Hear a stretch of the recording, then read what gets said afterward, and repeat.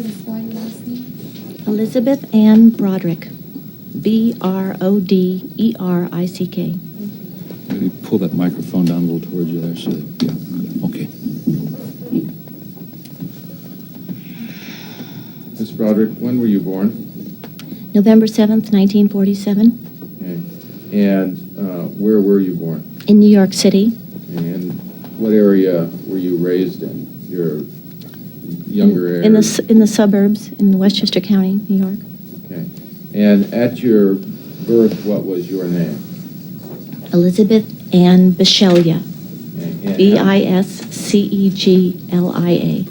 And how was Elizabeth spelled on your birth certificate? Elizabeth. And have you been known by any other names as you grew up and got older? Yes, my family called me Bootsy when I was little, and then Betty Ann later. And then when I met Dan, he started calling me Bets. And have you had any other nicknames? People thought my name was Betsy because he called me Bets. And when I took French in high school, I changed the Z to an S on Elizabeth because I thought that was cool. Okay. And did you also be known by Betty to people? Sometimes, yes. Okay. And could you tell me a little bit about your education?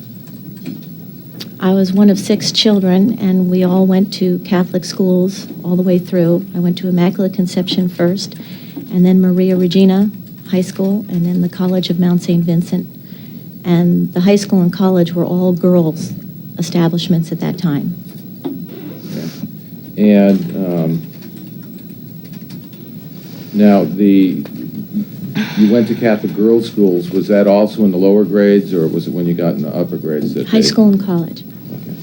Okay. And they were all, I take it, on the East Coast in the New York area? Correct. And where were you in relationship to your brothers and sisters? What I'm age? third of the 6. Overall, it's just foundational. Go ahead. When you were going to school, were you involved in any sports or hobbies? Yes, we had very full childhoods. We did every sport imaginable. We did horseback riding and rowing and snow skiing and water skiing and tennis and badminton and croquet and horseshoes and everything. Golf, everything. Did you take at any point in time, or one of the things that you did involve shooting? Yes, and I think it was 8th grade, a summer program at the Catholic Youth Organization. That was one of the activities that we did with Father McHale at our parish. Okay. And what did you shoot at that time? 22 rifles, single-shot, bolt-action rifles. Was that with your whole family? I mean, was that with the whole class, individual lessons? It was a group of teenagers, young teenagers. My brother was in it. Did you work during the time that you were in high school and college? Yes. And what kind of jobs did you do? I had 3 basic categories of jobs. I had fashion jobs, I had children jobs, and I had hostessing jobs. Did you do, was there any retail work that you did with the fashion jobs? Yes. Excuse me, this is talking about high school. I object to that. Sustained. We wanted something else as well. Did you, at some point, meet somebody by the name of Dan Broderick? Yes, when I just started college. Okay. And how did you come to meet Dan Broderick? I went out to Notre Dame in South Bend, Indiana for a football weekend. And was that something that was planned, that you were going to meet him? Accident? No, I didn't know I was going to meet him. He was sitting across from me at the table at a party, and he asked to borrow a pen, and I had a pen, so I lent him my pen. Okay, and what happened? He wrote on the tablecloth, I found out was his name, and it said Daniel Thomas Broderick III, M.D.A., and the A was in parentheses. And so I asked him, I said, what's that? What is that? And he said, I just got into medical school, so it's Daniel Thomas Broderick III, M.D., almost. Okay. And it was funny. And how did you find him to be at that time? A nice person. Okay. It was a very, very loud, very rowdy party. It was the senior class of Notre Dame, and Jerry Lee Lewis himself was right to the right, and it was really noisy, and really crowded, and it was hard to have any kind of a conversation at all. Okay, now did you make arrangements from that time to meet Mr. Broderick sometime in the future? Not the night I met him. The rest of the weekend, that was Friday night of the weekend. Objection, Your Honor. The answer is yes. Sustained. Just ask another question. And I object to relevance. Overruled. Mr. Rollins, go ahead. Did, at some point in time, did you communicate either in writing or over the phone with Mr. Broderick after that? Yes, he wrote to me a lot of times. Okay. And how would you describe did you write back to him? The first thing I heard from him was Objection, Your Honor, non-responsive. Sustained. Did you write back to him at all? they were telegrams in the beginning, so I didn't write back. It was just telegrams, a bunch of telegrams. But then when he wrote letters, yes, I wrote back. Okay. And at some point in time, did you have an arrangement to meet anywhere? As a joke, the weekend that I met him, as a joke, we said that when he came to New York the following September, which would have been September 1966, that I would show him around New York because I'm from New York. And so there's a clock in the Biltmore Hotel, which is part of Grand Central Station, where it's a famous meeting place. So I said I'd meet him at the clock Okay. on a certain day at a certain time, and that was the weekend that I met him. Was he supposed to be in, was there a reason he was going to be in New York? To attend. Excuse me, I object on relevance grounds. No. 1966. Overruled, excuse me, sustained as to the reason he was going to be in New York, Mr. Early. Go ahead. Did you meet him? No, I was scared. I didn't go. When did he establish some kind of residency at New York at that time? Yes, he moved to New York in September 66 to attend a 4-year medical school program at Cornell. Okay. And did you start having more contact with him at that time? Yes, after I didn't show up at the clock, he called, and I agreed to come down and go out with him once. And he was going to medical school at that time? Yes, just begun. Okay. Now, during the time that and did you two start dating regularly at that time? Yes, During the time, was there any discussions of marriage during the time that you were dating? yes, a lot.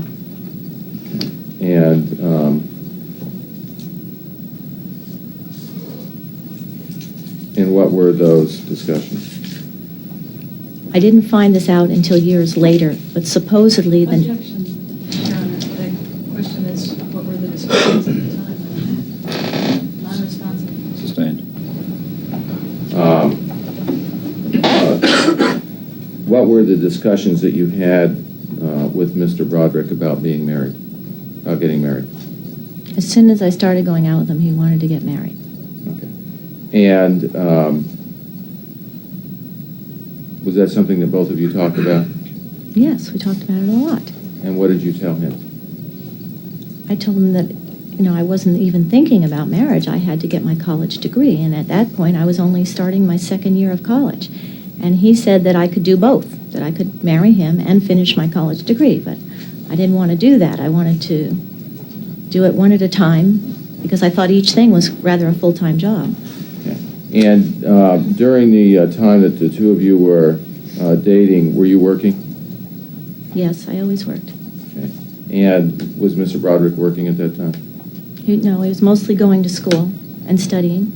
Okay. And were you in any way supporting that relationship monetarily with Mr. Broderick? I had a lot of spending money because I had a lot of jobs and stuff, so I had social spending money. Dan only had tuition money and, his school money. So, yeah, I had a lot. Yes, I had a car, and I had disposable income, and it was my turf. He'd never been to New York before, so I knew everyone and where to go and what to do, and, yeah, I used my money. Okay. Eventually, did you and Mr. Broderick get married? Yes, April 69. Okay. And what was what's the date, April what? April 12th, 1969.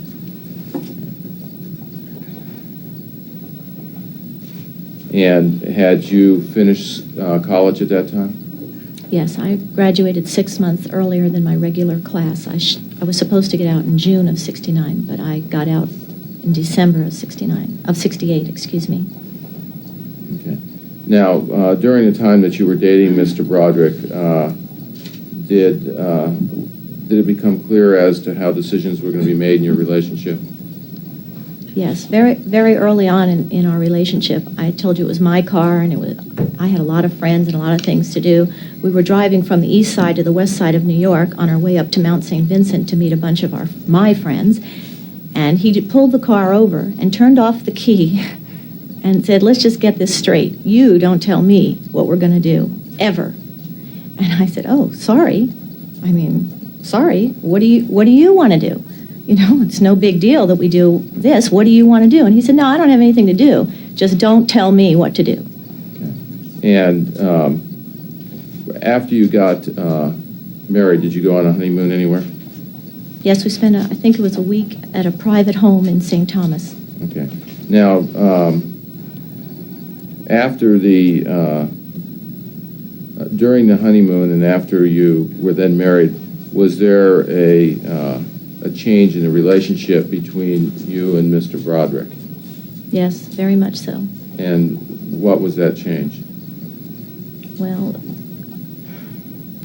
a dating relationship is entirely different from a marriage. And during the dating relationship, I had my own job and my own money and my own car, and I lived with my parents, and I had some freedom and stuff.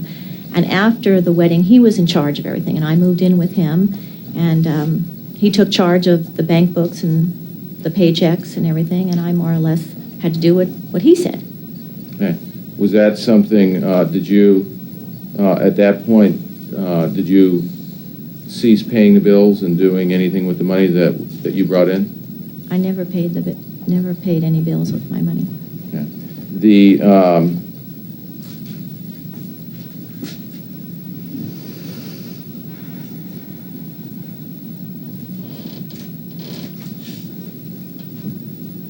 Now, you indicated you didn't pay any of the bills. From that point on, would you know where the money was or what the finances of the family were? What I meant about not paying the bills is I always lived with my parents. Excuse me, then not responsive. Suspend. Did you have any idea of the finances of the family or what the money was going to be, how the money was going to be spent? No.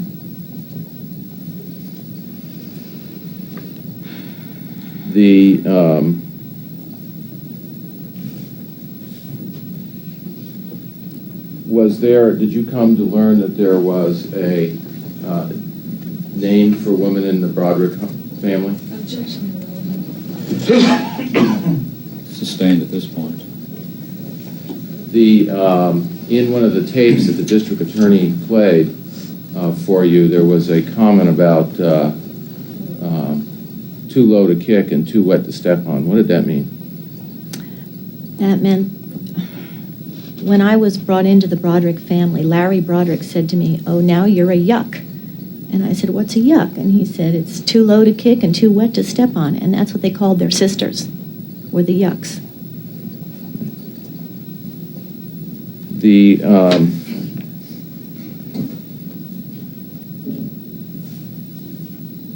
Now, at the time that you were married, what year was Dan in medical school? Midway in his third year. Okay. And at that time, were you still working? Yes, I had a very good teaching job in Westchester County in New York. Okay. And were you doing any other jobs at that time? I don't remember if I had overlapping jobs all the time. I would have kept Bonwit Teller for a while, but then in the summer when the teaching job was over, I worked in a nursing uniforms place down in New York, right at the hospital. But by that summer I was pregnant anyway. And then I went back to teaching in September. You want me to keep going? Where were you living during that third year in medical school? When we first got married, I moved into a dormitory room with Dan, which was a little teeny tiny room that adjoined another room by a teeny tiny bathroom. And it wasn't designed for two people to live in it. Okay. When you and Dan were courting and married, was he someone you loved? Yes, we had a lot of fun. It was very nice.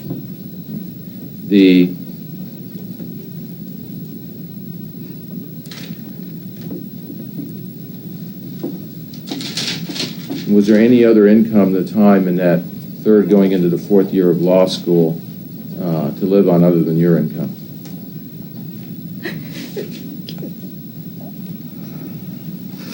Dan's room was paid for as part of his schooling, so we didn't have rent. What's your question? Sorry. Were there other sources of income during that period of time when he was going to medical school other than for living expenses other than your work?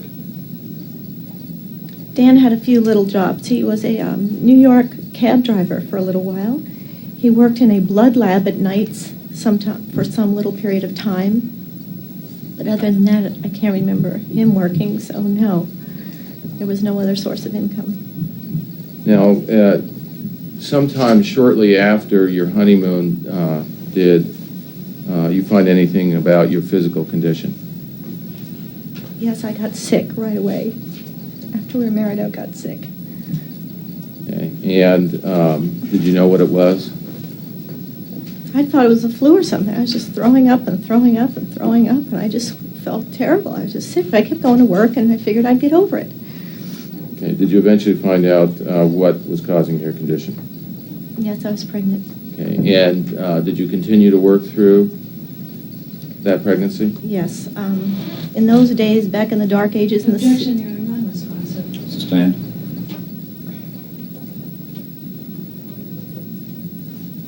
Okay.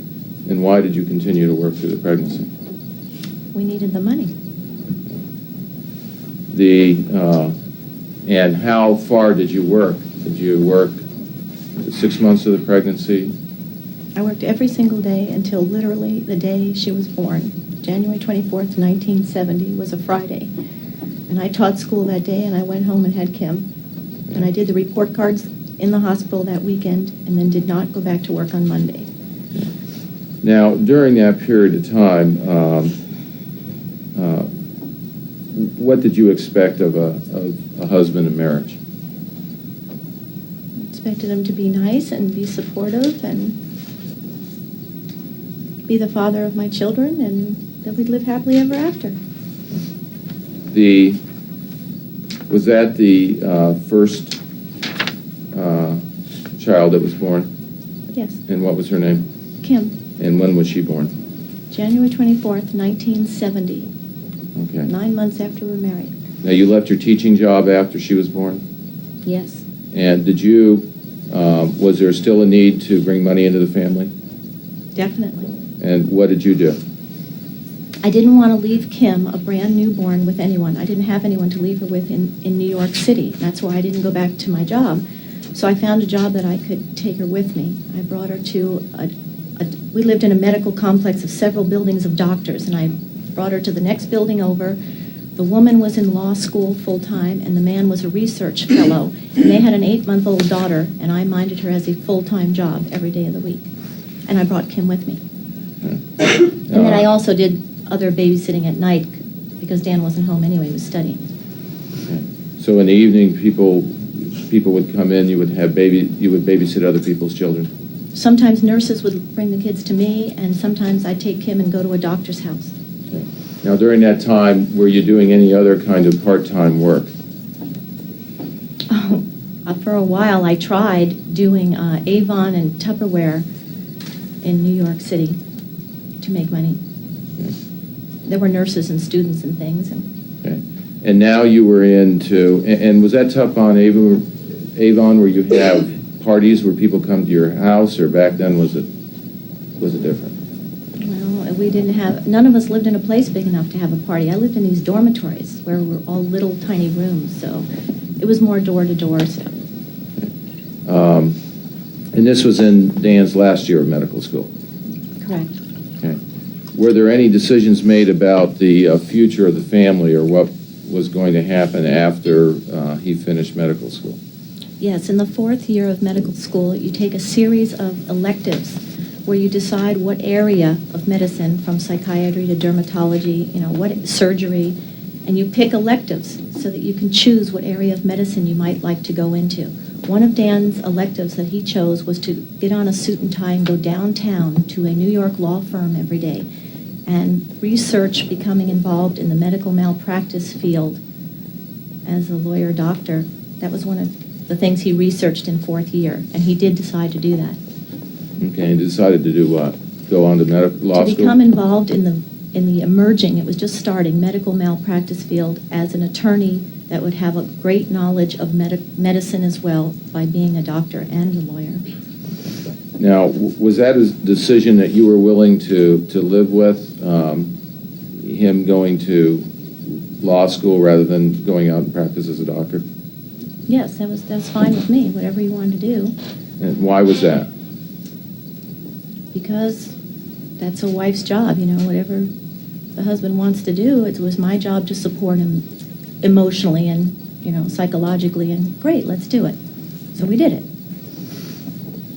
And was there, did you discuss or did you come to understand how his legal education would be financed? That was a problem because we didn't have any income except mine, which was pathetic. And so we needed to finance the next 3 years totally on loans. And was there any discussion about night school or some other way of getting through law school? Yes, he wanted to be a doctor and a lawyer, and the options open were to do law school part-time days, part-time nights, or full-time days. And if he had done one of the part-time things, he could have worked as well, which is how a lot of people get through law school. But he chose to go full-time at Harvard. Okay. Was that something that you were in disagreement about? No. Harvard didn't have a part-time program, but it was very, very expensive. Now, the summer between medical school and law school, did you work? We moved to Pittsburgh. We moved entirely out of New York and went to stay with his family in Pittsburgh. He worked as an intern at a local Pittsburgh hospital, and I stayed with his family rent-free with Kim, and then I just did the Tupperware Avon thing as much as I could in the afternoons, but it didn't make much. And the next fall, did Dan go to law school? Yes, we moved to Cambridge, Massachusetts in September of '70, and I again took... Objection, Your Honor. Sustained.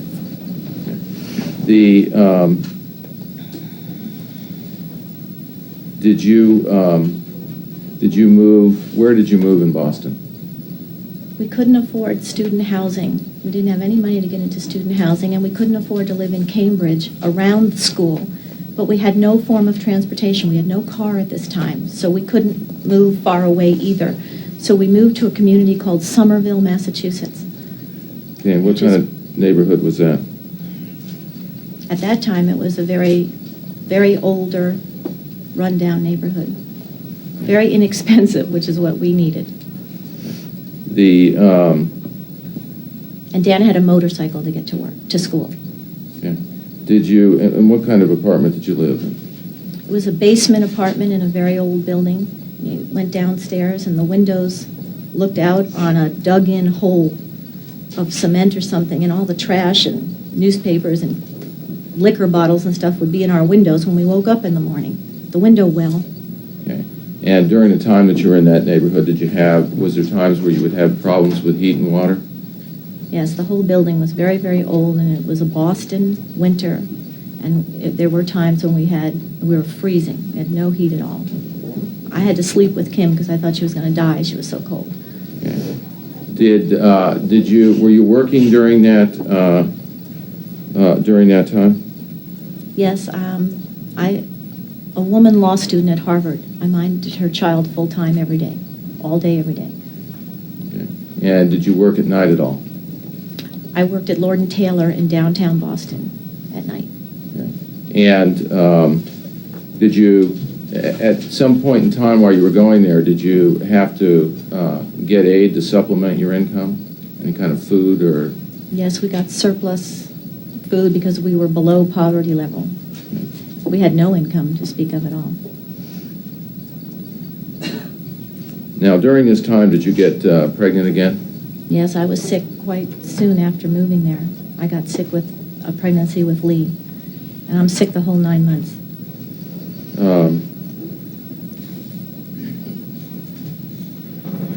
Now, during this time, was Dan working hard that first year? Absolutely.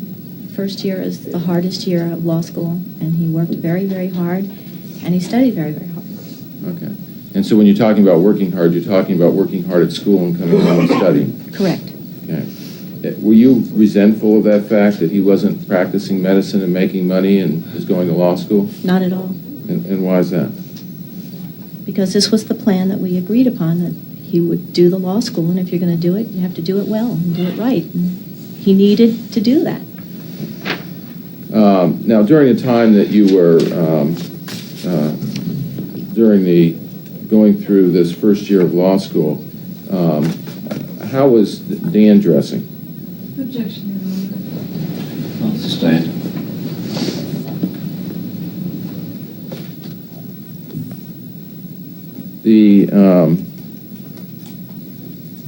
Well, were you resentful about what Dan would spend free money on during that time, or how he would spend it? Neither one of us were spending much money on anything. We didn't have any money. Was a second child born at that time?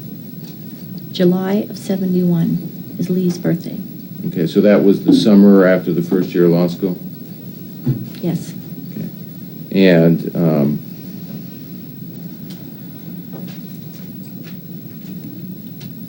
And did you work through Lee's pregnancy?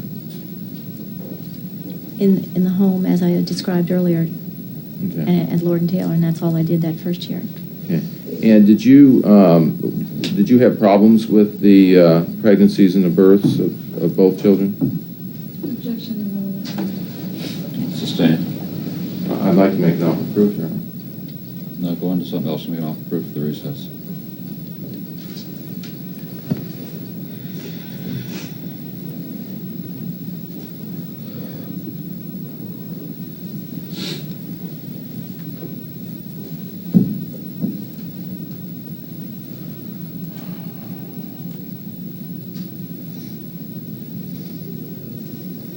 During the second year of law school, did you work? Right, yes. I took children in, different children whose mothers were nurses and teachers and things, in that we had moved. Dan's grandmother gave us a car summer between first and second year, so now we were able to move to an apartment that was above ground, and I had children in the apartment. Now, between the second and third years of law school, did you go anywhere, did the family go anywhere in relationship to a job? Yes, between second and third year of law school, it's customary that every student get a clerkship with a law firm, and that's what we did, and it was in Los Angeles. And was it any particular type of law firm or any particular reason for going to Los Angeles? We went to Los Angeles because both of us were interested in exploring the West Coast and seeing if we'd be interested in living there. Both of our long-term friends, the Woodses, helped us get a job with Overton, Lyman & Prince was the name of the firm, and I believe they were doing malpractice at the time. And so Dan wanted to see Los Angeles and explore the possibilities of working in a malpractice firm. Did the whole family go to Los Angeles that summer? Yes, we had 2 children. On the way out, we drove a Volkswagen from Boston to Los Angeles. Okay, and while you were in Los Angeles that summer, were any plans made in regards to your future? Yes, we didn't like Los Angeles at all. It was really crowded, and the commute for Dan was really, he just didn't like it. And I met a lady in a playground with the children, and she said, boy, if she could live anywhere at all, it'd be San Diego. And I said, where is it? And she said, well, you get on 5 and go south. So one Saturday, we got in the Volkswagen with the kids, and we went south on 5. We didn't know where we were going, but we ended up on kind of vacation village area of Mission Bay. And it was beautiful, sunshiny, and it was clean, and nobody was there, and it was just gorgeous. And we could look across at the city, and we saw a few tall buildings, and Dan said, there's got to be a law firm here. So we went back to LA and looked it up in a guide to law firms, and he wrote to the law firms in San Diego asking if he could look for a job with them. And that summer, they wrote back. And so that summer, we came down and interviewed San Diego law firms before we went back east. And was there any decisions made at that time as to what you were going to do after he graduated from Harvard?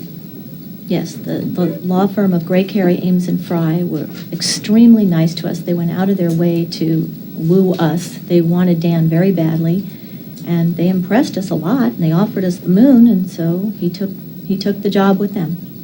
But it wouldn't be until the next year that we'd come back for it. And so you went back to the third year of law school? Yes, we drove across country again, but by that time I'm pregnant and sick with the third child. So you were pregnant again in the third year of law school? Yes. And did you work during that third year? As much as I could, same as usual. I brought kids in, but that pregnancy, I not only got sick the whole time, I was hemorrhaging through the whole pregnancy. I had what you call placenta previa. And was that baby born alive? The baby was born alive, but died shortly after. Now, after that happened, did you do anything after that baby died? Objection, Your Honor. Sustain, just rephrase it. Was there anything that you tried to do to yourself after that baby died? Objection, Your Honor, irrelevant. Overruled, go ahead and answer that. Yes. And what was that? I tried to kill myself. And was there a reason for that? Yes. Okay.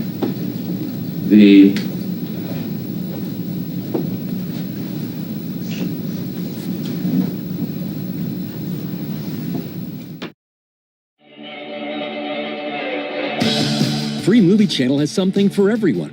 Whether you're looking for a laugh, some tears, chilling scares, or something for the whole family, Free Movie Channel has got you covered. With no subscription or rental fees, Free Movie Channel is the quick and easy choice for first-run films, as well as classic movies that you can watch wherever you want, whenever you need a break. It's always free and it's always fun. Check out Free Movie Channel today and find your new favorite movie. There's gonna be trouble. Are you silver? Let's have it. Scared? You the law? Well, that's right. I'll find you and I'll kill you. Now all I need is a fresh horse, a saddle, and a gun.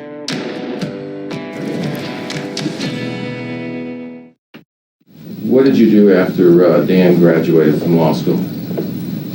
We drove directly out here.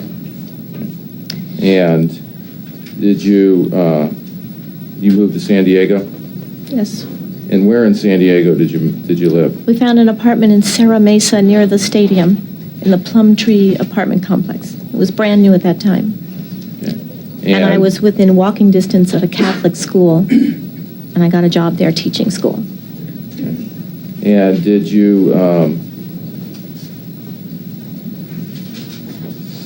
what kind of job was it at a Catholic school? Were you registered, were you a certified teacher in California?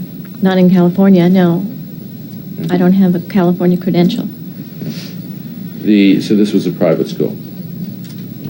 A little Catholic grammar school, yes. Okay. And was Dan working when you moved here?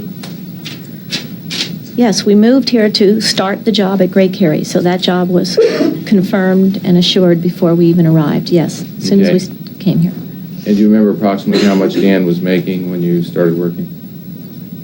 I really have no idea, but I think $17,000. I have no idea.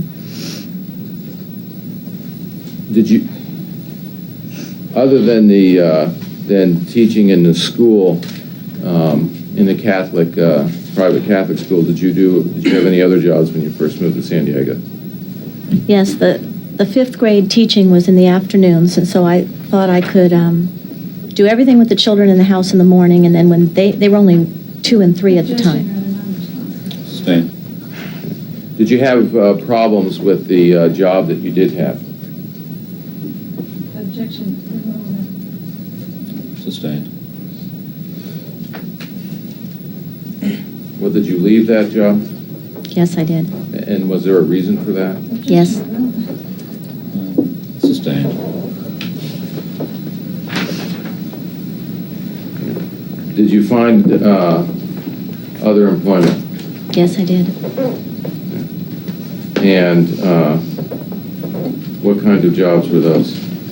I started working nights because I could get a lot more hours in, and I wouldn't have the anxiety and the problem with leaving the children with someone. I never liked to leave the kids and go out. So I worked at a Black Angus restaurant as a hostess from 4:35 in the evening until like 2 in the morning. I closed the place. Are we going to take a recess this morning, Your Honor, or It's a good time now. if we are going to take a recess, it would be a good time. All right. Ladies and gentlemen, we'll take our morning recess at this time. Please remember the admonition. Is 10 minutes long enough, Mr. Early, or you want longer? However long, 10 minutes long enough, folks? We have recess until about 12 after 11. California versus Elizabeth Broderick. Court finds all members of the jury panel are present. All counsel are present. Ms. Broderick is on the witness stand. You may proceed, Mr. Early. yes, now during the,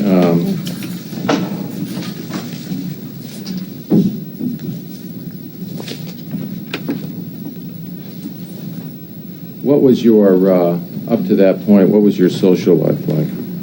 Objection, Your Honor, vague as to what point we're referring to. Sustained. Just rephrase it, Mr. Early. Okay. We've now gone through your marriage and you've moved to San Diego. What had been your social life up to that point? In medical school, we lived in a dormitory where it was other married or unmarried students, so we were very, very social, and I didn't have the children then. And then in Boston, we didn't have any money, and we didn't live near where any other students lived, so I was particularly totally isolated. And we didn't do anything socially. We had no money. Okay. And when you first moved to San Diego, were you spending lots of money on social lives?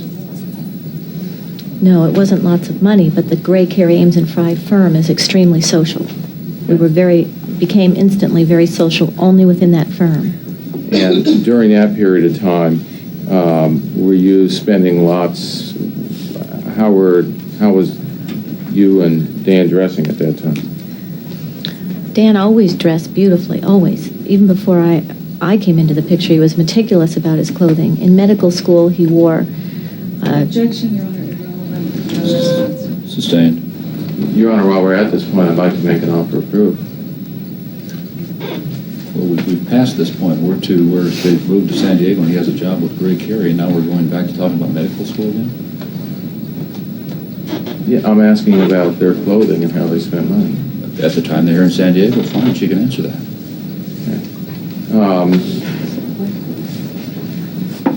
Time that you were in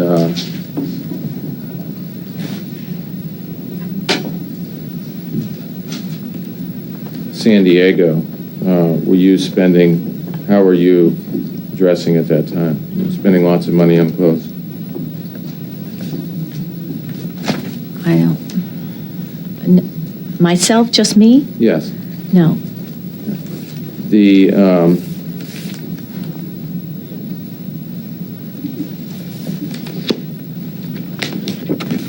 now during this, after you moved to San Diego and you were in the apartment, did anything happen to move out of the apartment? There was a shootout at the apartment. Someone robbed a Bank of America, and they ran into the apartments, and they were shooting all over the place, and we moved out after that. Okay. And did you move into a duplex? We moved into a rented home in Claremont, yes. And eventually, did something happen to that? That house burnt down. Okay. And did you, do anything with at that time, as far as, where did you move after that house burned down? When that house burned down, the insurance put us in a temporary... Objection, Your Honor. Not this one. Stand. So, when you moved out, were you able to, did anything happen with insurance at that point in time, or did you get any money from that? Yes, when the house burned down, it was not our home, it was a rental home, so we got insurance for the contents. All of our possessions burnt except for the bedrooms, so we still had our clothes, but as far as furniture and kitchen and stereos and records and books and the furniture, the little bit of furniture that we had bought on time anyway from, I think, the Broadway or something, so we got reimbursed by insurance for our possessions that burnt in that fire. And what did you do with what'd you do with that money? We were forced out of the rental after the fire repairs. Objection, Your Honor. I'm sorry, non-responsive. The question is, what did you do with the money? Stand.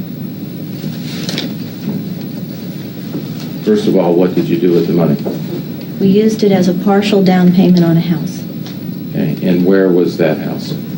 in La Jolla. Okay. Now, after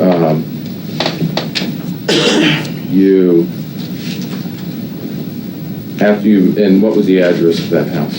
5555 Coral Reef Avenue. Now,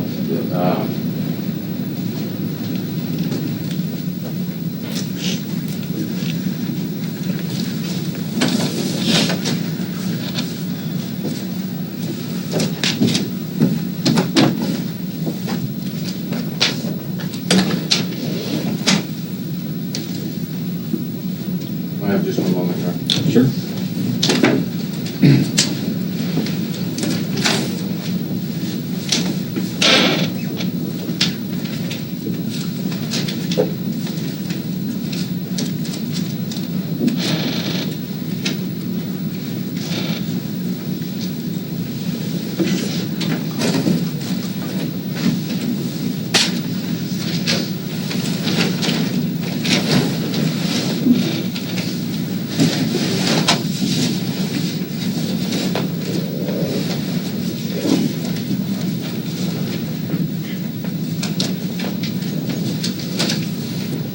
Sorry, Your Honor, we moved all this yesterday. It's all right. Take time.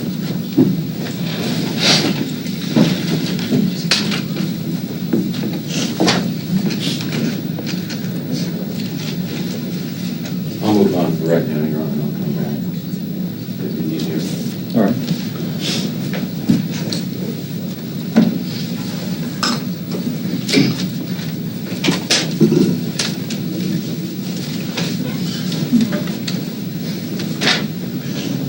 And you used the insurance money to buy that house? It was only enough for a partial down payment. We had to get two mortgages. One mortgage was the rest of the down payment, and then the other mortgage was a regular mortgage. Do you remember what you paid for that house? Approximately? $80,000 or $90,000. Okay. And did at that time, did you pay off the loan for the furniture? No, we bought that furniture on an installment credit card at a department store, and for the next 3 years, we were paying for the furniture on a monthly basis that had burnt 3 years ago, because we had used all the replacement fire money to buy the house.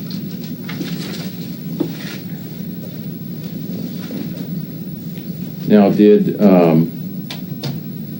and what was the home on Coral Reef furnished with at that time? We had bedroom furniture because our bedrooms didn't burn, so we had beds. But insofar as furniture, we didn't have anything. And there was a built-in kitchen with bar stools, so that's what we had to sit on to eat. And then we really didn't have anything downstairs at all. Okay. Did there come some point in time where you got something in the house to sit on, at least when family or friends came over? Yes, Larry Broderick had more money than we did, and when he came to town, he bought us table and chair, aluminum patio furniture, and 2 lounge chairs and a little table between them. And we'd sit outside on that stuff in the daytime, and then at night we'd carry it in and we'd sit in the house on it. Now, what year was, you had your first son is Danny? Daniel Thomas Broderick the fourth. And Yes. what year was he born in? 76, February 23rd, 76. Now, at some point in time, was there some problems developed between you and your husband in regards to the amount of time he was spending at work or away from home? Yes, all through school, I was very careful to give Dan a lot of space so that he could study, and it was my job to keep the house clean and the kids quiet and away from him so he could study.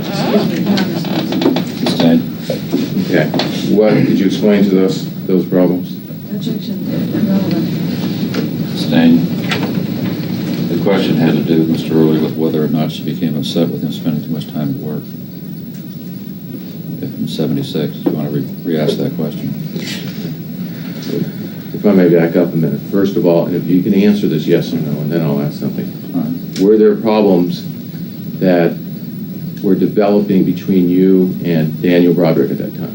Yes. Thank you. What were those problems? His non-involvement with myself and the children, his absence. And was there discussions about the source of those problems? First start, yes or no? Yes. Okay. And what were those discussions about? Objection, irrelevant. Overall, you can answer that. When we were in school, his absence was tied to school and studying. And when we came to San Diego, his absence was tied to the firm that he was in and getting ahead in that firm. There seemed to be a lot of mandatory appearances at luncheons and social things and athletic things that seemed to be mandatory if you wanted to make it in that firm. And Dan definitely wanted to make it.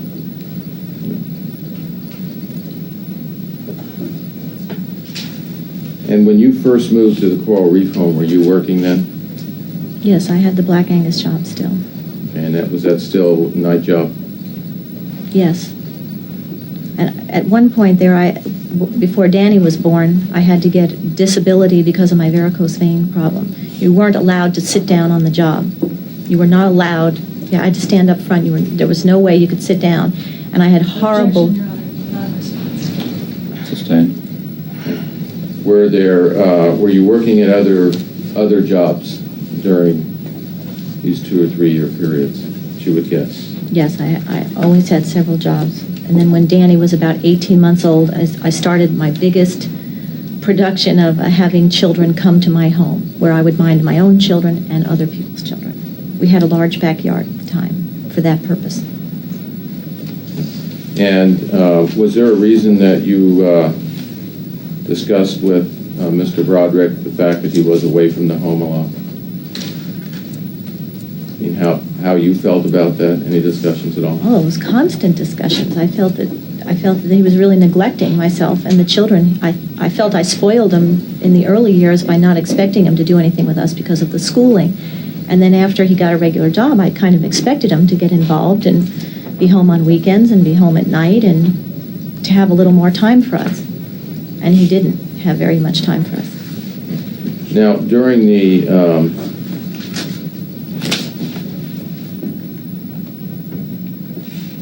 time that,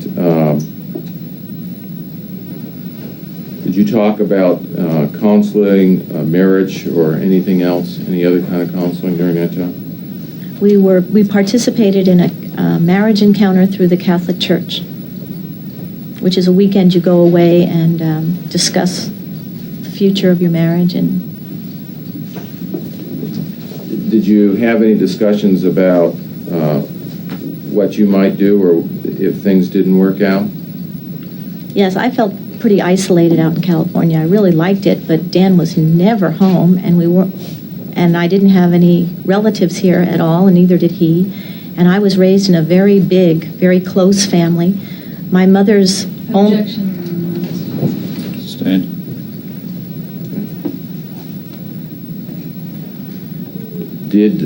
Was there a reason you wanted to go to marriage counseling? There was an opportunity that was presented to us, and yeah, I thought it was a great idea.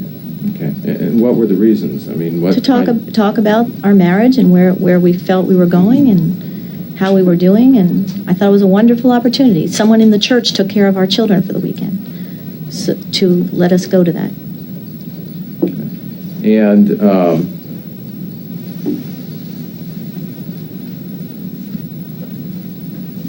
Was there any discussions about leaving Gray Cary at that time?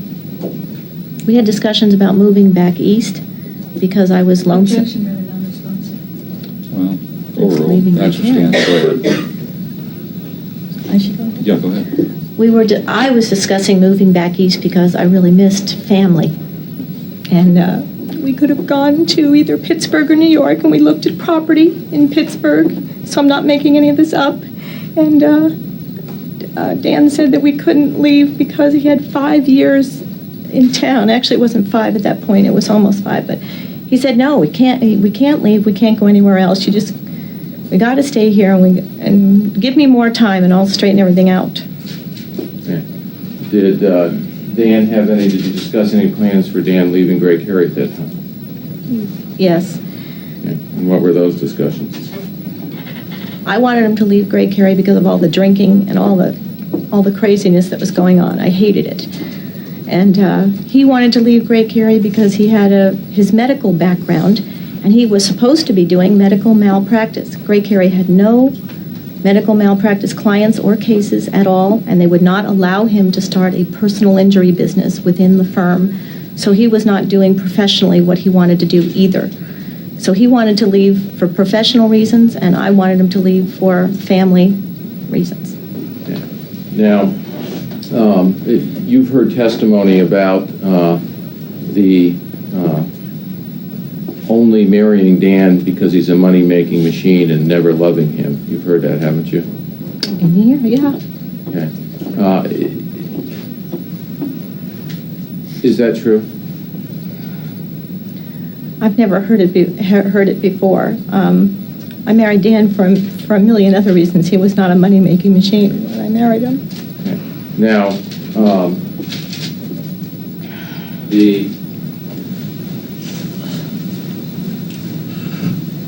during the time that did you actually at some point in time attend a marriage encounter?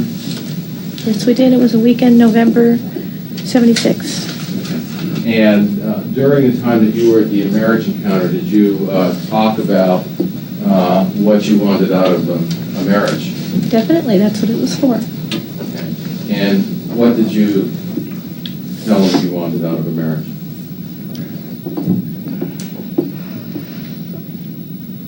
I wanted him to spend more time with us. That's all I wanted. Okay. Did you ever tell him what kind of physical things that you wanted? I wanted a sofa for the family room because we had this black leather chair that he would sit in all the time, and I just didn't feel we ever got really close to one another. So yeah, I wanted a sofa for the family room. That was my big desire in 1976. Okay. And did you have an opportunity at that point in time to write in your marriage encounter about the things that you desired in life and how you felt about Dan and why you married him?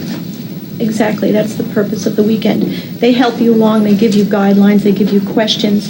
You each have a notebook, and you answer those questions, and then you change notebooks so he knows what you said about the answer, and you know what he said about the answer, and that way they help you to express yourself better, that if you just stayed home, you probably wouldn't communicate on that level. So, yes, we have the books. And did Dan talk to you about what he wanted out of the marriage? Yes. Or what he wanted for you? What did he tell you he wanted? He apologized for not spending time with us and said what he needed in life were to reach these financial goals that he had set for himself way, way back. And only when he reached those financial goals would he then have time to be a nice person to me and the kids and to give us time. But I had to give him more time and stick with him until he reached those financial goals. And when he got there, then it was all going to be rosy and it was all going to pay off and it was all going to be wonderful. But I had to be patient because he had to do that first. And did you agree at that point in time to stick it out with him and stay in California based on the things that he had promised to you? Yes. At Scripps News, reporting your world from the middle matters. Since 1878, Scripps has been a shining light in the middle of the storm. Stories of survival and hope. In the middle of the action. You can see how treacherous the terrain is here. The middle of it all. This is a story that began long before. So when events unfold on every side, see it clearly from the middle. Scripps News. Find with an antenna or on your favorite streaming app. Let the games begin. Ooh, that sounds wonderful. Now, you talking like you got some sense. Let's get some order. Oh, okay. Light it up, baby. Sorry I'm late. Looking this good doesn't happen by accident. There are people like us that want to reach out to you and send you that love. Hey, family! You know, I got to get my dance on. I'm coming back to this show. Isn't this just fabulous?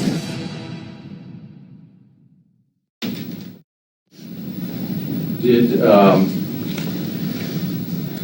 showing you what is marked for identification, Your Honor, we have something that is marked X that says marriage encounter Broderick, room number 10, in another book of Betty Broderick, marriage encounter room number 10. So marked.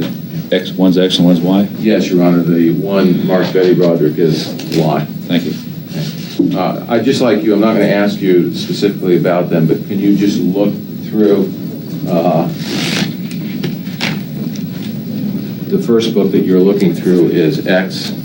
Yes. Okay. And is that Dan Broderick's marriage encounter? Yes, this is his handwriting. Okay. And, okay. And if you could look at what has been marked as defendant's Y for identification. Yes, this is all my handwriting from that weekend. So that would have been your marriage encounter book? Correct.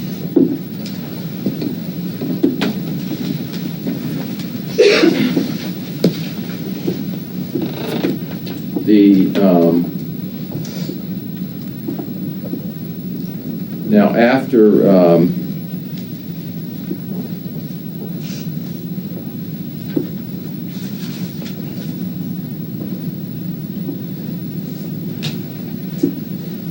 did he make at that time any promises, inducements as to how he would be with the family, his time he would spend with the family at home? He was supposed to, in the book, you know, you're supposed to make improvements, but he just further apologized and said, you know, he'd really like to get together, you're supposed to get together 10 minutes a day after a marriage encounter to enhance the intimacy in your marriage. He said, you know, I'd really like to do it, but I'm just too busy. I have depositions and I'm busy, and I just don't have time for this. Did he talk to you at all about at least goals as far as what he was going to do in the legal community and what kinds of times he had to spend with them? Clubs, associations? Yes, as I said earlier, it wasn't just that he worked very, very hard and he was very, very smart. He did. He worked very long hours and very smart. But on top of that, we had all of these committees and courses that he taught and boards of directors that he was on, all related directly to the Bar Association and the legal community in this town that enhanced his status in the legal community. So he had to teach courses and go to meetings at night, and I was told that was necessary to get where he was going and that I just had to be patient. And when he explained that with you, did you agree to? Be patient. What was your feeling about that? What did you agree, disagree? He was right. I knew he was right. I accepted that he was right at the time, and I also accepted that I'd have to be more patient. But he promised me that if I was more patient, the things were going to change. Just wait and see. You know, when he got there, it was all, then everything was going to be fine. He was going to turn into a real nice person that had time for us. And now, how old were you at that time? In 76. 29? Is that good? Which year? You were born in 1947, is that correct? Right. Okay. Now, what year was, when was Danny born? We already did. Danny was born in February of 76. Okay. And which was before the marriage encounter. were you working? Objection, nobody asked him, I said. Sustained.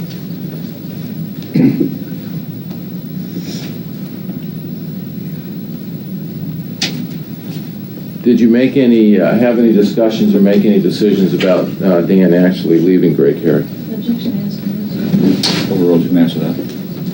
I don't think we made the date decision. We discussed the track at Gray Carey. The track that you're on to make partner is a 5-year track. And you're going to be offered a partnership in 5 years if they liked you. They obviously liked him. They were going to offer him a partnership. He felt he had to get out before he accepted a partnership, because once you accept the partnership, it's very hard to get out. You have to then break up a partnership. This way, he'd just be leaving. So 5 years from the day, practically, that he went there, he left. That would be in 78, June of 78.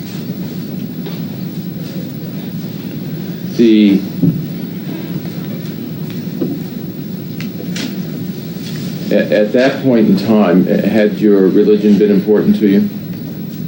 Yes, I was raised in a very nice Catholic family, and we're all pretty religious. And I kept it up with the children. I had them baptized. They did First Communion and stuff, but those were basically things I did with the children. Dan didn't want to be involved. Did you continue, did you try to get, were you able to get involved, at least in keeping communications going, in any kind of counseling or a continuation of the Catholic marriage encounter? No, Dan didn't want to do that. They had meetings later, and you were supposed to have reunions with the group that you originally did that with, but we never participated. Okay.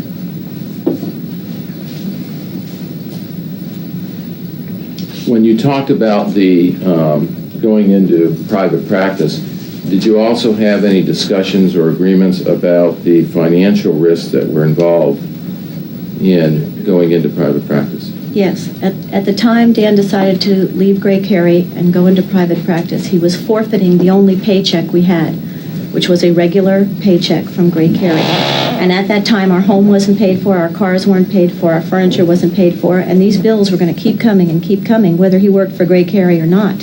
We couldn't give the stuff back at this point. So he decided to leave Gray Carey, but then we had to finance our entire lifestyle on loans again until he got going. We also had to add the expense of starting a practice, his rent, his furniture, his letterheads, his secretaries. We had no savings at that time. So starting the practice and our living expenses were financed by loans once again, where we haven't ever even paid off the student loans yet. Was there any discussions about your house? Yes, I thought if we had to leave the house and go back to an apartment, it'd be worth it. Just I knew he would make it. If anyone in the world would make it, it would be Dan Broderick. He was extremely ambitious and aggressive and everything. I knew he'd do it. It was a great idea, but we might have lost the house in it. And I said, it was okay. We'll just start again. And now during this period of time when he first started working, did you continue to work? When he left in 78, yes. Now, did you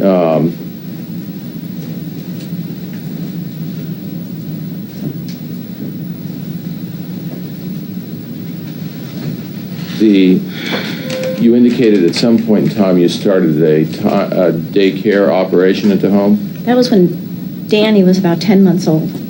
And what? So I'd been doing it for a couple of years. And what kind of operation was that? I'm a nursery school teacher by trade. That's what I am. That's what my degree is, early childhood education.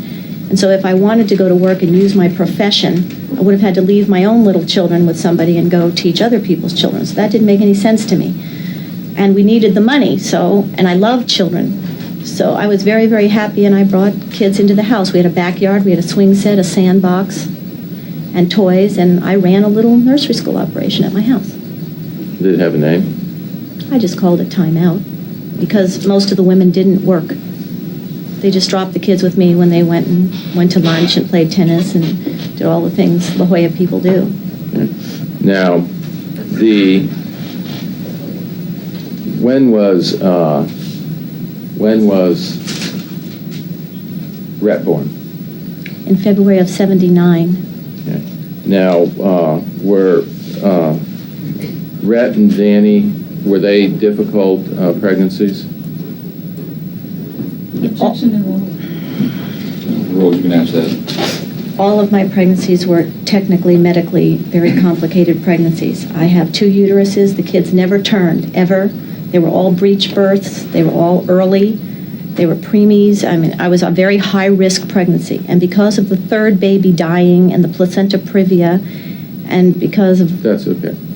Did the, was there a time that, and besides the,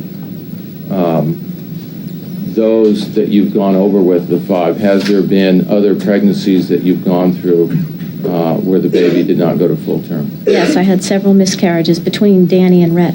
Okay, just so there was approximately 7 or 8 pregnancies total? 9. 9. The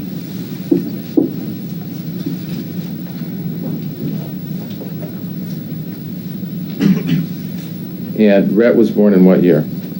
February 14th, 1979. Did you ever do anything in regards to the vascular problem? Did you ever have surgery on your legs?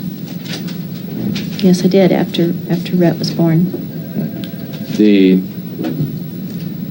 Now, after Rhett was born, did you start getting involved in any other activities outside the home? After Rhett was born, I don't believe I ever took the children into the house again. I did do some of the hostessing jobs, but leaving 4 children with a babysitter was ridiculous. That wasn't going to work. So by 79, 80, I think I just got involved in community things. I don't think I really... Okay. What kind of community things were those? Well, when I first moved to San Diego, I did basic San Diego community things, KPBS auction, the San Diego Museum of Art, and Combo, which was the combined arts at that time. And then as the children were in school, like Kim and Lee would have been in school when Danny and Rhett were young, I did room mother things and minded kids on the playground and did trips at school and mother's club and carnivals and bake things and stuff like that. And that's kind of the stage we're at now.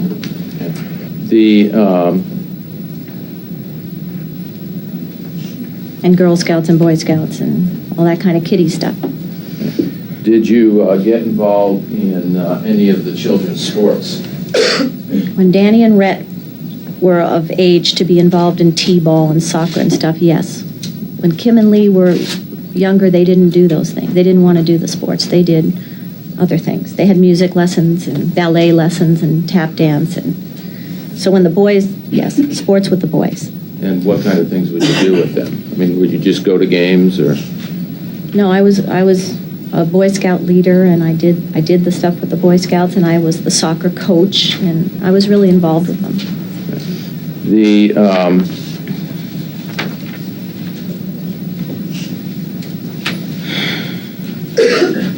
Did you do anything that was associated with the legal field as far as volunteer work in that time also?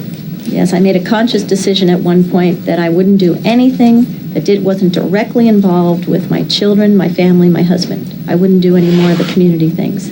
And it wasn't until much later that I did other charity things, but a core section of life, I only did kid things, school things, and bar association things. So what kind of bar association things were you doing? There's a bar association auxiliary for the wives, and you do the Blackstone Ball, and you do book sales, and you do lunches and a fair at Christmas.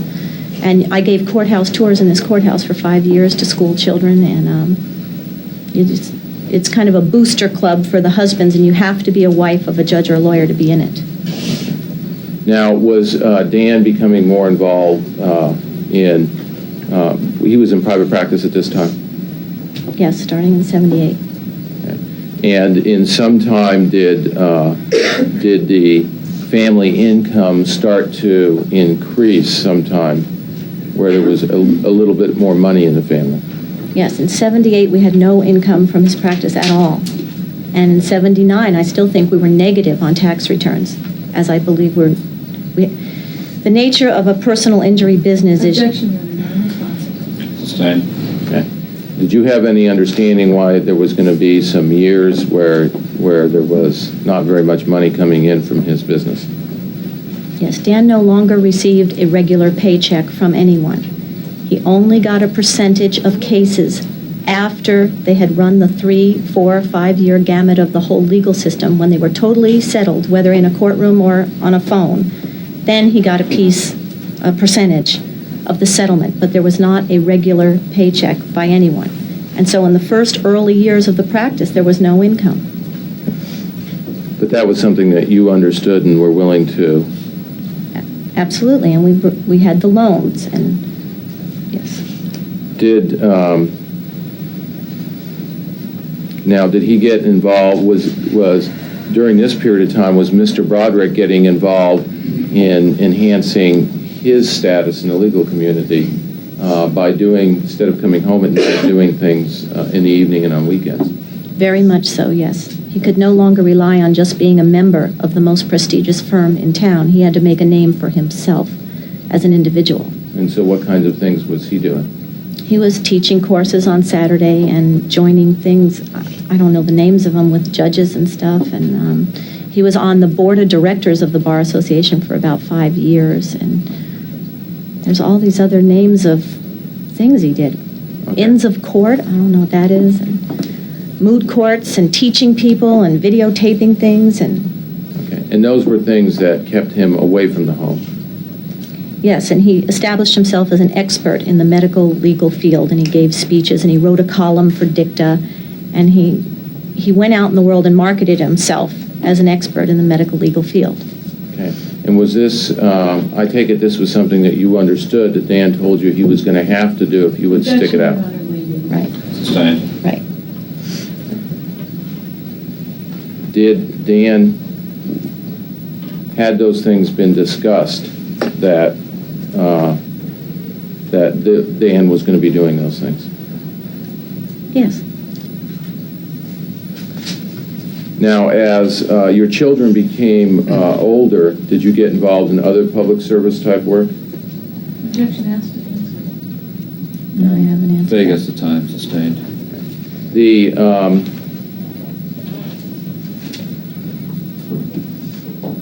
What is the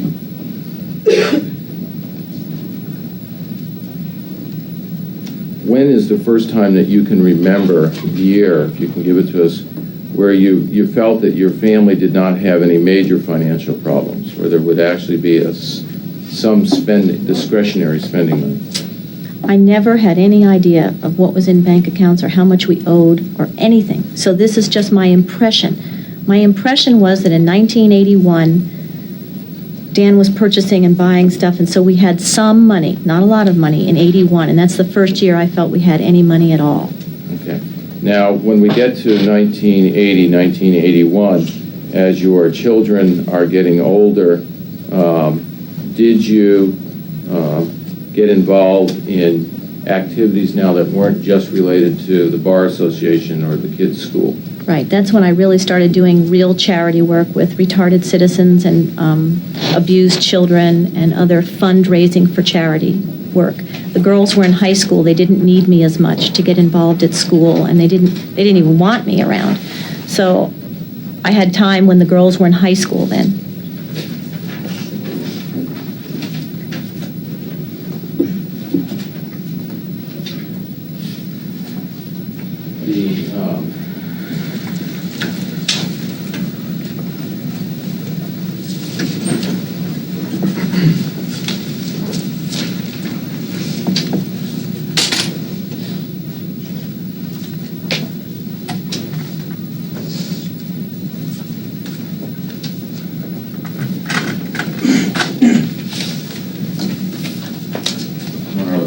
Photographs are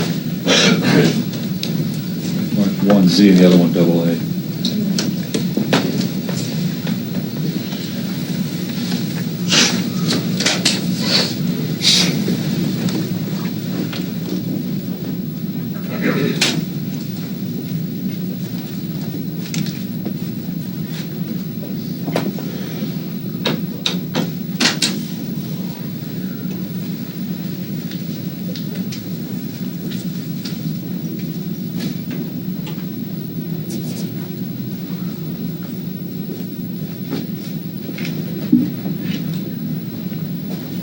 to show you a picture that's Z for identification. Do you recognize that picture? Yes, Okay.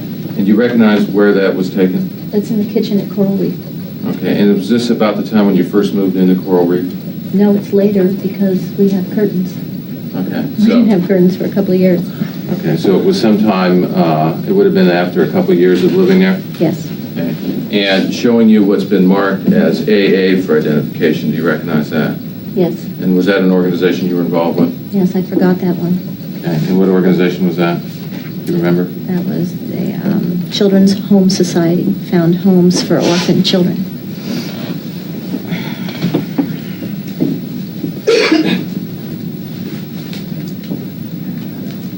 Do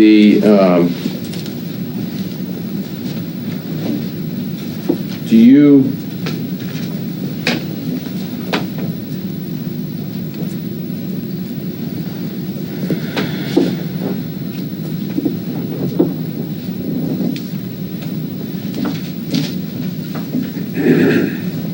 was there a time that,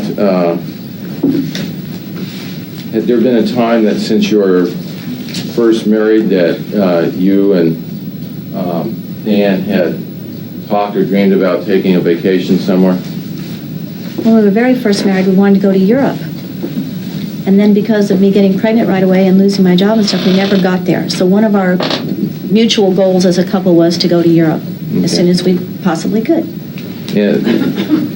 When was the first time that you and Dan were able to take the vacation that you had talked about? I'm not sure if it was 81 or 82, but we traded homes with a family in Belgium to save money. They would come to our home and we'd go to their home. And we had got your rail passes and Kim came with us. And so we got to Europe for the first time.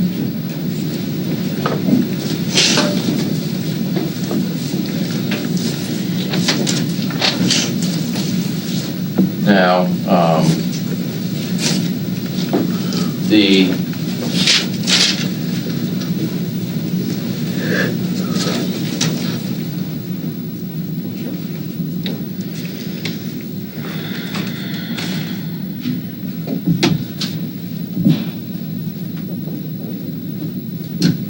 during this time, did there become any discussions about moving to a different house from Coral Reef?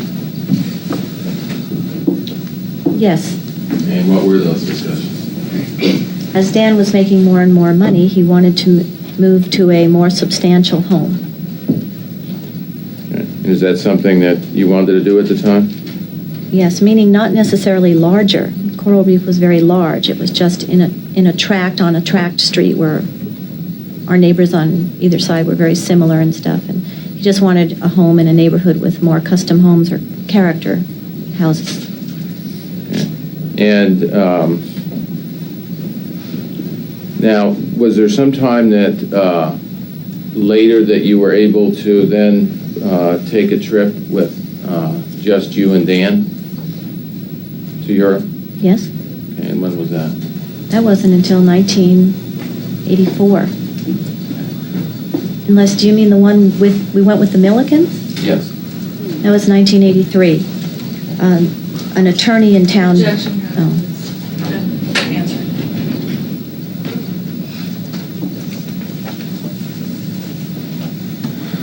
And I would like Mark for identification, Your Honor, some more photographs. All right. One of them double B, the other double C.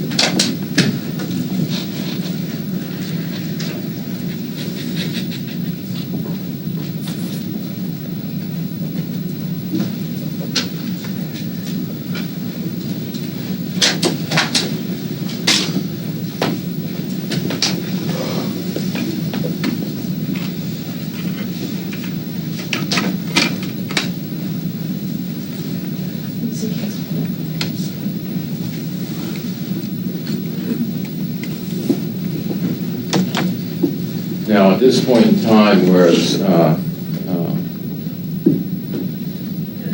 you also, you and Dan, doing more things socially? The progression from 1981 to 1983 was extremely rapid insofar as money. From 1981 to 1983, by 1983 we had a lot of money. Okay. Now, showing you what has been marked BB for identification, do you recognize that photograph? We're on a bus going to Disneyland with the Boy Scout troop, or the Indian Guides or something. It was one of Danny's groups. Do you recognize this CC for identification? That's us going to a Blackstone ball, but it's pretty early on. Okay. Did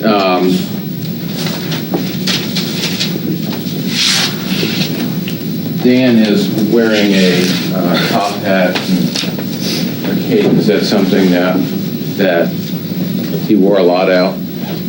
Yes, Dan was very, very proud of his silk top hat and cape, and red silk-lined cape.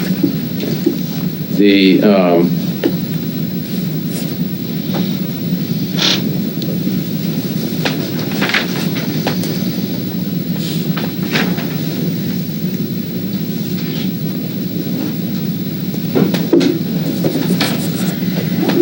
now, when you went to Europe the second time, did you stay in different kind of places than the first time you went? Yes, as I said, the progression from 81 to 83 was absolutely phenomenal. By the time we went in 1983, we stayed in the most expensive hotels in the world, and Dan was calling himself the Count de Monet for the Count the Money. Okay. And were you bringing other people there to Europe that came their way? Yes, as a gift to his friend Jim Milliken and his wife Jeannie, we brought them to Europe for 3 weeks, all expenses paid, as far as I know, by Dan. Stuart, might this be a good time to take a noon recess? Yes, sir. Ladies and gentlemen, we'll take our noon recess at this time. Please remember the admonition. I'll do my best to start promptly at 1:30. Have a nice lunch. These are the cases that captivated the world. Couldn't keep my life straight. That demanded our attention. They were killed by their own children. That challenged the legal system and ourselves. How in the world can a mother wait 30 days before reporting her child missing? These are the trials that became legendary. Jeffrey! And now you can relive them all in one place. Court TV Legendary Trials. Go to courttv.com/legendary trials to find out how to watch. There's gonna be trouble. Are you silver? Let's have it. Scared? You the law? Well, that's right. I'll find you, and I'll kill you. Now all I need is a fresh horse, a saddle, and a gun.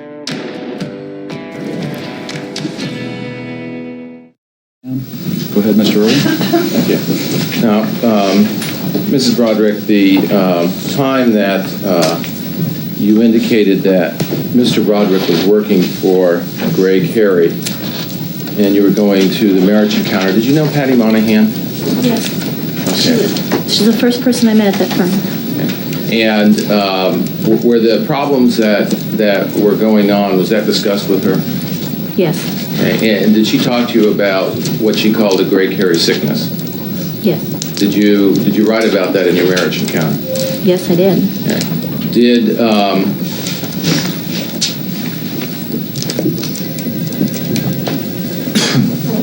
now I believe we're at the point where you had taken a vacation with Judge Milliken and his wife. Correct. Did after now in excuse me if I may back out, in 1980 and 81, did you do anything about a real estate license?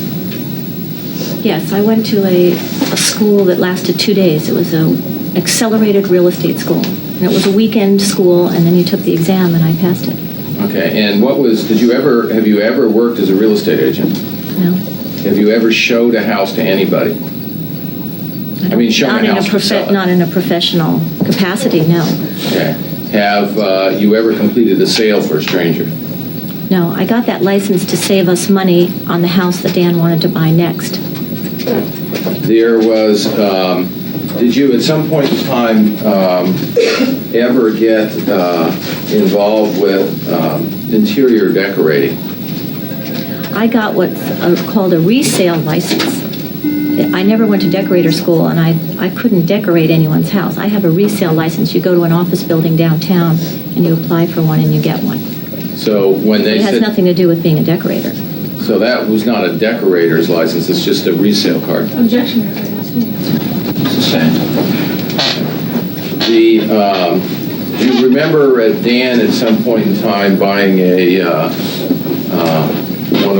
big fancy Dusseldorf or some kind of car? Yes, I didn't know about it until after he bought it. It was in an airport, I believe in Denver. And that's the way they marketed these cars, was just put one in an airport with ropes around it, and it has pipes and running boards, and it's a copy of a 1930 Mercedes made out of fiberglass, but the engine is a Ford Pinto. Do you remember when he bought that? No, I don't.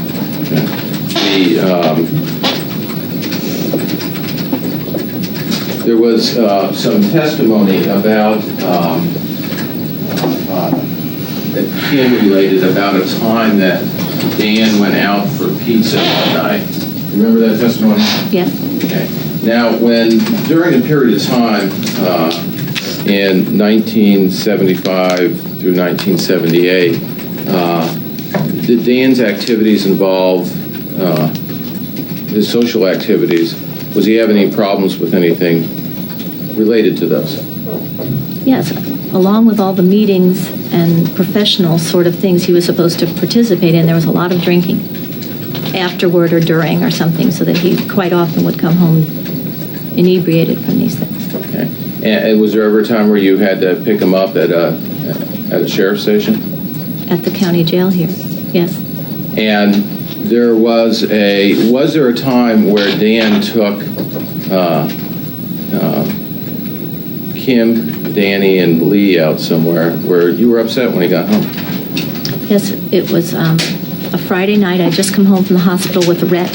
I still had the metal clamps in my stomach from the C-section, and I wasn't supposed to get out of bed because I had phlebitis, and he left me and the brand new baby and took the kids to have pizza on Friday night, which sounds pretty innocuous, except that he was gone past midnight. It was a torrential rainfall, and he was with Dave Monahan, his notorious Friday night drinking buddy, and I was absolutely furious that he kept... Danny was not even 3 years old at the time, and he had Danny with him in a rainstorm past midnight, and I knew that he was drinking, because that's... What else would he be doing? You know, it doesn't take that long to have pizza.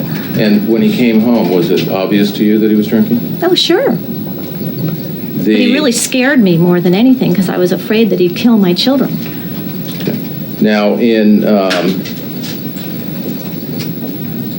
during the trip in 1983 in Europe, did you start notice any change in Dan's demeanor or his attitude? Yes, Dan was always a very self-driven person, and he worked very, very, very hard all the time. And so on vacations and things, he would play hard, and we'd have a lot of fun, or try to have a lot of fun, because I'd be away from the children and he'd be away from all the legal stuff that was so pressure. So we always tried to have a lot of fun. And on that trip, he was a little withdrawn, which I just attributed to, now that he's making that much money, he's got bigger and bigger cases, and I thought he was under a lot of stress from work. So what I thought was wrong. Now, after that, did you go anywhere that summer? I took the children on a camping trip in the Suburban. And is that the kind of car that you drove, the Suburban? That year I got the Suburban, yes. Okay. And did you drive a Suburban from that time, basically up until the time of your arrest? Yes, from 1983 I got the Suburban. Okay. And was that always the same Suburban? At some point in time, did you change and get a new one? I changed and got a new one exactly the same as the old one. Okay. And was there a purpose that you had a Suburban? Because it served all the purposes. I used to take kids dirt biking. I could get 5 bikes in the back and surfboards and tennis rackets, and we always had a lot of extra children with us for water skiing, and I just used every single inch of it, and the license plate said load them up, and we loaded it up a lot. Okay. And at that time, do you remember what kind of car Dan was driving? Dan had an MG first, and then he had a Gazelle second, and then in '83 he acquired a red Corvette. Okay. Now, and he's still at the previous two also. He had all three cars at once. did you have, now on the camping trip, how long did it last? I think about 5 weeks. Okay. Did Dan go with you? He flew in to meet us twice. He met us on a weekend in Keystone, Colorado, where we own part of a condo with his brother. And we rode horses and stuff, but it was just a weekend. And then he flew into Montana, Flathead Lake, Montana, where we were for a week at a dude ranch, and he was to stay the week up there. Was there problems at that place? At the weekend in Keystone, he was really, really tired because it was just too short. He flew in, we tried to have fun, he was tired and he left, so it wasn't very much fun. And then when he got up to Montana, he was a real jerk. And I was like, gosh, you know, I've been on the road all this time with these kids. I was really looking forward to seeing you, you know, and having someone to talk to and someone to have dinner with and someone to sleep with and stuff. And he acted like a total jerk when he got there, and I didn't know why. And I got mad at him. I said, you know, if you're going to be here, be here. Otherwise, just go back home. And I was doing fine with the kids before. I'll just do it alone again. Okay. Now, through the years, through the various years after the marriage encounter up until the time of Dan's death in 1989, did you refer often to that marriage encounter book? Yes. Okay. And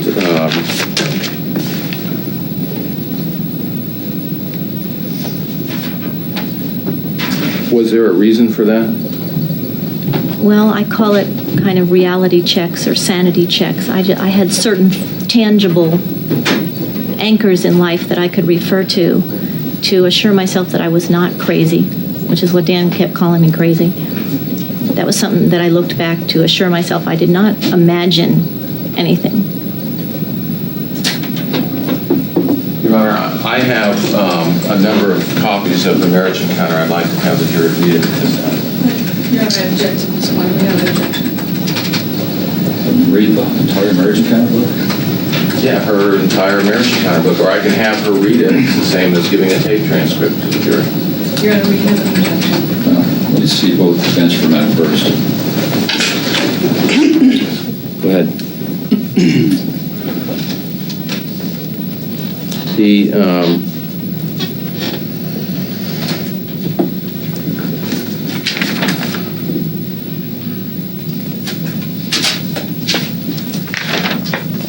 After you returned from the trip, had Dan's demeanor changed?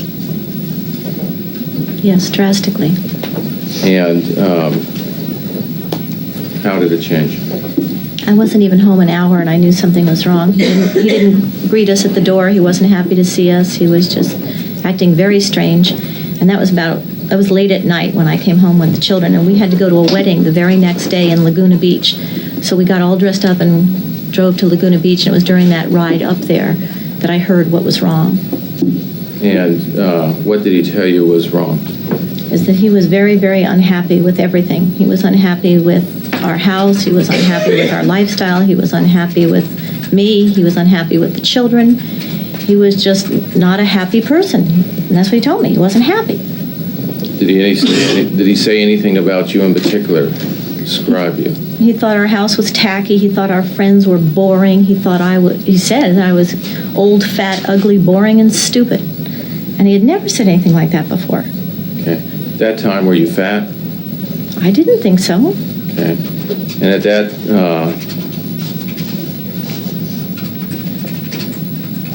how did you feel about yourself at that time? Before he started saying those things, I thought I was a competent person doing the right thing in life. I was proud of my husband, my house, my family. I was very high energy. I've always been very high energy. Had lots of friends, lots of activities. I was a great cook. I was a hostess. I was pretty satisfied with how I was doing in life. During that period of time, were there any changes in Dan's office in terms of staff? We're in 1983. In July of 83, Dan was a one-man band. He had, ever since 78 to 83, he had no employees of any description. He had a secretary that was not an employee of his. She was an independent woman that did all of his typing on a per-hour basis. She was not technically employed by his law corporation. It was only Dan Broderick. And in the summer of 83, that's the way it was. Was there a change for that in the fall of 83? In September of 83, he came home and he said that he had hired someone, and I was very, very happy about that. I thought, whew, a release valve where he'll have more time for us and someone to help him, because he had been so grouchy and under so much pressure. And I thought it was from too much of a workload. And so he told me that he hired someone. And did he tell you who he hired? Yes. He told me he hired Linda Kolkina, who had formerly been the girl in the lobby of the building who answered the phones. Okay. And did you talk to him about Linda? Yes, as soon as I was delighted that he hired someone, it seemed like the next moment he said who it was. I said, oh my gosh, what did you hire her for? She can't do anything to help you. I mean, she's not a paralegal, she's not a lawyer, she's not even a secretary. She couldn't type. I said, what did you hire her for? I mean, you need a lot of help, but I didn't see that she was the person that was going to help. Okay. And did he continue with his attitude around the house, how he felt about it? Oh, yes. How about he wanted changes, major changes. And what do you mean he wanted major changes? He wanted a new house. He wanted a mansion, and he wanted us to live a much more glamorous lifestyle, and he was a real grouch around me and the kids all the time. Of course, that was from my perspective, because he had me walking on eggshells trying to please him. And I was real tense, and the children noticed it right away, but they never knew why. It's because in my trying to please Dan Broderick and make things perfect for him, I became very tense and short-tempered with the children, but they never knew why. Did you at any point in time give him at least some ultimatum in regards to, did you ask him about whether there was a relationship between him and Linda Kolkina? I had first heard Linda Kolkina's name raised at a party in December. Objection, Your Honor, non-responsive. Okay. First of all, were you suspicious that there was a relationship between him and Linda Kolkina? Absolutely. I knew there was. And why was that? Because I overheard Dan in December of the previous year say at a party, isn't she beautiful? And I asked him later who he was talking about, and he told me he was talking about Linda Kolkina, this person who answered the phones. And then after that, I was kind of attuned to what was going on, and he was seen out to lunch and out to drinks and different places at downtown with Linda Kolkina. And then when he told me that he hired her, it just absolutely verified what I was suspicious of all along. And I was really mad. And did you give him some ultimatum in October about Linda Kolkina? Yeah, I said, it's bad enough that you're having an affair with this person, but now you're going to pay her to be in the same room with you for 12, 14 hours a day while I'm home with the kids and I never see you. And I was just really mad. And I said, get rid of that girl by October 1st. I gave him a month because I was being nice, stupidly. And I said, get rid of that girl by October 1st or get out of my house. And what was his response about him having a relationship with Linda Kolkina? That I was crazy, there was nothing going on, there had never been anything going on, that I was delusional, that I was imagining things, and furthermore, if there was anything going on that I didn't like, I could get out of the house because that was his house. Okay. Did he continue to talk to you about problems he perceived that were being caused by you, either the way you physically looked or how you were keeping home?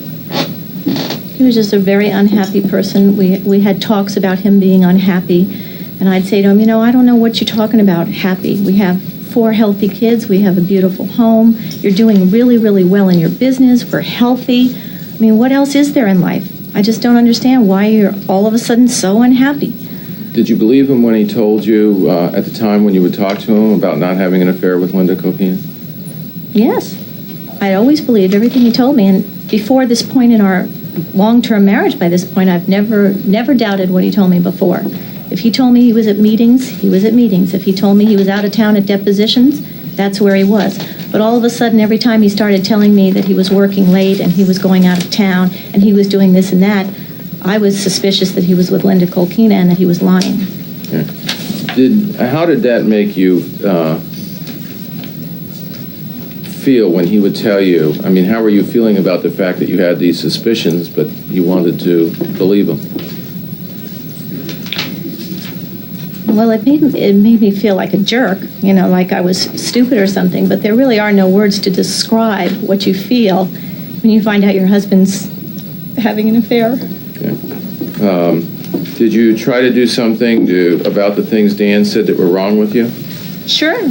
I tried to, I wouldn't say I tried to look like Linda Kolkina. I didn't do that. I just tried to not be old, fat, ugly, boring, and stupid. So I couldn't do anything about old, and I lost weight, and I went down to a sickly thin, and I didn't think I was boring, but I quit all my society things and tried to stay home and give him more attention. And I just tried to really cater to him. I tried to become perfect for him so he'd have nothing to complain about at all. Of course, he hadn't really complained about anything before that either. Yeah. Had you ever felt this way about yourself before this? Not at all.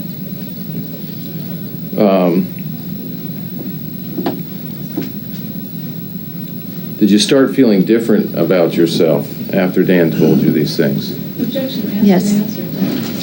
Yes, we stand. Okay. Did you do anything medically about making yourself look younger? Dan sent me to some client that he had to get wrinkles off my face. And I got braces on my teeth because I have a little tiny crooked tooth here. I let my hair grow longer, like it used to be in college. It was real long hair, and with the kids I let it get a little shorter, so I let my hair grow longer, and I just tried to look as much as I could like I used to look when I was 19. Okay. Did the subject of more babies ever come up? Yes. I had had my tubes tied with the birth of Rhett in 1979 because I had to do that if I wanted to get my leg operated on. After you have the vascular surgery in your leg, you're not really supposed to get pregnant ever again. But I had my tubes tied, and so I thought if it would make Dan feel younger that he had young children or had babies, that I would get that operation reversed and have more children. Because I was asking, like what does she have that we don't have together? I mean, why would you be interested in Linda Kolkina? I don't understand. Did you see any doctors about your physical condition, having children? About getting the tube tied reversed, yeah. Yes. Dr. Villanueva is a specialist in fertility. And did both you and Dan go to see him? Yes. Okay.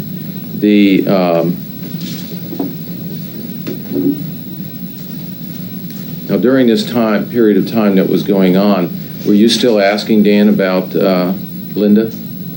Yes. And what was he telling you? Objection. Asked and answered. Stand.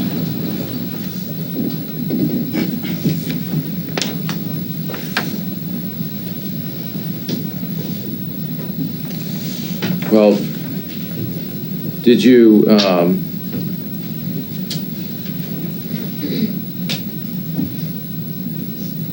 ever feel that you were imagining things because of what Dan told you? I mean, were there times where you felt that you were crazy or imagining things?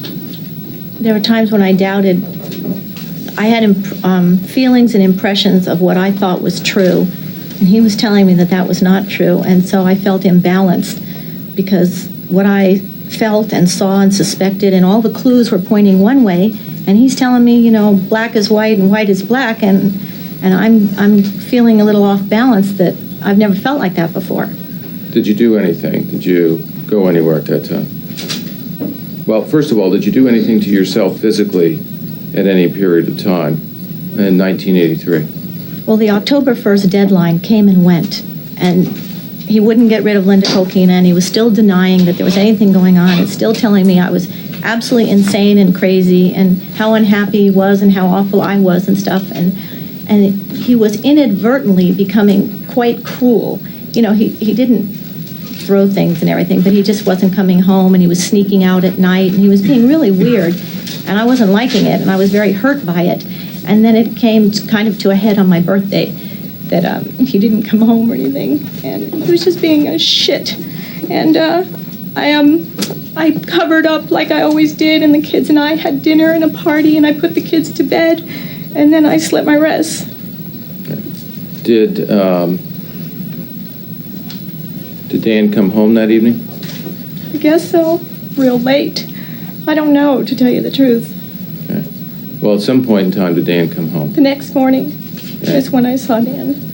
And what did he do at that time? He was trying to wake me up. Okay. He was waking me up. Did you talk about how you were feeling? I wasn't in our bedroom. I was in a different bedroom of the house. So if he came home and went in our bedroom, that I don't know if he knew what happened to me until the next morning when he came looking for me. Okay. When he found you and you were, what did you talk about? But he was just making me feel bad. He was just being a creep. And he said, you know, that he was sorry. There was nothing going on with Linda, and I should go get some help, that I'm having a mental breakdown, and that I need help because I'm imagining all these things. Did you go to a counselor? I went the next day, yes. For the first time in my life, I was all shaking and everything, and I really needed help. I went the next day. Did Dan go with you? No.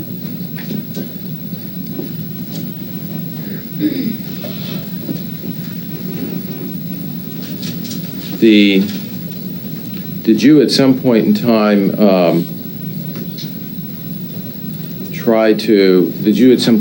go down to Dan's office at about this time? Well, after I got over the hump with the slit wrist and the counselor and everything, things seemed to level out for a little bit. Sustained. Okay. If you could, did you go to Dan's office sometime that fall? Yes. And why did you go to Dan's office? Because November 22nd is his birthday. Okay. And was there a purpose other than his birthday that you were going down there? Yes. I confided my what I perceived as my problem in life in my friend Vicki Curry.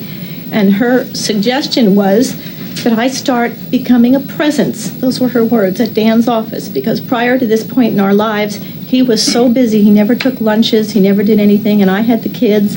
And I never interfered in his office, and I didn't call every day. I just did not interfere. He was very busy, and he told me that. So she told me to get dressed up and go down there and just say, oh, hi, everybody, it's me, Betty, I'm alive, and I'm around, and just kind of show my face to people. So on his birthday, I did that. I got all dressed up. Vicki minded my kids, and I got all dressed up, and I brought champagne and a present for Dan to the office. Okay, what did you find when you got there? Found that his office was pretty well trashed by a party. There were balloons and streamers and a chocolate cake and cards and wrapping, and Dan is real meticulous. It was really unusual that his office would look like that. He never allows anything like that. And then I kind of waited for him, and I went out in the lobby and I asked the girl who was at the party, because it looked like a big party to me, and she said nobody, just them, meaning Dan and Linda. And then while I was waiting for him, I looked in the secretary cubicle in the middle of the building, and I found the refrigerator and the wine and my wedding crystal in there. And I thought that was kind of odd that he had a bar now at work. And then I went in the office that said Linda Kolkina in brass letters on the door. Now, Dan's office is in the most expensive building in town with the corner view, and her office was next to his with the view. And she had her name in brass letters, and it was this gorgeous view office with all this pretty stuff, and Dan's picture was on the wall, and it was a picture taken in 1967 before we were even married. And I was like, God, what's his picture doing on the wall in here? That's really tacky. And I just waited around for them to come back. How'd you feel at that time? I felt that my suspicions were true and that they were not at lunch. This was too late for them to be at lunch. Were you happy? Were you crying? I mean, what was your demeanor? Shaking and totally upset, and I called Vicki. I sat at Dan's desk and I used his office phone and I called Vicki. And I said it was even worse than I thought because he wasn't there and everything. Did you describe what you saw to Vicki? I think so. Okay. And when you left Dan's office, did you leave Dan's office without him returning? Yes, I waited. They never came back. And where did you go? I didn't know. When I spoke to Vicki on the phone, I was so upset. She said, well, Betty, what are you going to do? And I said, heck, I don't know. What do you do? I don't know. What do you do? So I sat there for a while and thought, what should I do? And I just went home and decided I knew what I would do. I'd throw him out. So I went up to his bedroom and took all his clothes and threw them out in the backyard. Okay. And after you threw the clothes in the backyard, did you do something with them? I didn't throw his favorite clothes in the backyard because he'd really kill me. Did you do something with the clothes that were in the backyard? Yes, I put the lawnmower gasoline on him and I burnt him. Did you burn all of his clothes? Not his favorite ones. Okay. What was he like when he came home? Did he come home? Eventually. What was he like? He was coming home. He had no idea of what had happened. He had no idea I was at the office because he never went back. And our previous plan before I went to the office was he wanted a roast beef and a chocolate cake, and he was coming home to a family birthday party with roast beef. He thought roast beef and chocolate cake, which was ready, but he didn't get it. Okay. What was he like, though? I mean, drunk. Okay. And happy, very happy. Was there an argument or a fight? I met at the front of the house was locked. He came around the back of the house, and I met him at the door, and I tried to be strong and say, you're not coming in this house. That's it, I was down at the office. I know what's going on. You're not coming in this house. And I gave him his checkbook because in one of our fights about Linda Colkina, he said, I don't care about you and I don't care about this house anyway. If I leave, all I need is my Corvette and my checkbook anyway. He didn't care about the kids or anything. So he had his Corvette and I handed him his checkbook and said, you are out of here. And what did he do? He said, there's nothing going on. We went to lunch on my birthday, and then I went to a deposition, and she must have gone shopping or something, that you're just imagining things. There is absolutely nothing going on. Did you believe him? Yeah. And how did you feel at that time? And he wasn't mad about the clothes. How did you feel at the time? I felt like I probably made a mistake, and that maybe he did go to lunch and go out to a deposition. Did you, at that point in time, did you do anything in regards to the clothes you had burned? I cleaned them up and bought them all new ones. Okay. Now, in 1983, the end of 83 and the end of 84, was there things that you were planning as a family at that point in time? Well, are we in the fall? We're in the fall of 83 and winter of 84. Were you doing anything in regards to houses, where you were going to be living, anything such as that? No, if it was November 83, we would have been having our annual Christmas party coming up, and Dan canceled that. He didn't want to do any more entertaining in Coral Reef. He said he was Objection, Your Honor, no. Sustained. Was there any changes was Dan starting any changes in what you were doing as a family in end of 1983, beginning of 1984? Well, he curtailed our entertaining totally, and we were looking for houses. Okay. And how about in the spring of 83 or 84, was Dan happy, unhappy? After we had the November kind of blow up, the October deadline passed, November was a blow up, then we had kind of this unspoken truce where he told me, don't mention Linda again. There's nothing to worry about. There's nothing going on. Yes, she works for me. Yes, we go out to lunch, and yes, we go to these meetings and stuff after, but it's all business. There's nothing going on. So I more or less dropped it because he told me to for a while. And he was coming home every night. He didn't stay out overnight or anything. And we were looking for new houses like he wanted to do, and I thought he was getting over it or that it never happened or something. Okay, and he wasn't saying we were getting a divorce. And in 1984, was your house at Coral Reef put up for sale so that you could move to a bigger house? Well, I kept finding big houses that he wanted me to find, and then he wouldn't like them. So Objection, Your Honor, no. Sustained. Okay. Did you was your house up for sale? Not really. Okay. Was there any time, Okay. Were you looking for homes at that time? I was looking for homes full-time. A lot of real estate agents knew that I was looking for homes. And because they knew I was looking to move, they assumed that the house that I was in would be for sale when I found another home. So a real estate woman called me and said that she... Objection, Your Honor. Can I ask you a question? What's another question? Did anything happen in regards to somebody making offers on your home in 1984?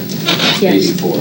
She brought one client one day that wanted our home really badly, and we said we'd ask $325 for it, and they offered us $325 that day. Did you sell the home?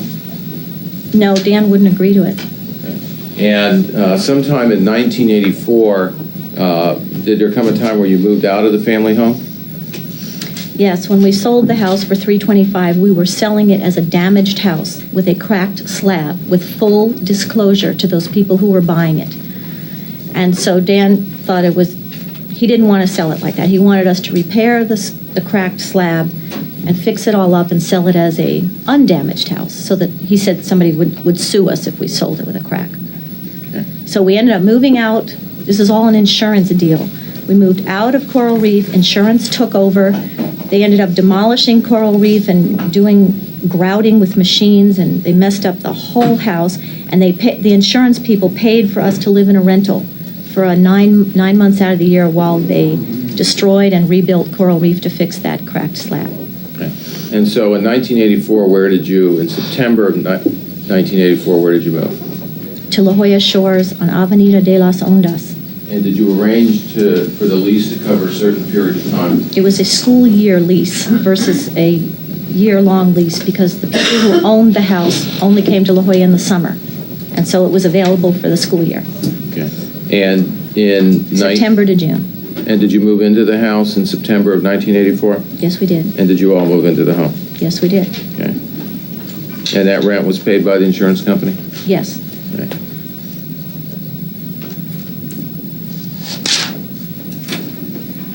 Now, sometime in 1985, did Dan move out of the rental house? February of 85, yes. Okay. Remember the date of February 28th, 1985? Yes. Okay. And did he tell you why he was moving out? No, he just came home from work, and I was laying on the bed watching the news. It was kind of 6:30 or something, and he just said, "I'm leaving." And I said, "Oh, where are you going?" I didn't realize I'm leaving. Okay. Did eventually he tell you that he is leaving permanently, or just moving out of the house for some period of time? He said he was. Then I caught on that he was leaving, and he started taking his sweaters out of the armoire and packing the red Corvette with his clothes. Okay. At that time, did he move out right then? Well, he packed the red Corvette, and then he came back in the house, and he said, "Do you want me to leave now or in the morning?" And I said, "Oh, no. I'm married to a lawyer long enough to know not to answer that question. You leave whenever you want to leave." And so he stayed the night. Did he leave that morning? Yes, he left the next morning. Did you know where he moved to at that time? No. When was the next time you eventually became aware to where he moved, did you not? I thought he moved to a hotel or an apartment or something, because Coral Reef was such a mess from all this construction. It really wasn't inhabitable. Did you sometime, though, later learn that he had moved to Coral Reef? Yes. Okay. And when was the next time that you saw Dan after he moved out? I saw him on St. Patrick's Day of that year, 1984. Okay. Sorry, 85. When did he come to the house? Was it daytime, nighttime, if you can remember? Daytime and nighttime. He came in the daytime with his brothers that were in town for the holiday, and I remember them being there in the daytime. And then he came back at night. Okay. Now, is that the first time anyone in the family had seen him since March 28th? February 28th, yes. February 28th. Yeah. He hadn't come back at all.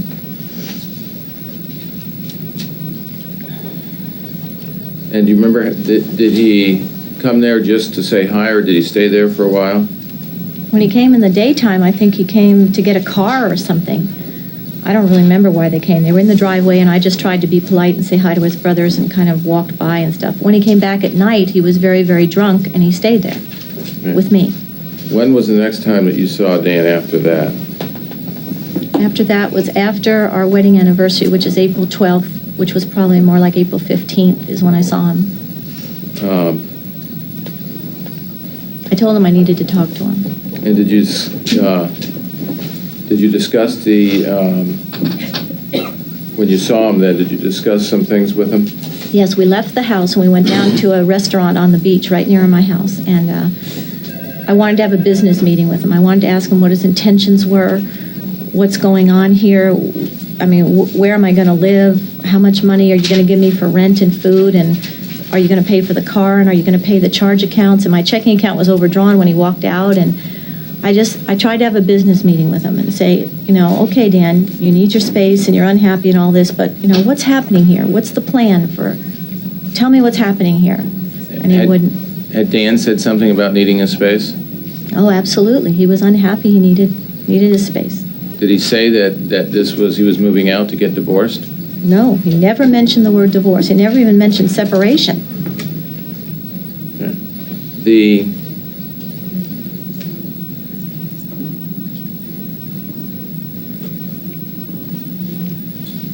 And did you talk to him about did he say anything about your marriage or what was going to happen? No. When I asked him about Linda, as I did again on April 15th, I asked him, what did he do for our anniversary? And he said he went out with someone else. He kept denying that he was even dating Linda. He never even admitted he went on a date with Linda. But did he talk to you at all about the marriage? When you were asking what was going on, did he tell you that this is it, or? No, he didn't know. We were not getting a divorce, and there was nothing going on with Linda. He was just taking a vacation. He needed his space. And it was just a couple of months after his 40th birthday, and I figured he was taking a vacation. Did you believe him? Yeah. How did you feel at that time? Well, I was pretty scared about the uncertainty of being left with the children in a rented house, in a leased car. The Suburban was a lease. We didn't buy it. And I felt extremely scared and uncertain. But I had to cover it up for the sake of the kids. I had to pretend like nothing's wrong, everything's fine, everything's going to be fine. The kids didn't even know about Linda or anything like that. And so I covered it up pretty good, and I took them to Warner Springs Ranch for our Easter vacation like we did every year. And I managed pretty good up there, and they rode their horses and they swam and they did all their fun stuff.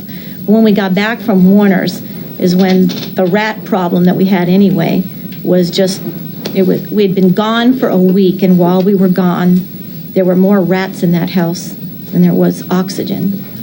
Was there something going on around there that was causing a rat problem? Right behind this house on the hill, they were building new houses, and they disturbed all the vegetation. And not only rats came down, but when it rained, mud came into the houses. And it was because of the construction right adjacent to this property.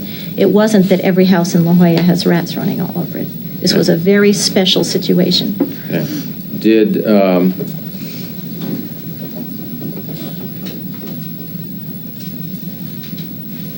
Had you, from the time that you were born up until this time, up until, let's say, 1984, December of 1984, had you ever lived by yourself?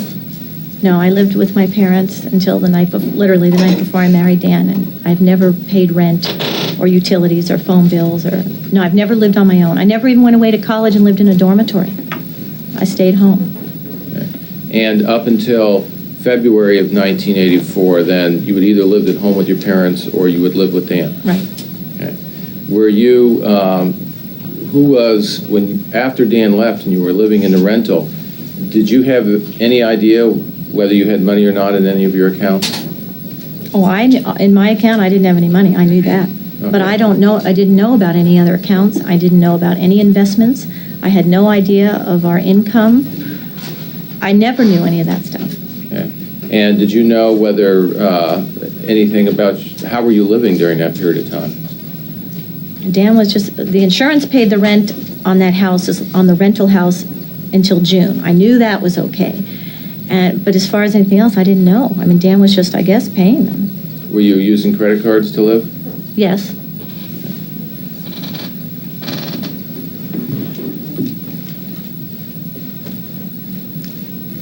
Now, you indicated that there were rats in the house. How was that affecting you? This was no ordinary little rat problem. They ate back out of the refrigerator and were in the refrigerator. They ate through the ceiling. They ate through a sofa. They shredded the clothes in the closets. I mean, these were all over the floors, on the beds, in the closets, everywhere. It was absolutely terrifying, and it was in daylight. When it got dark, it got worse, but in daylight they were out there. Okay. And I called Dan one afternoon around 3:30. It would have just been starting to get dark. Objection, Your Honor, non-responsive. Sustained. Okay. At some point in time, did you call Dan about the problems? Yes, I'd called exterminators. The rats had been a little problem before we left for Warner's, and exterminators were already involved, and they were patching up things, and they were setting traps. And Sustained. Okay. Did you talk to Dan about the rats? Dan knew about the rats. When he left, there were rats in the house, but when this problem got really bad, I called him and said, Dan, you've got to get over here and help. It's not even dark, and every trap's got a rat in it. I mean, they're already all sprung all over the place. And he said, congratulations, and hung up the phone. Okay. Now, how were the kids doing at that time? I was trying to protect them, but through some of this rat business, they ended up protecting me. There was a rat half dead and half alive in the laundry room, and I wouldn't do laundry with that rat flopping around the floor. So Lily got a shovel and threw it in a bucket of water, and she drowned it so I could do the laundry. Well, but how were they doing in general? I mean... I was trying to protect them, which was probably my mistake because... Objection, Your Honor, non-responsive. Sustained.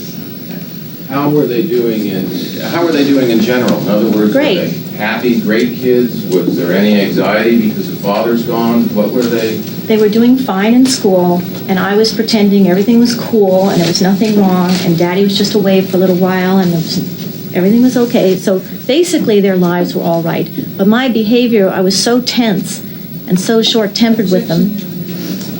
Sustained. At some point in time, did their behavior change where they were arguing or fighting? Not probably their behavior didn't change. What changed was my tolerance level.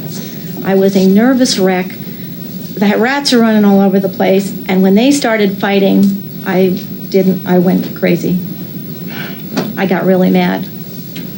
It was like I didn't want this too. I had all these other things to worry about, and I hated it when they fought. And I'd tell them to stop, and they wouldn't stop. And so I got mad at Kim for fighting. I got furious at her. And I took her over to Dan's house to say, okay, Dan, you're going to help. If you're not going to help with the rats, you're going to help with the kids, because somebody's going to help me here. As Dan was gone longer and you were in the home, did any of the problems as far as how you were feeling, security, insecure, did they get worse at all? Yeah, he wouldn't give me any answers about the money, wouldn't give me any answers about anything. My dad's birthday was happening in New York. I saw an opportunity to I just gave him all the kids, and I took off and said, here, you deal with this. And I gave him the kids and went to New York, and I spoke to my parents about what was going on, and we looked at real estate in New York. I figured if it was going to lead to a divorce, I would just take the kids and move back east. Now,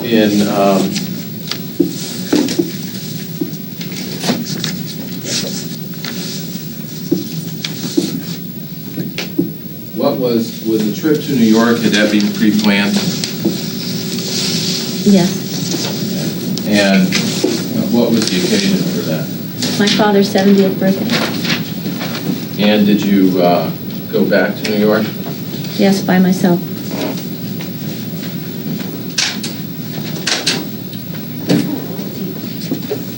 Your Honor, I would have double D appears to be the receipt from American Airlines, 1985. So, Mark. Do you recognize this, Mrs. Broderick? Yes, it's a plane ticket with my name on it, American Airlines, San Diego to Kennedy Airport and back again. paper. did you in fact go on that trip? Yes, I did. Now, was during that springtime of 1985, did you continue to look for homes? Or was it your understanding that you were looking for a family home, that everyone was going to move in, including Dan? Right, because when we left Coral Reef, when we moved out of Coral Reef to go to the rental, the plan was that the insurance would refurbish Coral Reef perfectly and we'd sell it. And he told all the neighbors and he told the kids and he told me that we were never moving back to Coral Reef. We were just repairing it to sell it, and we were going to go from the rental to one of these new houses we were looking at. In fact, we had offers in on several, and we have the paperwork for all of them. Right up until the month before he left, we were putting offers in on substantial homes in La Jolla. Did you talk to him at all about whether the rental was going to be extended from the June date? I first talked to the people who owned the house. When Dan first left, I called them in Denver and told them I had a problem and could I stay on in the house beyond June, and they said yes, no problem. But then later I found out in writing from Dan that he had informed them in writing that we would be keeping to the original terms of the lease, which meant getting out in June. Okay. And that was June 1st? I don't know if it was June 1st. It may have been June 15th. Okay.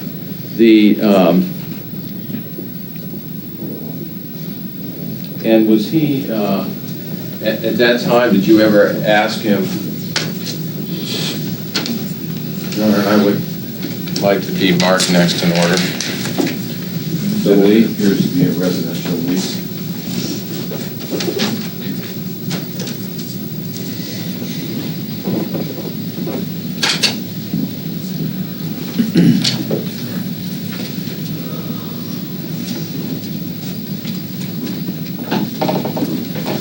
Showing you what's marked EE for identification, can you tell me?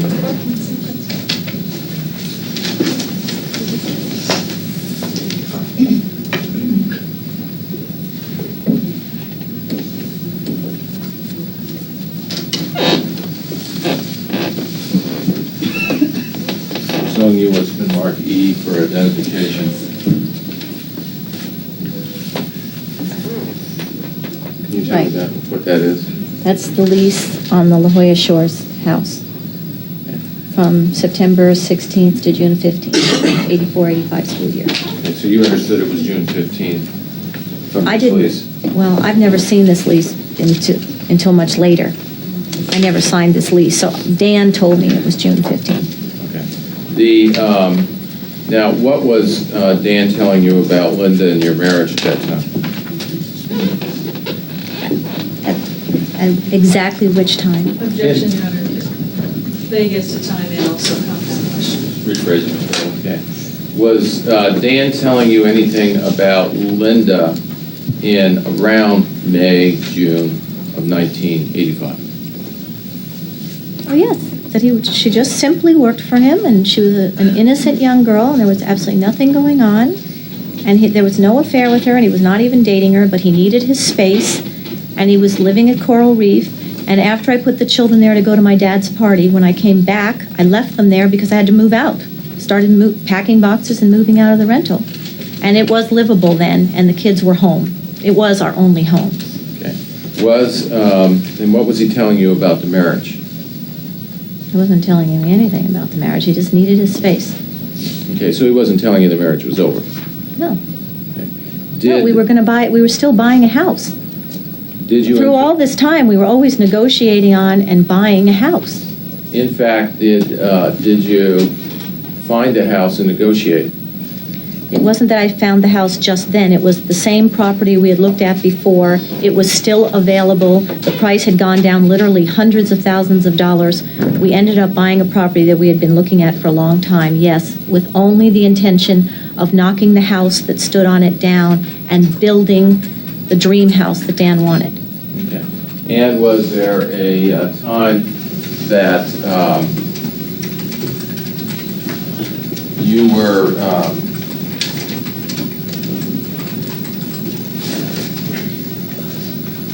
you remember when it was that that house was bought? right around when I had to get out of the rental, right in June of '85. And during the time, were you seeing any,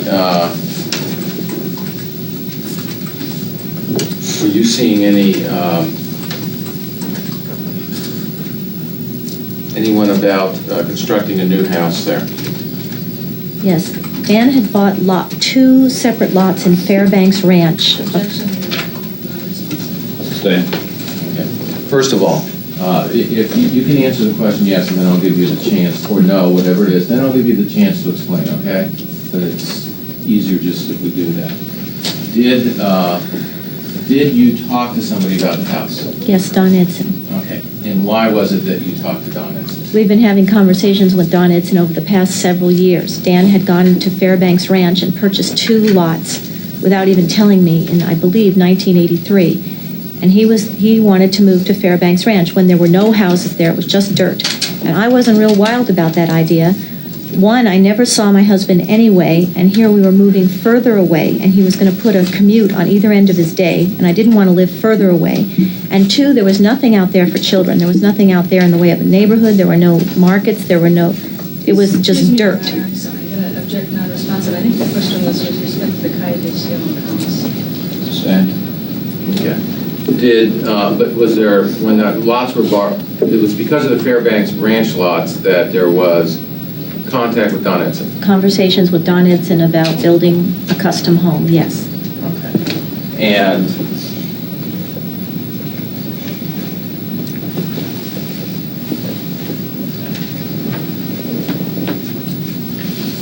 now, it was sometime in June of 1985 that the property was transferred to Cali de Cielo to you and Daniel Broderick?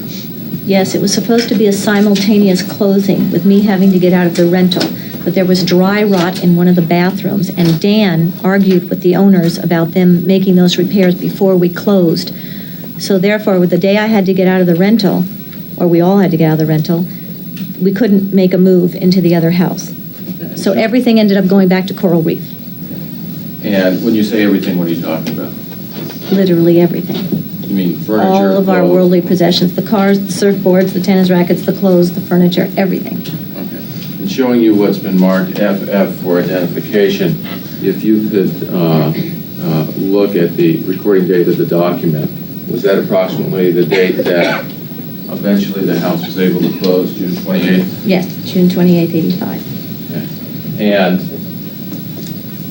at this point in time, you were still, there were still conversations with Don Edson about tearing that house down and building a new one? Yes, he was happy that we found a lot that we could both agree upon, and he was going to start right away doing soils testing, because we were knocking this house down completely and going to restructure the whole lot. And the first step was a soils engineer, and I had to get a $5,000 check from Dan to retain a soils engineer. And was Dan involved in these discussions? Yes, and he told me to go see Don Edson, and he told me to make the plans for this house. And it wasn't a house that you could remodel. The foundations were bad and stuff. It was a house you had to take away and start again. And when you were talking about it, was he talking about it that you were going to live there yourself, going to live there as a family? I was going to be, and this applied to Fairbanks Ranch too, I was going to be more or less the supervisor of building a large custom home. So far as the plans and the appointments, it's a full-time job, and Dan was too busy. So I was supposed to be the person that was going to be in charge of this project.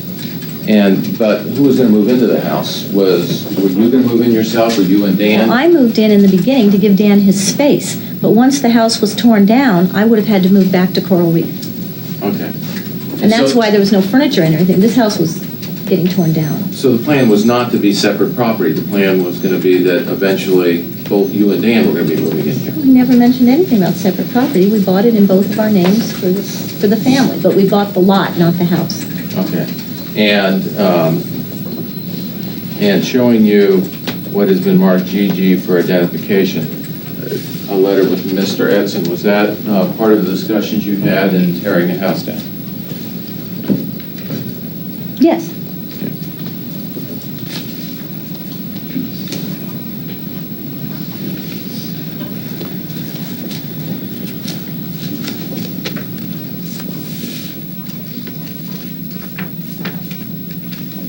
At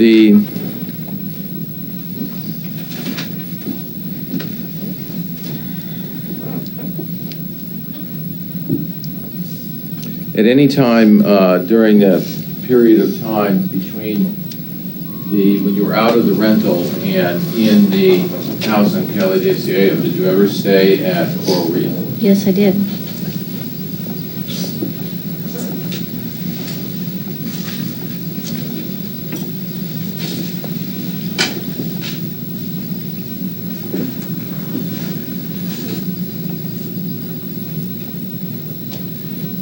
And did you remain in contact with the children at the Coral Reef home?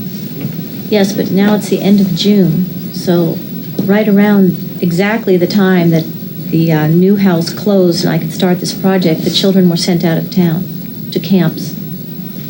Okay. And did you know that they were going to be going out of town? I didn't really know ahead of time. I wasn't consulted or I wasn't part of the plans for it, but they were attending a camp called Gold Arrow, which is a really good camp, and they had been before. So I wasn't at all afraid or anxious that they weren't being sent to a good place. I was just kind of surprised that, I finally got in this house and now there's I'd never been in San Diego without any of my children before. So Okay. Now, when you did visit with your children over at Coral Reef, well, what was Calle de Cielo like when you first purchased it? What condition was it in? It was a mess. There had been several generations and lots of numbers of people living in there, and they tried to market it as an 8-bedroom house. And what it really was is they made the garage into 3 bedrooms, although it was still a garage. They just called it 3 bedrooms, and then they put curtains down the middle of one room and called it 2 bedrooms and added a bath. So they thought it was an 8-bedroom house, but what it really was a 3-bedroom house, 3 real bedrooms, and a bunch of choppy up other messy stuff. And there were holes in the floors. Every single door had been kicked through and cracked and broken. There were no kitchen appliances, or the few that were there were so rusty and disgusting they had to be gotten rid of. It was a leaking roof, and there was terrible termite and roof rat damage. It was a mess, and the landscaping was a mess inside and out, and it was a perfect house to do what we wanted to do.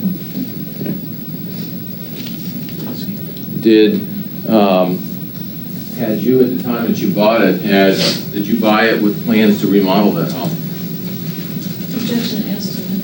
Stay. Now, at that period of time, when we get to June or July of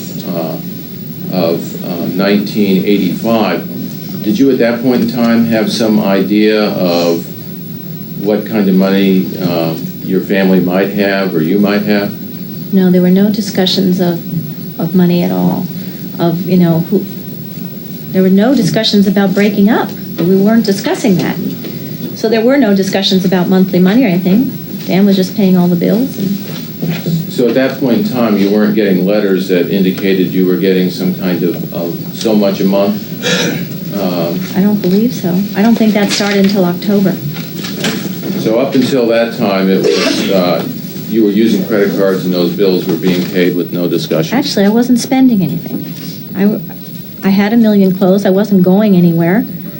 I wasn't spending anything. Okay. Now, when you moved into Calle de Cielo, did you have furniture when you moved in? No, none. It all went to Coral Reef the day we moved out of the rental. Okay. And was that the furniture that the family was using? We only had one set of furniture, yes. Okay. And did you, how were you living at Calle de Cielo? I was temporarily camping on the floor, and I hadn't moved any furniture in or anything because I was still believing that this house was being torn down. And I was giving Dan his space, and the soils engineer was supposed to arrive and start doing his thing, and then that fell through because of the $5,000.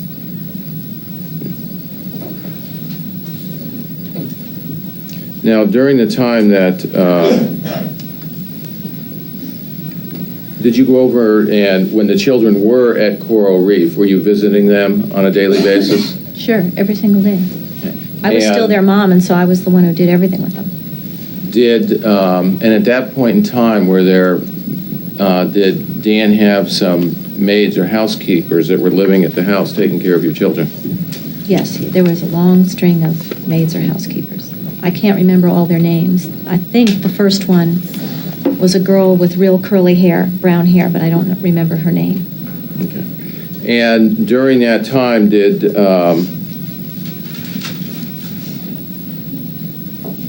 you have some things that happened to your personal possessions that were at the Coral Reef home that bothered you? That was the next babysitter. That was Marta, who ended up wearing my clothes and stuff. She had asked me, and this is the next babysitter. We had problems with the first one, too, of a different nature. But the next babysitter kept asking me if she could have all the stuff that was in the garage. And all the stuff that was in the garage was not excess stuff. It was all of my personal things, because I'm only living at this other house on the carpet. I don't have anything. I have a suitcase. So she's talking about all my clothes and furniture and everything. And I told her really nicely that that's not garage sale stuff. That's the real stuff. That's not extra, and it's not being thrown away. So she gave up on asking me and asked Dan if she could have stuff in the garage, and he gave her my brass bed and a sofa.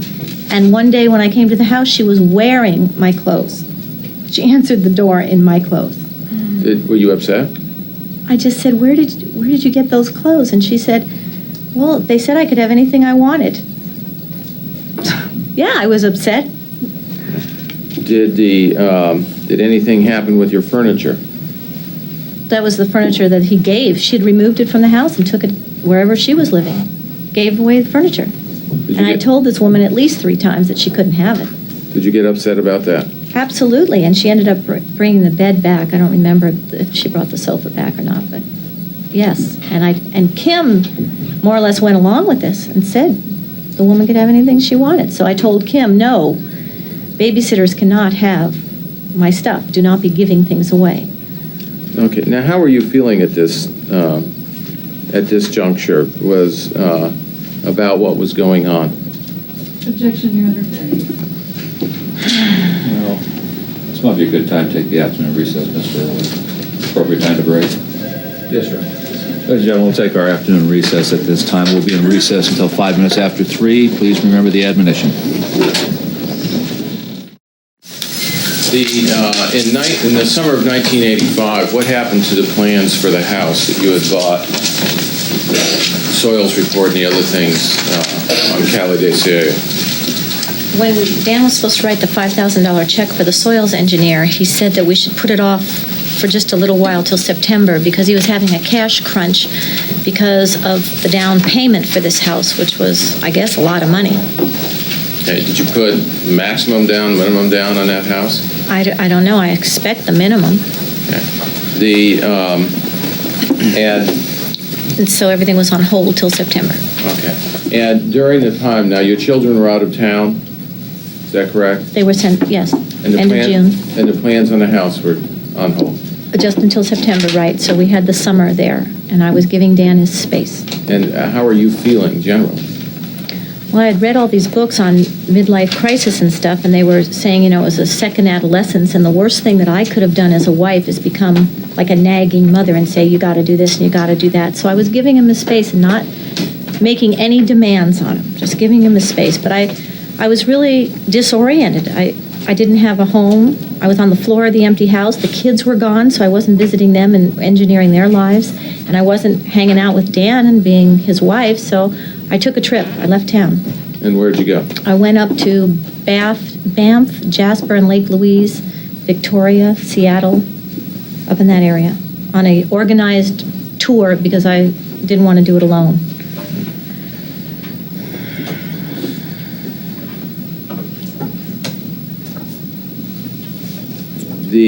Now, at some point in time, after you came back from Canada, was there, were you still discussing with Dan what his plans were for the future? I was still expecting to get the $5,000 to do the soils engineer in September, like he said. So the kids came back and school started again, and I started seeing them every single day and speaking to them every single day. And we were supposed to go ahead with this house. How about the future of how much space he was going to need and where you were going from there? Were there discussions about that? And about Linda at all? the discussions about Linda were more or less like the time that the cake was on the counter. That turned into a discussion about Linda. But I wasn't really having discussions with him about anything because he didn't like to be questioned, and he didn't like to be cornered, and he didn't like, he didn't want me to make any demands on him. He hated to be cornered. And how had it been? Were you used to letting him make the decisions, or was that something that you were comfortable that you should be making the decisions? No, I'd never made any of the decisions, and at this point, I didn't feel I had the power to make any decisions. I wasn't going to him with a list of I want this and I want that and do this. I simply went to him with, Dan, what's happening here? What are we doing here? You be in charge, you tell me what's happening. What's the plan? What are we doing here? And he wouldn't do that because he just wouldn't.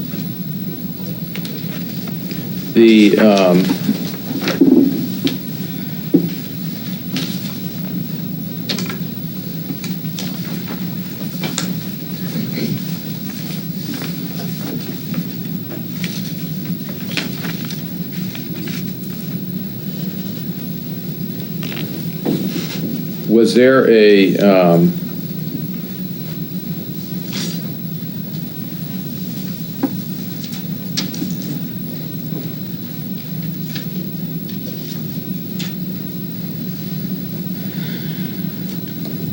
some point in time, did Dan talk to you about going to counseling? Yes, there was one day we went to a Dr. Zedimer for counseling. Okay. Now, what was the purpose of going to counseling, or what was your belief the purpose was? I thought we were going to counseling, and I was absolutely very happy about it. It was a doctor he found, because earlier on I wanted him to go to counseling with me, and he wouldn't have gone to anyone that I found or anything. So this was a doctor he found, and we went together in one car to La Jolla, and I thought we were finally going to honestly discuss what's going on in our marriage here. And do you know who was that person that you went to? Dr. Matthew Zedimer. Okay.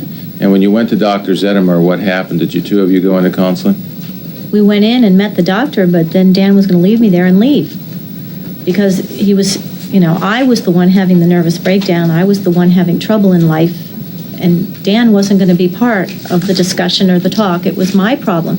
And I said right in front of Dr. Zedimer that it's not just my problem. I mean, it's my problem with his affair or the affair I'm suspicious of with his office girl. So I can't really just discuss my problems with you without him here. And did Dan indicate anything at that point, whether you were just crazy or not? Well, he didn't need counseling, and he didn't want counseling. There was nothing wrong in his life. I was the one having the problems. So I'm the only one who needed help. At some point in time, did you have a discussion with Dan where he told you about Linda? Dan himself, finally, yes, October 28th. Okay. And what led up to that? I'm not well, I had a phone call from Larry's wife, or I was talking to Larry, his brother's wife, and she informed me that Dan went to the annual Oktoberfest party in Denver and that he brought Linda Kolkina with him. I couldn't believe it. Here he kept telling me, I can't control where she goes, if she goes to this party or that party. It's just a coincidence that she goes where I go, and it's all business. So I called him up and I said, I want to hear this in person. I want to know how Linda Kolkina got on a plane and ended up at your brother's party in Denver. I really want to hear this explanation. So he came over, and I was like, come on, let's hear it. I want to hear the truth. Did he try to take you anywhere that day? Well, he told me the truth. He finally told me the truth. Okay. Now, and what did he tell you? He wouldn't tell me any details or anything else. All he told me was I was right. I've been right all along. And how did that make you feel? Well, it kind of made me feel better that at least I knew the truth, but it made me feel like that he had taken really gross, unfair advantage of me for a long time, switching. Now I'm standing in this house that's empty. My kids are gone. I have no money. I have no control. I mean, it's a little late to be telling me the truth. And and then I've got all this stuff going on in my mind about typical Dan Broderick, don't even begin negotiating till you're sitting on their chest, and knock someone to their knees. And I'd been really badly used and abused by a liar for over 2 years. And I was very upset and very angry about it, and he wanted to take me to a mental institution. That was his answer to me getting upset. Would you go with him? Thank goodness, no. I wasn't dressed. I had been out that day at something, and I had a slip and a robe over it. I didn't have clothes on, and he tried pushing me he literally pushed me in the bedroom and tried to make me put clothes on, and I wouldn't do it. I wouldn't get dressed. Otherwise, he would have dragged me off. And were you upset at that time? I was absolutely furious because I felt he had really lied and manipulated me out of houses and manipulated me out of the kids, and I just couldn't. I was very I don't even know the words for it. He had looked me in the eye and lied and lied and lied and lied a billion times and kept telling me, this isn't what's happening, this is what's happening. Did, at some point in time, I think I asked you some questions about somebody wearing your clothes, having your clothes. Do you remember approximately when that was? I know it was at least the second, maybe the third babysitter, and the babysitters didn't start until September of that year. So, no, I don't remember when it was. Maybe November. But it was in the fall of 1985. Right. It was after October. Okay. And was that after you learned that after Dan told you about Linda Kokina? Yes. Okay. Now, after in the fall of 1985, after you learned about Linda Kokina, did Dan ever tell you about? Did he talk to you about divorce? You have to re-ask that question. I don't know what you mean. Sometime in 1985, in the fall of 1985, did you learn about Dan's intentions to get a divorce? I received papers at my house. Okay. And do you remember when that was? Do you have any idea of when that was? It was in October sometime. I think it was before he came to my house and told me the truth, because I think I was hysterical about those papers, and that's why we were talking, and he came over. Like maybe the same day or the day before.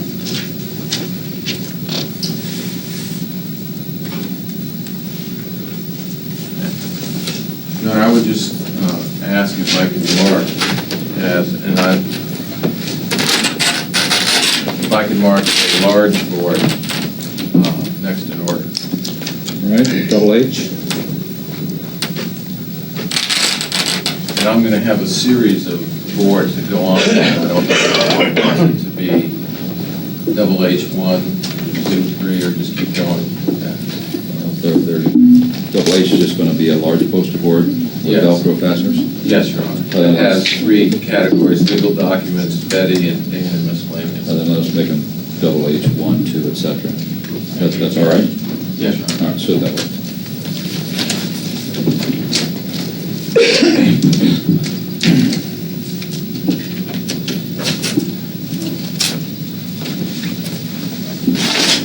While we're on exhibits, so I don't forget, over the weekend, I would ask if I could withdraw the exhibit that was the mattress so that it doesn't have to sit in the courtroom. That was exhibit B. I have no objection to that. I assume people have no objection? Yeah. No objection. Our exhibit B is withdrawn and released, Mr. Early.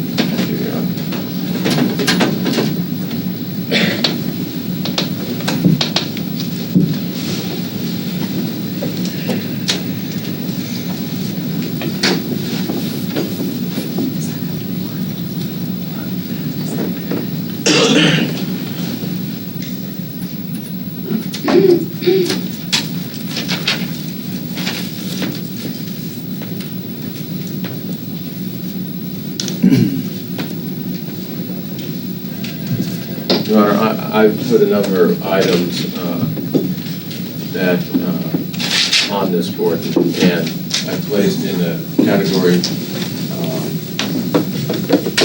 with Betty, it's already been mentioned as to with Kim left. Your Honor, excuse me, I sorry. think that was already ruled in a court with respect to use of the time. You're talking about double H-1, Yes. and you've marked the items that we previously agreed on there. Well, these are the items, Your Honor, that there's already been testimony on as to when Kim left the house, when Daniel was left the house. All right.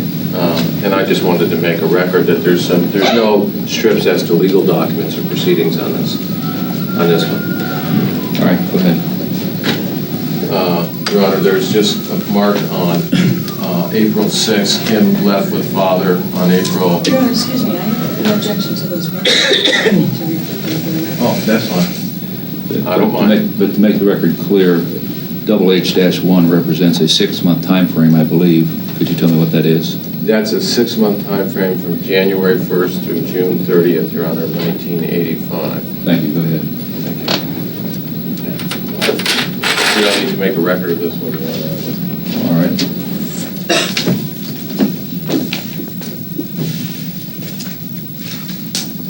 Just by way of housekeeping, while she's marking some other things, Mr. Early, I believe your Exhibit G was the time period January to June 30th of 85, so do you want to withdraw G, or is that something different? What, Your Honor? I believe your Exhibit G. That was last year. You marked an Exhibit G this year. Oh, that's right, I did mark an Exhibit G. Thank you. I did. You want to withdraw that and relabel it HH-1? I would, Your Honor. All right. I assume there's no objection? All right. Then defense G is relabeled HH-1.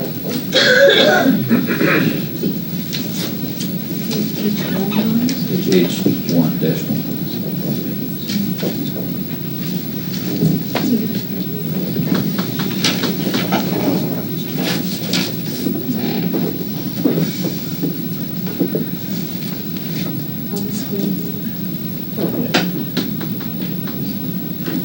I think I'm in big trouble. Contempt of clerk?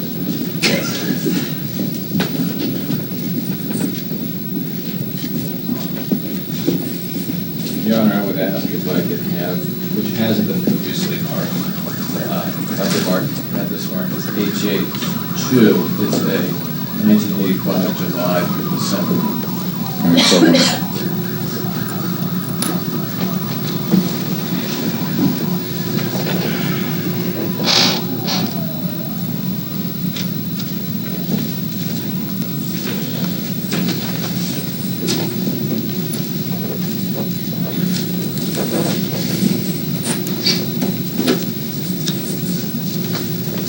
I may have a moment to show this attorney. all right.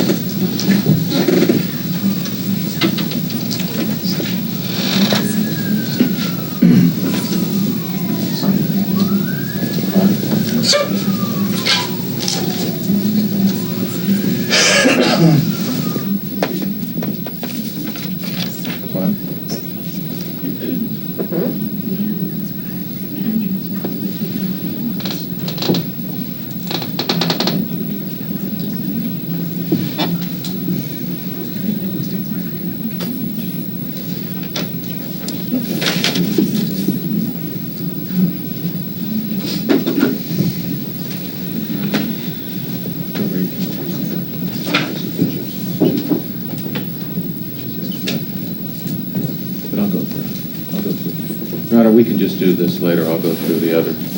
All right. items first. That's fine.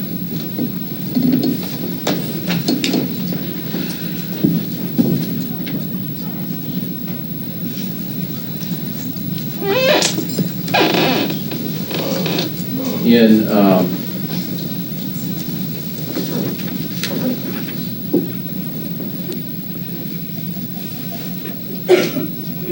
now, after you found out that that there was going to be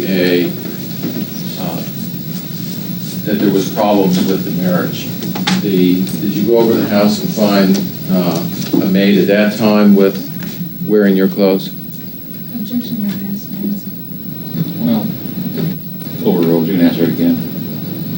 Did you find it after that time someone wearing your clothes? Yes, I believe that was the sequence of that, right.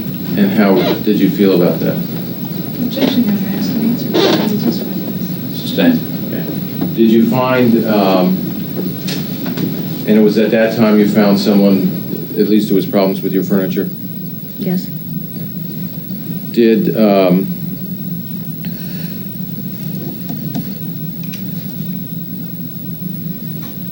in the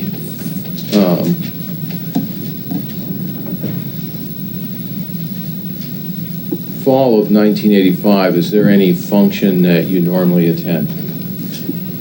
Fall of 1985 was a particular function that year that I worked on the committee and I had to attend, yes. And what function was that? It was the annual ladies' luncheon at the Bishop's School where my daughter Lee was a student. Okay. And who would be present at that luncheon? Several hundred mothers and friends and all ladies. And it was outdoors and it was a fashion show and it was very nice. Okay. Now, during the time that you were married to Dan Broderick, would he talk to you about his work? Yes, all the time. Okay. And what would he tell you about how, did he tell you what he would do in lawsuits to affect the opponent or the other side? Yes, to humiliate people, yes. He told me about, should I tell you? Yes. About one time he had to serve, or he needed to serve papers on a doctor, and he knew that the doctor was an important person in his church, and he purposely served the doctor on Christmas Eve in the front row of his church with the papers just for maximum humiliation and upset. And, should I keep going? Yes. What else did he tell you about the way he practiced, the way at least he was practicing law? Just that, you play surprise and hardball. Those are very familiar terms, and you do everything you can to make the person say uncle. Make the person give up, and you don't let up, and you just pound at them. Okay. Now, at some point in time, did you find out that that he tried to serve the divorce papers at any particular place? Yes, I found a handwritten note in his very distinctive handwriting that on the date of the bishop's luncheon, it said the date, and it said attempted service at the bishop's luncheon, and that was going to be the way he was going to serve me the very first papers of this entire divorce. Okay, and so it brought back all the memories of surprise and hardball, and it wasn't a nice thing to do. Did you keep that note? Yes, I did. Okay. And at some point in time, did you give that note to anybody during your divorce trial? I used it at the divorce trial as an illustration that this legal thing didn't... Sustained. Did you give it to Mr. Berry? At some point in time, did Mr. Berry get a hold of it? At the divorce trial, yes. And have you ever seen that note since then? No.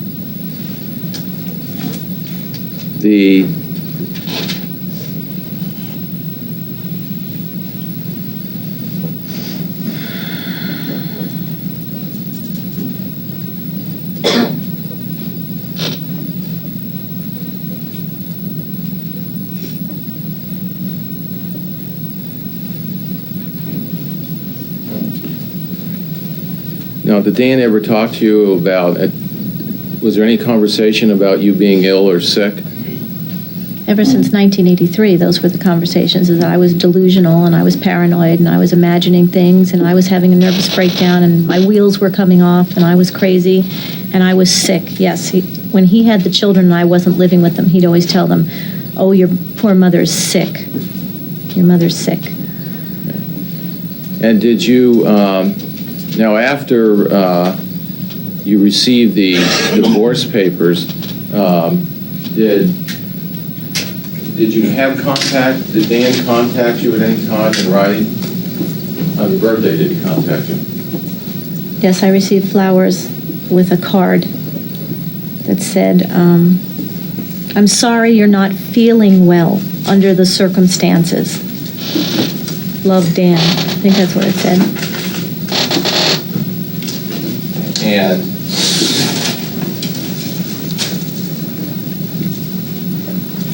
did you know where he was at that time? No, I didn't. How did that card make you feel? I was furious because it was just like the night that he finally told me the truth. it's not that I'm crazy or that I'm sick. You know, I'm angry about things, and I'm feeling fine under the circumstances. I'm just angry about what he had done. Did the, But I'm not sick.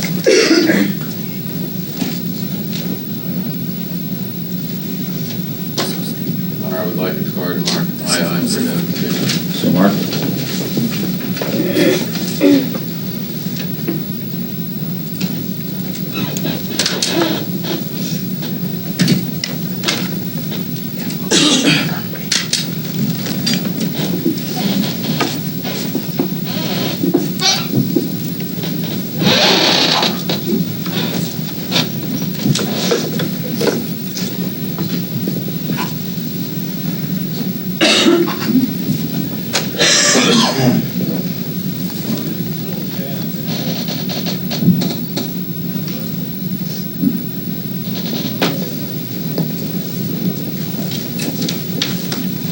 Showing you what's been marked I for identification. Do you recognize this card? I haven't seen it in a long time. That's Dan's handwriting. I know for certain it may be possible to have a happy birthday. Should I read it? Just tell me if you recognize the card. I hope you start to feel better soon. Love, Dan. That's the card. It has my birth date on it, 1985. Were you physically sick during that period of time? Not at all. Now, during the, after you were served, told that there was going to be a divorce, did you contact anybody? Did you contact an attorney at some point in time in Los Angeles? When I first got served with the divorce papers, that's the only thing I knew to do. I didn't know what else to do with them. So I started calling San Diego lawyers. It didn't occur to me to go to LA. I called about 8 lawyers right away, trying to hire a lawyer to defend myself. That's what I said. I was the defendant and he was the plaintiff, and I had to defend this action. And I needed a lawyer. And so I called all the lawyers, all the good divorce lawyers of reputation that I knew in San Diego County. Were any of them willing to take the case? No, in that one day, every single one of them said absolutely no. They would have nothing to do with the case because they knew Dan so well. Okay. And did you eventually go to Los Angeles for a lawyer? Only because a local attorney... Objection, Your Honor. Sustained. Did you eventually go to a Los Angeles lawyer? I was referred to one by a San Diego attorney, yes. Okay. And why did you go? Why was the reason that you went to a Los Angeles attorney? Because the well-known San Diego attorney advised me to quit trying, that no one in this town is going to help you, that you have to go out of town. And as a personal favor to me, although I've never met the woman, as a personal favor to me, she arranged this appointment with Mr. Jaffe. Okay. And he did it as a favor to her. And where was Mr. Jaffe located? In Los Angeles. Okay. And did you reach an agreement with Mr. Jaffe? He said he really didn't want to take the case. He didn't want to come to San Diego. It was inconvenient for him. He had more cases than he knew what to do with up there. But as a favor to this other attorney, he would try and represent me. And I signed an agreement. Should I keep going? I saw him the one day. I hired him. I signed the agreement. He told me not to worry. Objection, unresponsive. That's another question. Okay. What did he tell you? Did you talk to him about money and how he was going to get paid? You can answer that yes or no. Yes. And what did he tell you? Objection, hearsay. Overruled. You can answer that. He told me that he would need a $10,000 retainer, that his fees on my half of the case alone would be over $100,000, and that I should not sign anything, and he would get the money, the $10,000 retainer, from Dan, because I didn't have any money, and he would get it from Dan, and the court would decide later whose half of the money it actually came out of. But since Dan controlled all the money, he had to get it from Dan. And he said that was pretty usual, and I shouldn't worry about anything. Okay. Now, at this period of time, you knew Dan's family. You knew he had a brother, Larry. Is that correct? Yes. Did you know whether Dan or not had a retirement account at this time? No. I mean, I knew in a very vague sense that he had a pension fund, is what he called it. Okay. Did you know what was in the pension fund? No idea. Did you know whether he was transferring money from the pension fund in any time in 1985 to Larry? No, I had no knowledge of the finances at all. Okay. Did he ever talk to you prior to leaving in February of 1985 about giving large sums of money to Larry Broderick? Yes. Okay. What did he tell you? That his brother Larry had all these investments in mind, condos and historical buildings and duplexes and gold futures and bull semen. I mean, all kinds of investments, because that's Larry's field, is investments, I guess. And so Dan gave Larry humongous sums of money to be partners in investments. Okay. Now, was over this the all years we were married? Was this all in January of 1985, or was this over a period of time? It was over a period of time. Okay. Did you know what money had gone to Larry Broderick? No. Did you know whether your name was on any of that stuff? Well, I assume since I never saw anything or never signed anything, that no, there's no way my name could have been on it. No, my name wasn't on anything. Did you have control of any of those assets in 1985? No. Okay. Were you able to sell any of those assets to pay for whatever you wanted to, fixing the house, doing things in 1985? I had no saleable assets at all. The car was even leased, so I couldn't even sell the car. And the house I was living in, the new house, had no equity at all. So even if I sold it, I wouldn't make any money. And it was in Dan's name as well as mine, so I couldn't go off and sell the house. So no, I had nothing I could sell. Okay.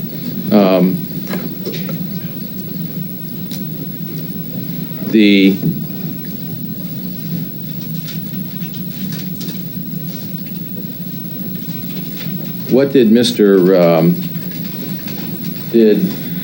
Jaffe, to your knowledge,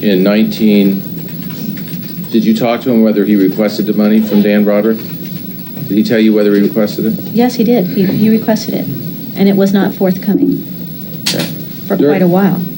During any time that you were, when Mr. Jaffe was your attorney, did you ever learn that Mr. Broderick ever paid him any money? No. No. So there was no time where the retainer was paid for Mr. Jaffe to do anything? Objection, Your Honor, asked to answer. Sustained.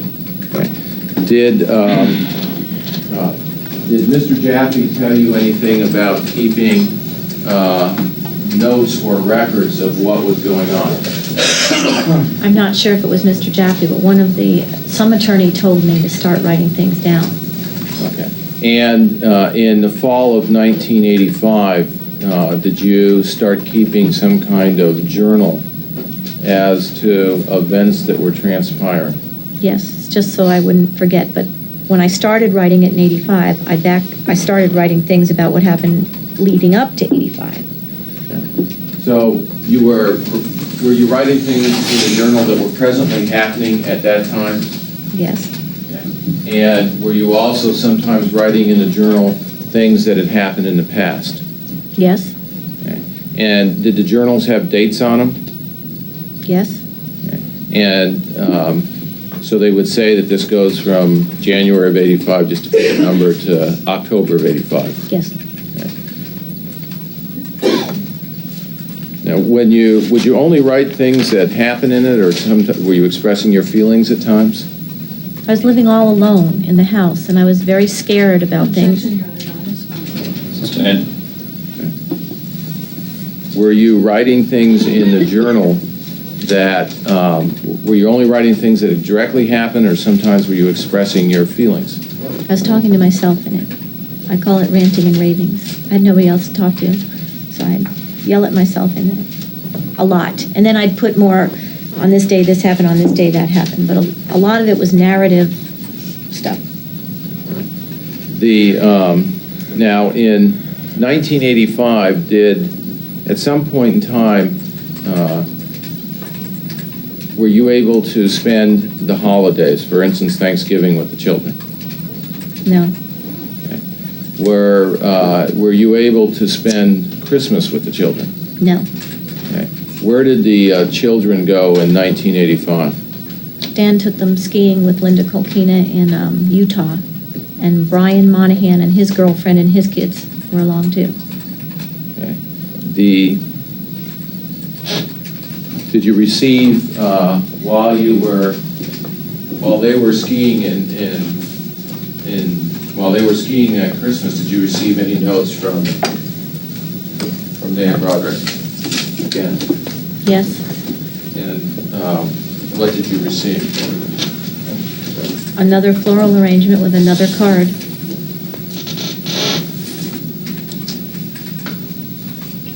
Now, had you ever in your life spent a holiday, Christmas holiday, away from your family? No. Never sent me flowers before either. Did you want to be with your family? Absolutely.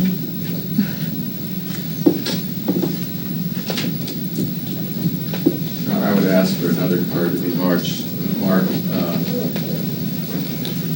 Double J. Double J. So marked.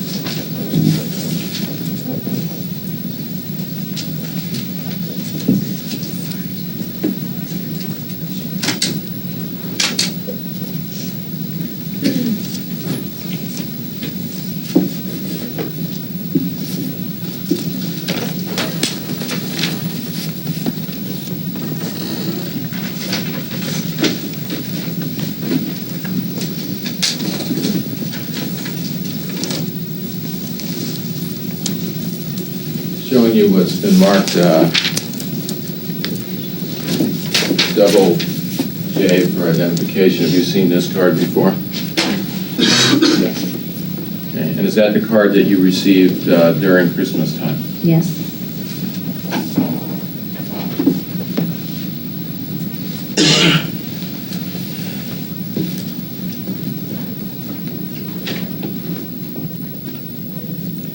During the time that you,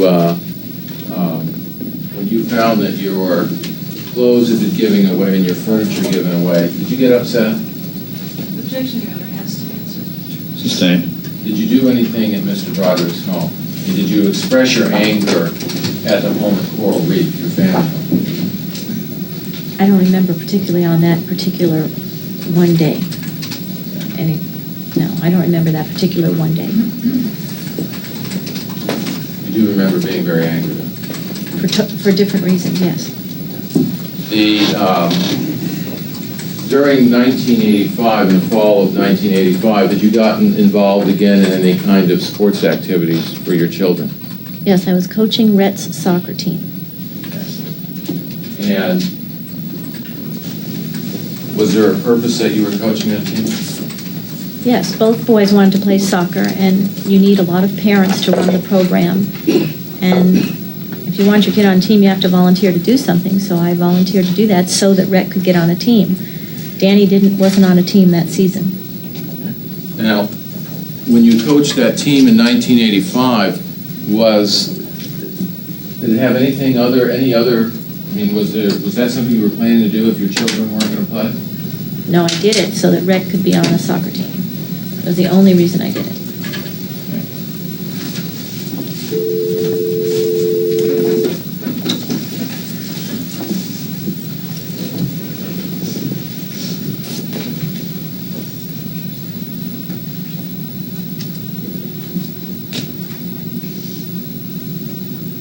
Showing you a photograph that's been labeled KK for identification, Your Honor, and it appears to be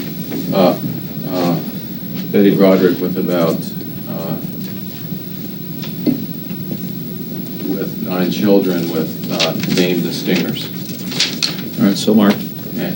Showing you what's been marked KK for identification. Do you recognize that photograph? Yes. Okay, and is that the soccer team that... Yes, that's Rhett in the middle. Okay, so Rhett would be the third from the right, not counting yourself. Right. Okay. Now, during the time in 1985, was he in a league where there was practice days too? Yes, the whole soccer season was a disaster. Rhett never got to play. Okay. Was there a time that you went over to sometime in the fall of 1985 when you went over to pick up Rhett to play on a soccer game? I had to pick him up on Saturdays. The babysitter was supposed to take him to practices on Wednesday, but she wouldn't do it. And then I had to pick him up on Saturdays, yes. And I called ahead. You want this particular Saturday? Yes, if you could tell me about the particular Saturday. It was well into the season, and again, the only reason I'm doing this is so Rhett can have a team. And on Wednesdays, the babysitter who lived very close to the field and did have a car to drive, for some reason, whether it was her own or Dan told her to, would not deliver Rhett to the field to practice or to play. So I was real upset about that. And then they wouldn't bring him to games on Saturday or anything. So there's one particular Saturday, I called and I said, "Are you ready? I'm going to come over and get you." And Kim told me that he had his little uniform on, which is in that picture, and he was indeed ready, and I would be there in the few minutes it took me to go up the hill and get him. I was on my way over. I hung up the phone and I got in the car and I went to go get him. And when you got to the house, what happened? There was absolutely nobody there. None of the children, no Dan, nothing. Nobody was there. Okay. Did you find out where they went? Not until much later. I went to a neighbor's house and said, "What happened? Where'd they go?" And she didn't know anything, and the car was gone, and they were all gone. Were you upset? Very. I mean, I called. They knew I was coming. It only took me a few minutes to get there. I felt that Dan purposely took the kids so that I couldn't get Rhett to the soccer game. Okay. And did you do anything at the house that day? Yes, it was my house, and I was in the house, and this is after I definitely knew about Linda. And the kids had been complaining about no food. That was a big thing, about no food. So I looked in the refrigerator, and there was no food. All that was in there was cheap champagne, not one speck of food. And so I got mad, and I took the bottle of cheap champagne, and I threw it through a window as a, "Thanks a lot, I've been here." But I had to leave. I had to run to the soccer game because I had to be there to run it. Okay. Did you later have an argument with Mr. Broderick when you found out where he said that he had to take the children that morning? Do you know? It was hard for me to have an argument with Mr. Broderick. He wouldn't talk to me. Were you later told where Rhett was when you came to pick him up? He took them down to the Save-On drugstore in Pacific Beach for something. There was a question of a Boston cream pie. Did you at some time throw a Boston cream pie? I didn't throw it, no. What did you do with it? Smushed it. And what is a Boston cream pie? I was at the house visiting the kids, and I was there for a while. And when I was leaving, a Boston cream pie is a cake. It's the size of a cake. It's 2 layers tall, and it's just like a cake. And they call it a pie because instead of frosting in the center is some sort of custard. And then it's got chocolate icing, but it's basically a cake. And it was on, should I keep going? Yes. It was on the counter as I was leaving, and I believe Marta was the babysitter then. And I said, it looked like a child made it, so I said, "Oh, who made the cake?" And she said, "Linda." And I said, "Linda who?" And she said, "Linda at the office." And I said, "Oh." Now, was that at a time when Dan was still denying that there was a relationship with Linda Kolkina, or do you remember? It's all so close. It's in October there. I don't remember. I think he was still denying her. That's why I would have said Linda who. Anyway, I'm not done. Okay. When she turned her back or something, I took the cake and I smushed it around his bed on the bedspread and stuff. Like, nice Boston cream pie. Did you get you got billed for the cleaning bill at some time? I got in big trouble, and it was a typical Dan Broderick trouble. He billed me for so much more damage than any one little cake could have done. You know, it was a plaintiff attorney's complaint. He claimed I dirtied everything he ever owned and had to send it to the cleaners, and he billed me a huge amount. And he greatly exaggerated what damage was done by the Boston cream pie. But he billed me for it, yes. Now, were you at some time in 1985? Did you start getting some living money from Dan Broderick? Yes, again, we're still in October '85. He came to my house in La Jolla Shores, and he decided he was going to give me a budget. He wanted me to learn to be independent. And I said I didn't want to do it. And what kind of budget? What did he do? Well, he made out what I would need. He decided, because I had no idea what I would need. I've never paid any of the bills. And so he decided that if I had this much for this and this much for that, then I'd need this much for a month. And then at the bottom of the page, he said that he'd continue paying house insurance and taxes and car insurance and health insurance and all these other things, but he'd give me this much a month, and there would be $4,500 for the house payment and the gas and electric and the phone and the gardener and the travel and the food and the maid, and it came, in his estimation, to $9,000 a month. Now, before that, you had been living on your credit cards? Yes.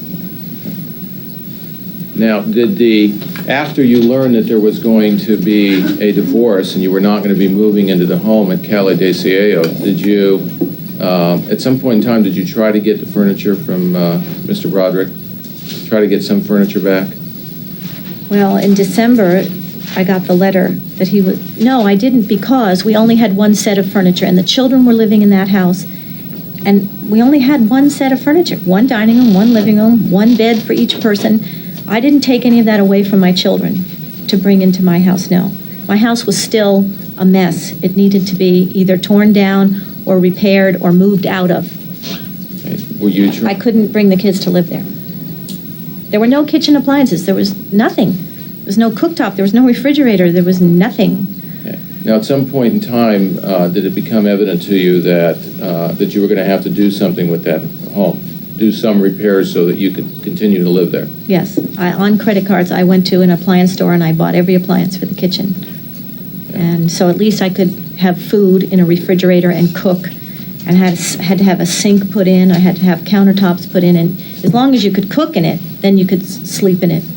Okay. And eat. And I bought a bed, and I bought towels, and I had to buy everything. Salt and peppers and knives and forks and sheets, and because I didn't have anything. And you were doing this on credit cards at that time? Yes.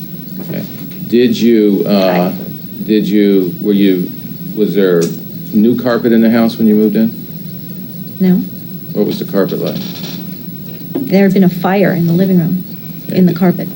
Did you eventually replace that when you learned that the house wasn't going to be torn down? Right. In the beginning, when I did the credit cards and bought... Excuse me. Just ask another question, Mr. Early. What did you...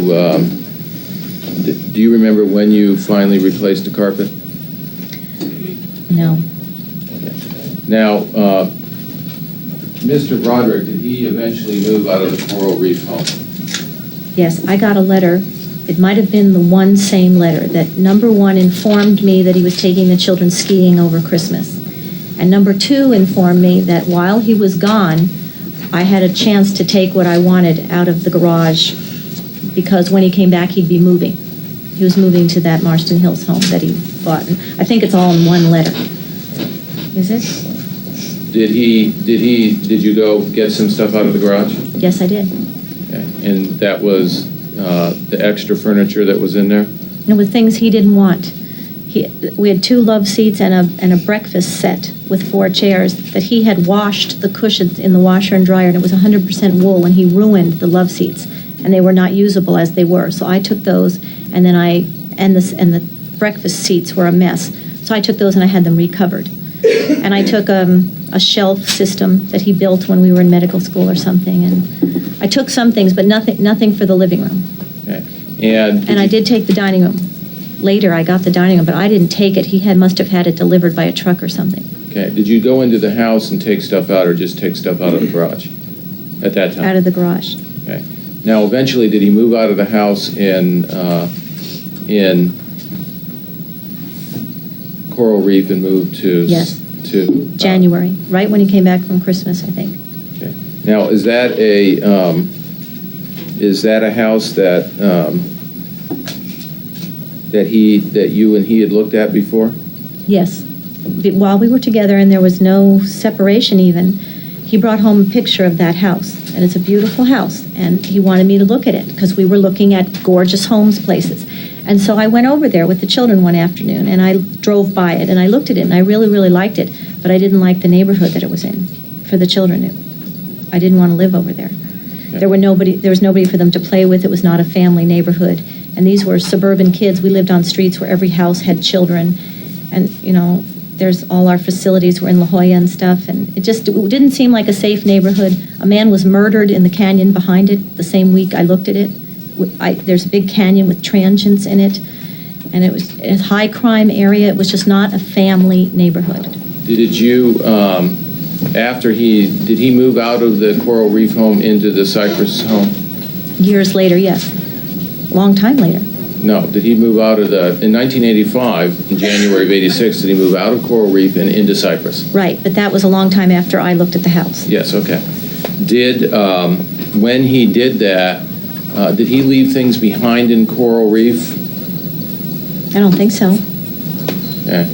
So the house was completely empty? He didn't leave any toys, any trampolines, anything at all at Coral Reef? No, he had to have delivered that stuff to my house because I didn't have a truck and I'm not a moving man and I don't remember carrying it out. Okay. But at one point I ended up with our old dining room set and a garage full of humongous boxes of all the kids' books and toys and all their belongings and sporting equipment and their bicycles and the trampoline. I ended up with the trampoline. I ended up with all the kids' what he called junk. He didn't want it at his new house. Okay. And who had custody of the children at that time? There was no custody arrangement. They were physically living in Coral Reef because that was the only roof we had that they could be happy under and safe under. And then he got a restraining order in October of 85, and he used that as custody because if I couldn't get within 100 yards of the house where my kids were, I couldn't get to see my kids. So I didn't realize it until a long time later that that's what happened. He used the restraining order as a custody order. And that shouldn't have happened. Okay. So at the beginning, when there was no custody order that you were aware of in 1985? No. Okay. Were you kept away from seeing the kids by something? Or yes, by this restraining order. I was very scared by it because I was defiant and I did go see the kids as much as I could, but I was very scared because he was threatening to every time I came within 100 yards of my own house to see my own kids that I was liable to be thrown in jail. Through 1985 and through the first half of 1986, were you aware of any custody order where you were not allowed to see the kids? In July of 86? All the way through, up until July of 86? No, there was never a custody meeting. There was never an agreement. There was no child support meeting. There was no meeting on anything. Okay. Was there, at that point in time, the restraining order, was that also included not to talk to Dan Broderick? I don't believe so. Were you ever served with a restraining order that forbid you to talk to your children that you were aware of? No. Okay.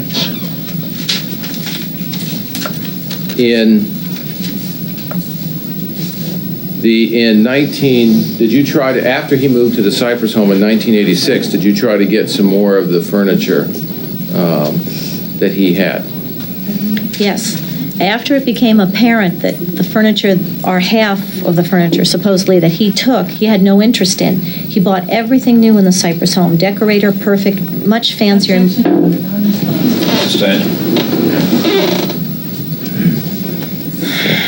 Was there a time, if you can just answer yes or no, was there a time that you tried to get the furniture that he had at Coral Reef and had moved over to Cypress? Yes. And what was the reason that you tried to get that furniture? Because apparently he didn't want it. And I could have used it because I didn't want to spend money buying new stuff. And he bought new stuff. And it was in his garage piled up. And he didn't want it, so I might as well be able to get it back. But he said, no, I couldn't have it. Now, you had a budget at that time, did you not? The $9,000? Yes. Yeah. Did you have, any time when he wrote out the budget, did he include money in that to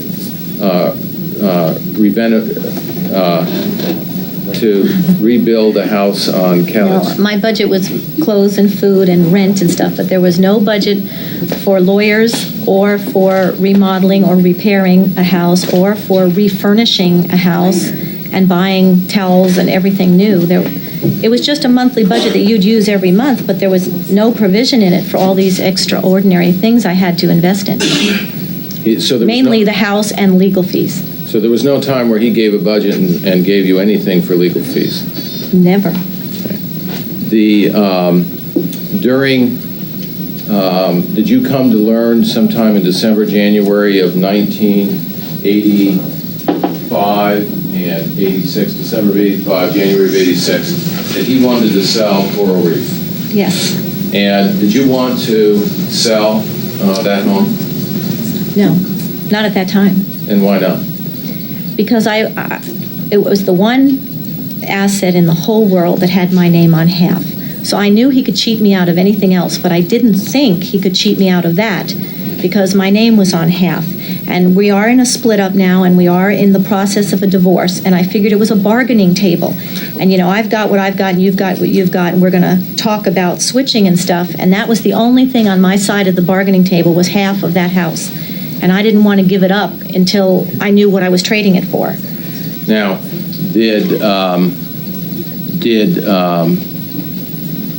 there was some testimony about that house being a depreciating asset. In other words, that house in La Jolla was going to, if it wasn't sold, was going to be going down in value. You were going to be losing money. Do you remember a conversation about that? That where someone I don't think I was part of that conversation. I think that's what he told Mr. Jaffe that time. Okay. No, the house could have been rented for about 3 times what it cost to keep it going. It would have been a great investment to keep. Now, at the time that they were talking to you about depreciating assets, did they talk about selling, for instance, a duplex in Dillon that was losing about twice its value a year? No, there was no discussion of selling anything else, just that. Did they talk to you about selling a historical building that was... Objection, Your Honor. Asked and answered. You said there was no discussion of anything else. Stay.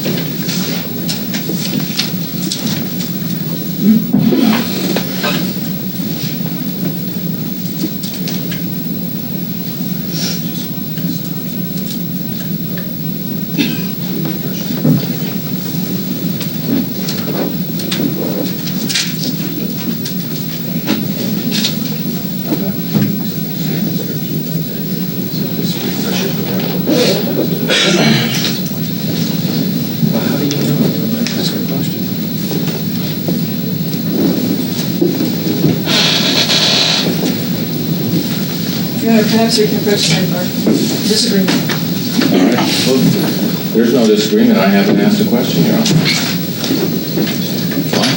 Go ahead, ask your question. I'd like to show you a document to see if this refreshes your recollection as to any of these assets, as to whether there was talk about any of these being depreciated. Objection, Your Honor. She's answered the question. Well, you can see the refresh.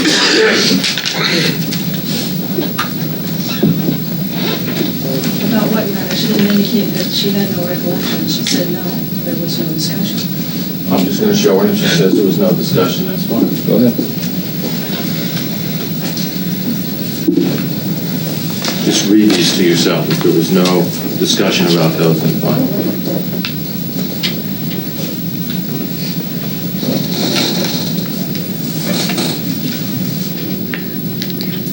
Should I answer? Yes. Was there any discussion about those at that time? My name didn't appear on any of these properties, so he wouldn't have had to discuss anything that he did with them with me. There was no mention. I didn't even know about half of these things.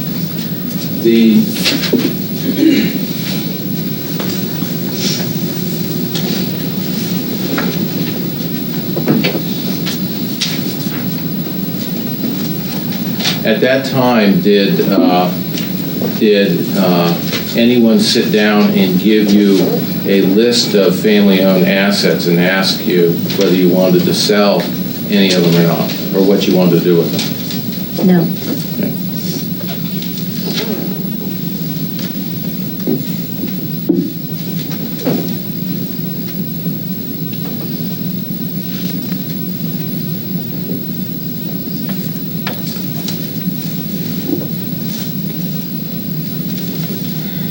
John, I'm going to go into a whole new area here.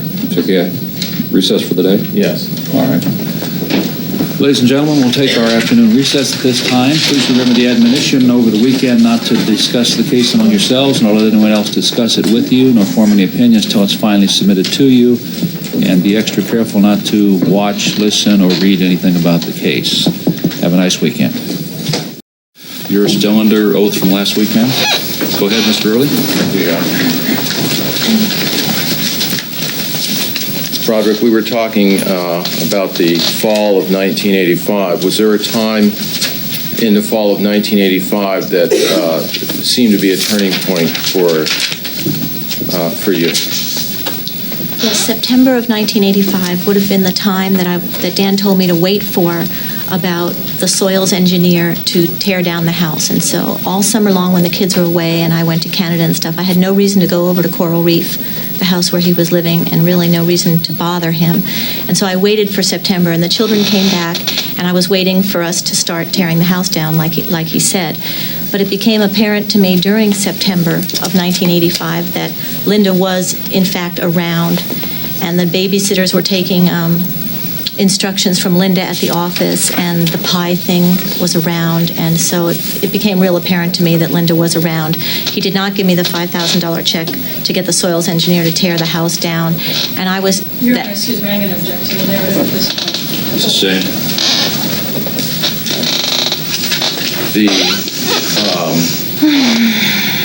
And so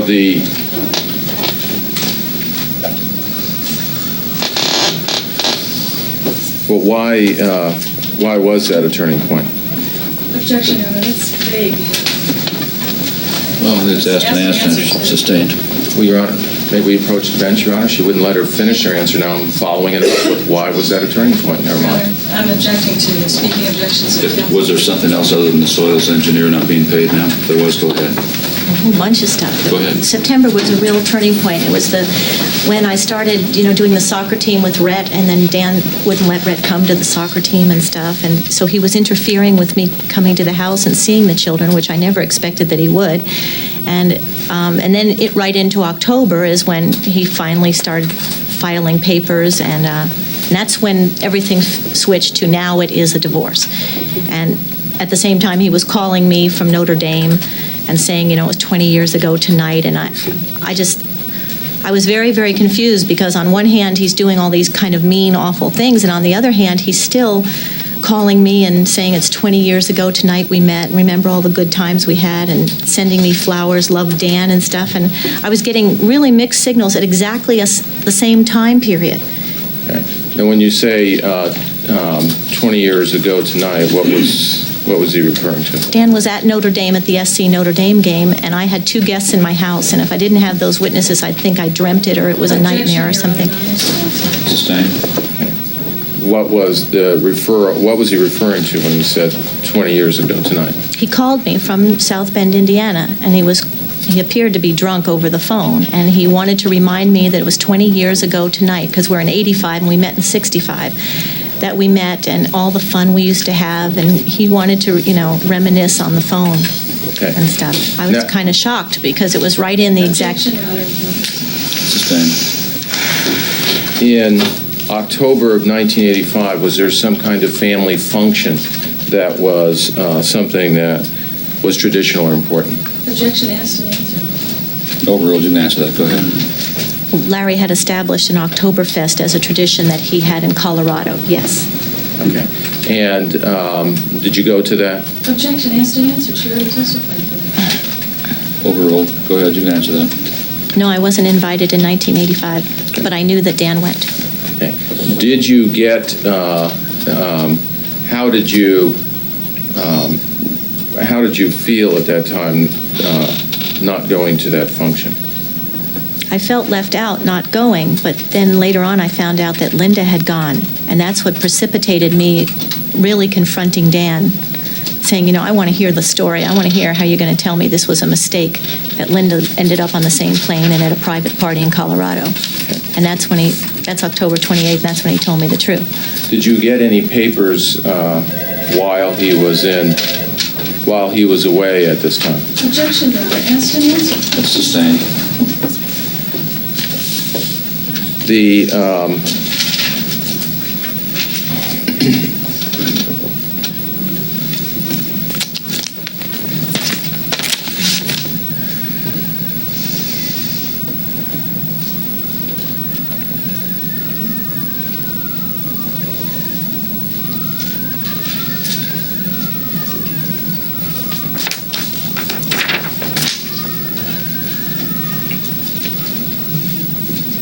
did you have the children in, when we're talking about December of 85, January of 1986, where were the children living? The children were staying at Coral Reef because of the condition of the house that I was in. It was not livable for children. They would visit me all the time and spend time with me, but they didn't, there was no furniture in it, and it wasn't livable. And were you, how were you dealing with your children at that time? At that time, Oh, real, can answer that. at what specific time? Which specific time? Things change so rapidly. Okay. In December of 1985, around Christmas time and at the beginning of January, how were you dealing with your children emotionally? Well, in November, I hired Mr. Jaffe up in L.A., and so I didn't do anything about the kids. Sustained. The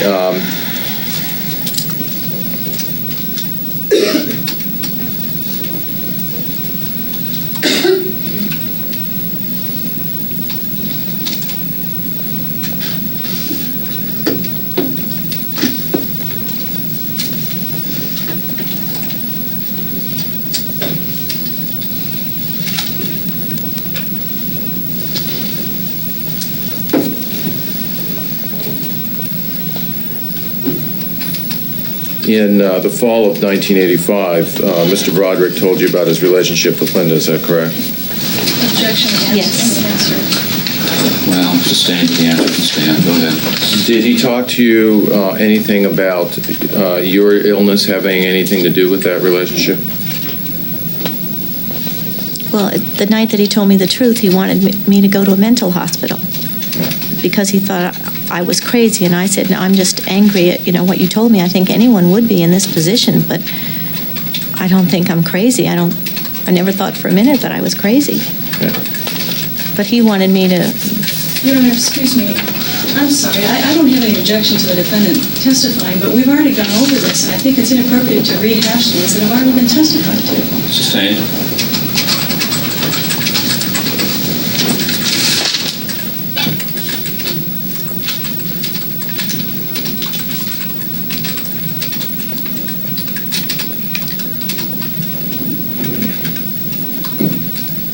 During the summer of 1985, when your children are out of town, did you go anywhere? Objection asked and answered. She went to Canada. She testified to it. For 10 days. Your Honor, I don't believe I've asked her that in this trial, whether she went to Canada. The answer can stand. Go ahead.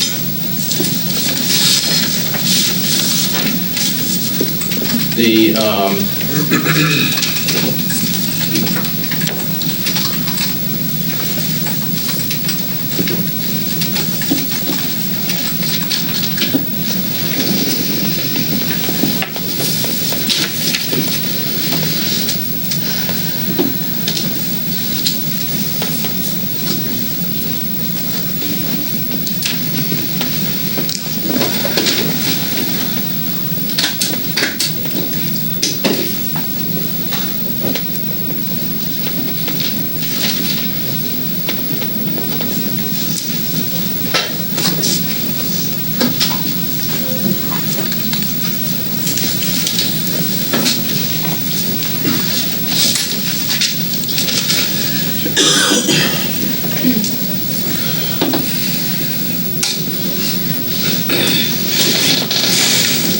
showing you what has been marked LL for identification. Do you recognize this picture? Yes, that was taken on the Canada trip at Bouchard Gardens. And that's in 1985? I think it was July of 85, yes. Okay. The,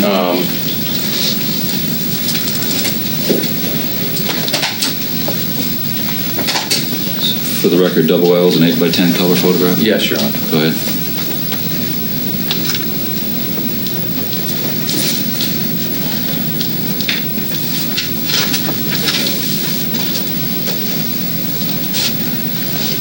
it okay if I walk through the well? Certainly. And showing you M for identification. Do you recognize those 4 children? Yes, I do. And are those your children? Yep. You remember when that photo was taken? Rhett looks like he's not even 2 there, so it's about 80 or 81.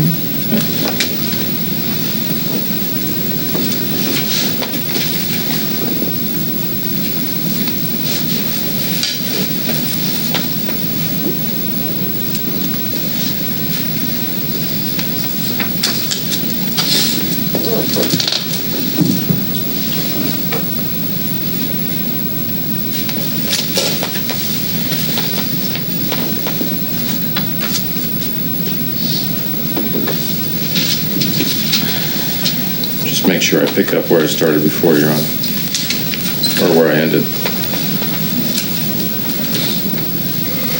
You got to January of '86 where they moved to the Cypress house, I believe. Okay.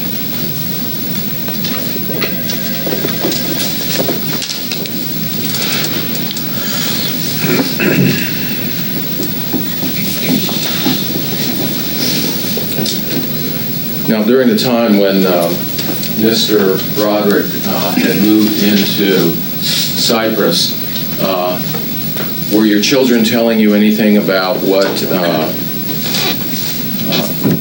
their father was calling you at that time? And how reasons that they couldn't come over or that they couldn't see you? Well, when he hired those babysitters in September of 1985, he told the babysitters and the children and everybody else the reason he had the kids was because I was mentally ill. Okay. And did that continue up until that time? It always, yes. Okay.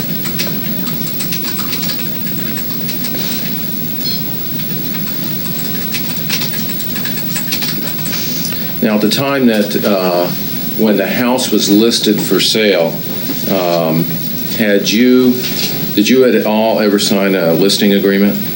The Coral Reef home? Yes. No, I didn't agree. No. Okay. In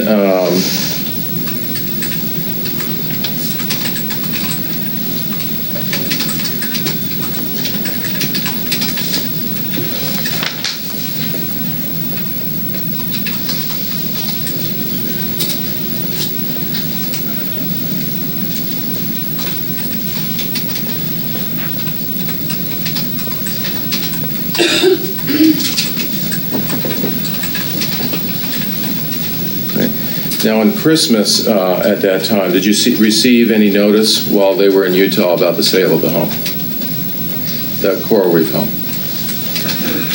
While they were away skiing that Christmas, I received a letter from Dan saying that he was, is that what you're referring to? A Yes. letter from Dan saying that I could get my junk out of his house while he was gone on the trip, and then when he got back, he'd be moving.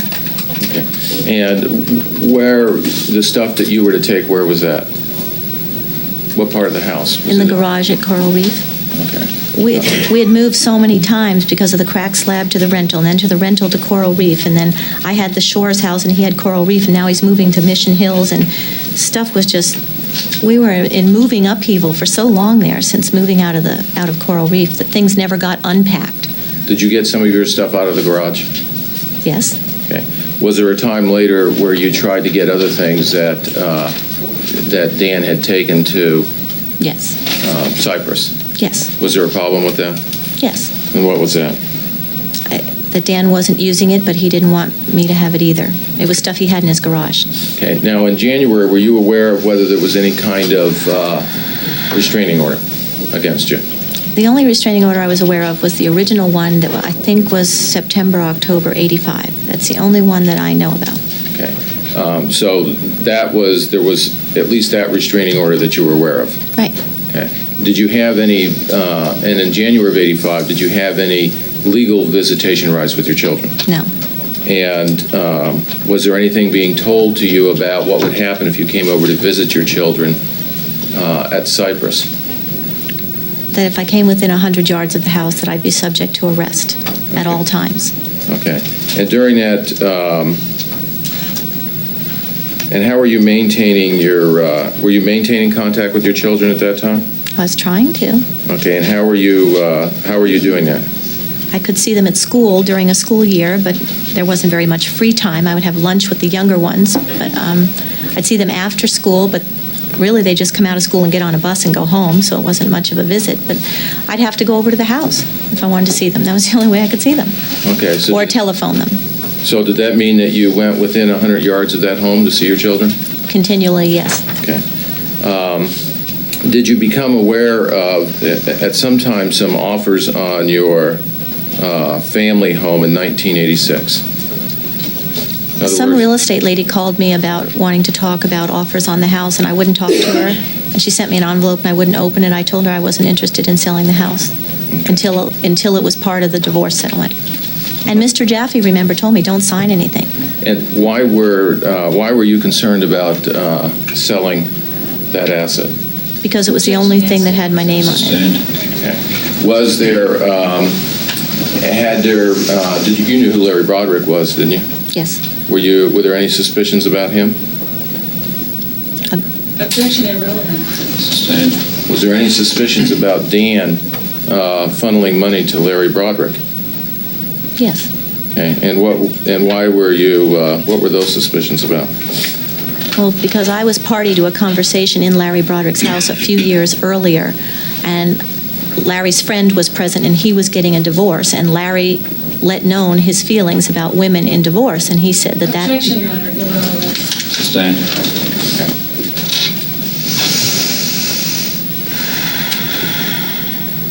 Well, did you believe that money was being funneled to Larry Broderick? Yes, I heard Larry said Your he could Honor, do that. Excuse me. You can answer that yes or no. Yes. We'll get to the reasons. Yes. What were the reasons? Because of Your Honor. State of mind, Your Honor. What were the reasons? Because of this conversation that I heard with Larry, that was right there. I wasn't eavesdropping or anything. That he was advising this other man who was getting a divorce how to become broke on paper at the time of the divorce and then get the money back on paper, and that it was, Larry's feeling that his wife should not get one copper penny, he said. Okay. And just before Dan walked out, had there been a number of dealings that you knew that Dan was sending money to Larry Broderick? A lot of them. Larry had control of all of our investments, as far as I knew. Dan was so busy being a lawyer that he didn't have time for investing, and so he sent all of our money to Larry, and Larry was the investment arm of our family. Before Dan had walked out, had there been anything that happened with receiving any paperwork from Larry? Yes, in 1984, I got at the front door a big, thick manila envelope hand-delivered by someone. And I opened it up. I didn't know what it was, and it was real estate things or something about a deal in Colorado. So when Dan came home, I showed him that it came to the house, and he got very mad that it came to the house. He didn't want me to know about something that was going on, and I didn't think much of it at the time. But later on, I thought, no wonder he was mad about things. Did you at some time find out? Now, during this period of time in January, were you hearing from the children calling over Coral Reef? Every day, yes. Okay. But they wouldn't be calling Coral Reef. I was in the rental house. No. I mean the Cali de Cielo. The empty house, right? Okay. And during the period of time, starting in 1985, did you start keeping any kinds of journals? Yes. Okay. And what were those journals? Some lawyer told me to start writing things down. Sustained. Oh. Okay. What were the journals? Things I wrote down. Okay. And why were you writing things down? Because I was so stressed and so upset I couldn't remember things. So I wrote it down so there'd be a record that when I went to the attorneys, there was more of a clear record of what happened and stuff. Okay, and when you were writing in those, were they always something that was happening that day? Can you explain what kind of writings would be in the diaries? Well, basically three kinds of writings, little things that would happen or big things that would happen that day. And then I would go back and try to say what happened in the past, and then just narrative ranting and ravings about things are in there. Not specifically tied to a certain date or a certain event. Did at some point in time the children talk to you about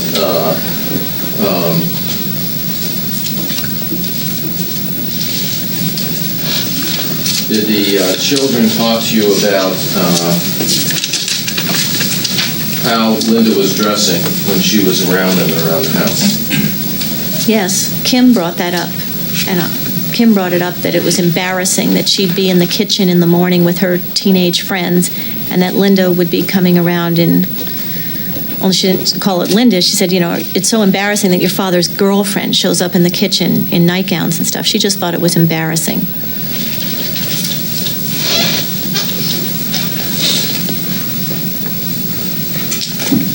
Do you remember any incident where there was a problem with Rhett being unsupervised playing with matches? Yes, I had a lot of problems with the children being unsupervised. Do you remember the date of that? Not particularly, but yes, he was starting fires. And he had knives and there was a dog bite. I don't know particularly what date you're referring to, but the children were not being supervised over there.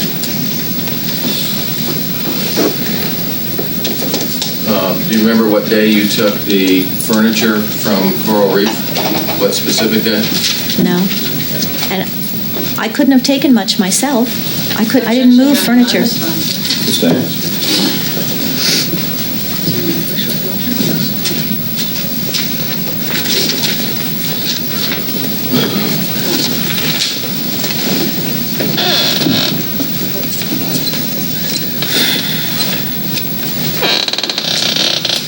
If you could, do you recognize this page? Yes, it's one of the pages out of the diaries. Okay. And does this refresh your recollection as to the date, as to the match incident? Yes, it's December 7th. The kids are alone because it says it was a Saturday. She's just being asked if it refreshes her recollection. She should read it to herself. Sustained.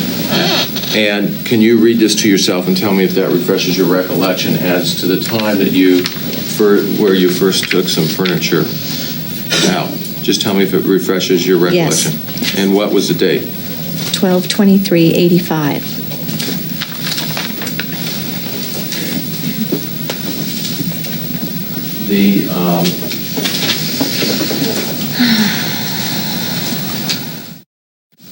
Now, during the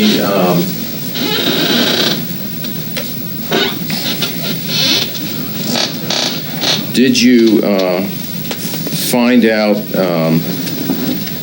now during that period of time, was there any other problems with the children when they were over there? Objection in Vegas to what time we're talking about. Sustained. Okay. In January and February of 1986 now, did there continue to be problems with the children? There were constant, everyday problems with the children. I was hysterical being separated from them. I didn't like the babysitters. I thought they weren't being cared for. I thought they were being neglected. They missed me. I missed them. Was there problems with their clothes, going to school with clothes with holes in them? There was problems with everything, yes. That was one of them. Okay.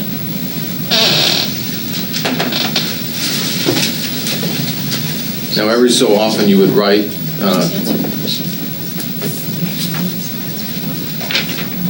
do you remember the exact dates that every one of these things happened?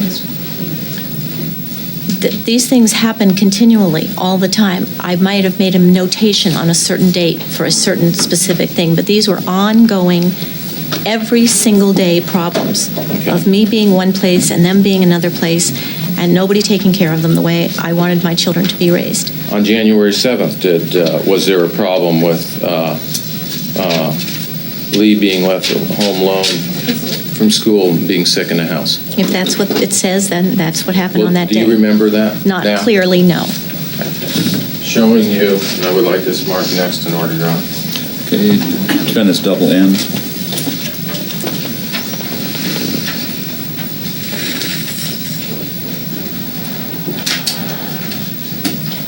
Show you some things where we have some specific dates in your diaries, just to see if that refreshes your recollection on whether there was a problem on any of these. Your Honor, I'm going to object to the relevance of the specific date. She's testified she believed it was an ongoing problem. I don't think it's an issue. I don't see the relevance at this point, Mr. Rubin. Unless it's not January, February of '86, which is what she's testified to. Do you need the specific date? Well, I mean, I necessarily don't need, I don't know if I need the specific date, Your Honor, as to when all of these things happened. Objection sustained. So it says everyone else crying.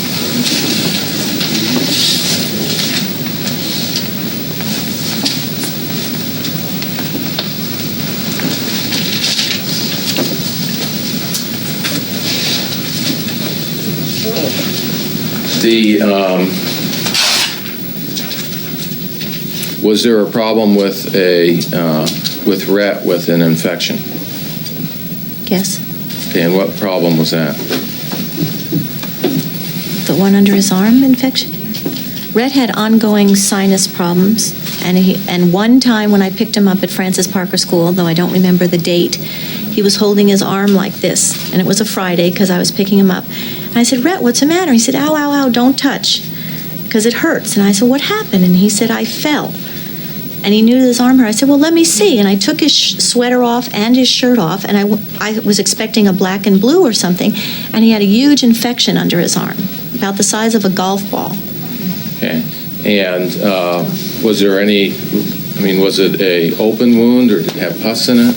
It was just a big abscess kind of thing, and he had it for several days, he said. Okay. And did that upset you? Yes, because obviously nobody looked at him. Did you ask him why he didn't show it to his father? Objection, Your Honor. Hearsay. Sustained. Your Honor, it goes to explain her conduct and state of mind. Well, in 1986, we're still talking February of '86? Yes, Your Honor, and there's been evidence as to phone calls and that she was upset. Well, objection sustained. You've heard a number of phone calls that you made, is that correct? Yes. Okay. When you made the phone calls, were there things happening that you were being told about children's neglect and whether Dan was taking care of those problems? Absolutely, yes.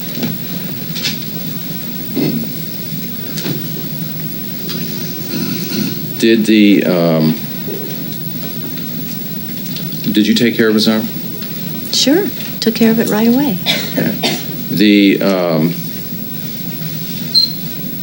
At some point in time, did you find out that your family home had been sold?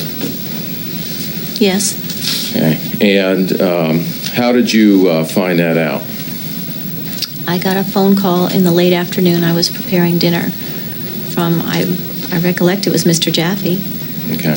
And were you informed how your house had been sold? He started the conversation by saying that your house has been sold, and I was just shocked. And he said that they served him a 4-hour notice. I'd never heard of a 4-hour notice before. I said, what's that? He said, well, they can let the other side know that in 4 hours they're going into court, and if you don't show up, they can get whatever they want. But I didn't know about a 4-hour notice. And I said, how can they sell it without my name on it? I was just really upset, and I couldn't believe that anyone could sell my house that had my name on it without even a phone call or a notice to me. And I was only 10 minutes from court. I could have been there. Okay. Now, did you have people visiting at that time? Yes, my parents were here. Okay. And Brian from Canada. Okay. And at any time, did someone try to give you notice at your house or on your phone? Not at all. Okay. And had Mr. Jaffe been paid? No, and he never filed a response to the divorce, so he was not technically on that day at all, even my attorney of record. I had no attorney of record. Okay. And do you remember on what date that occurred, approximately? February 3rd, 1986. Were you given any details of the sale? How it was sold? How much? What was that? He didn't have any details. All he had was that he was given a 4-hour notice. Okay, now what did you do when, before you went and contacted Mr. Jaffe, did you have any contact with Mr. Broderick about hiring a lawyer?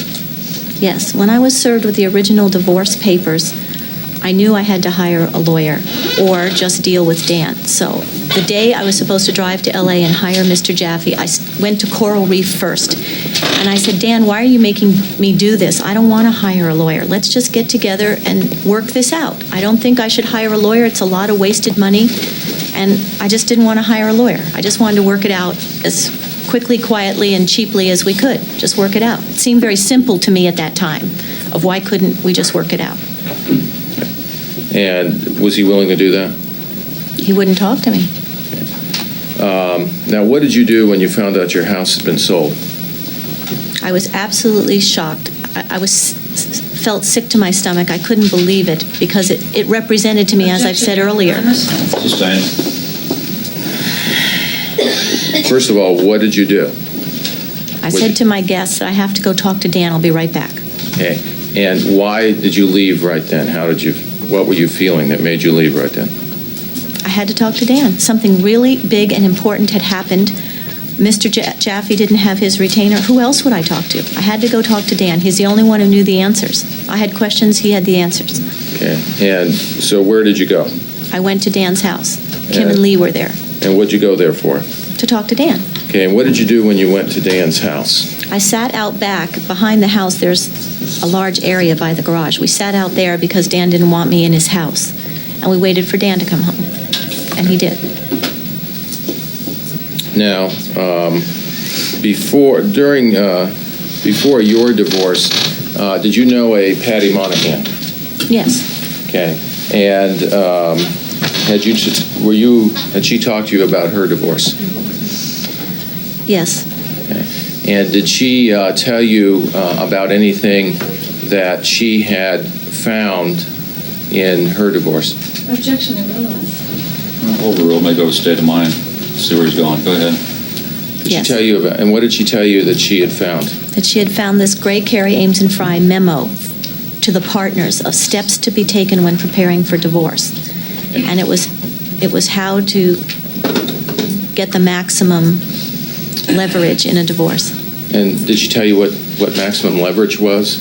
Well, I remember from her divorce, and I lived through her divorce with her, that they tried to sell their home that they'd been in for a long time and move to a rental.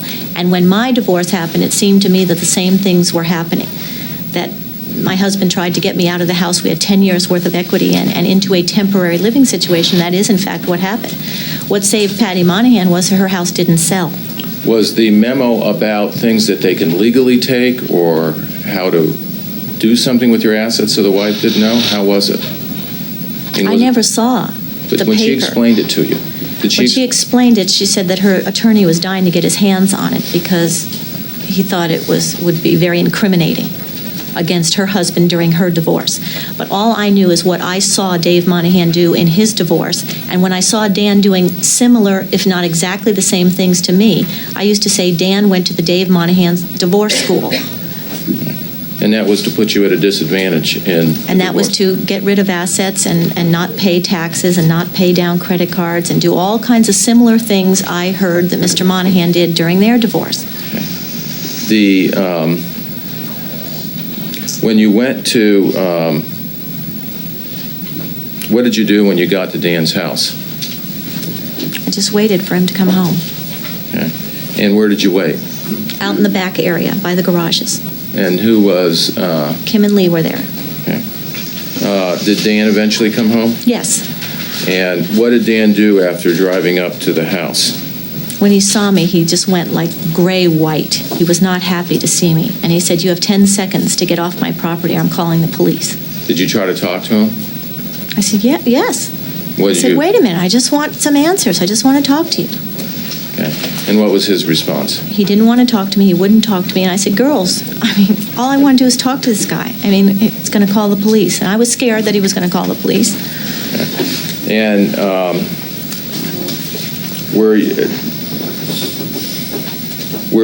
did you have any suspicions about that sale of the house?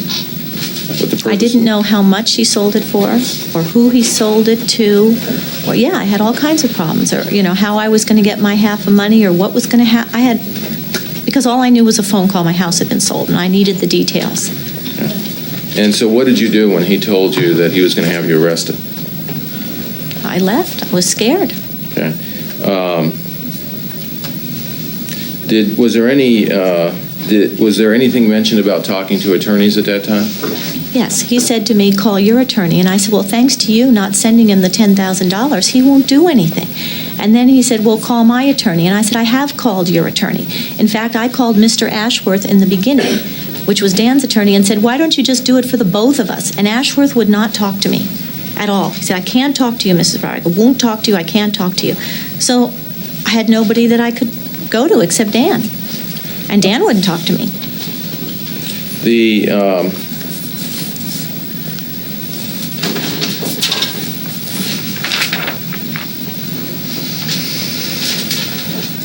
At that point in time, how did you feel about what Dan was doing with the house and in a 4-hour notice? Objection asked and answered.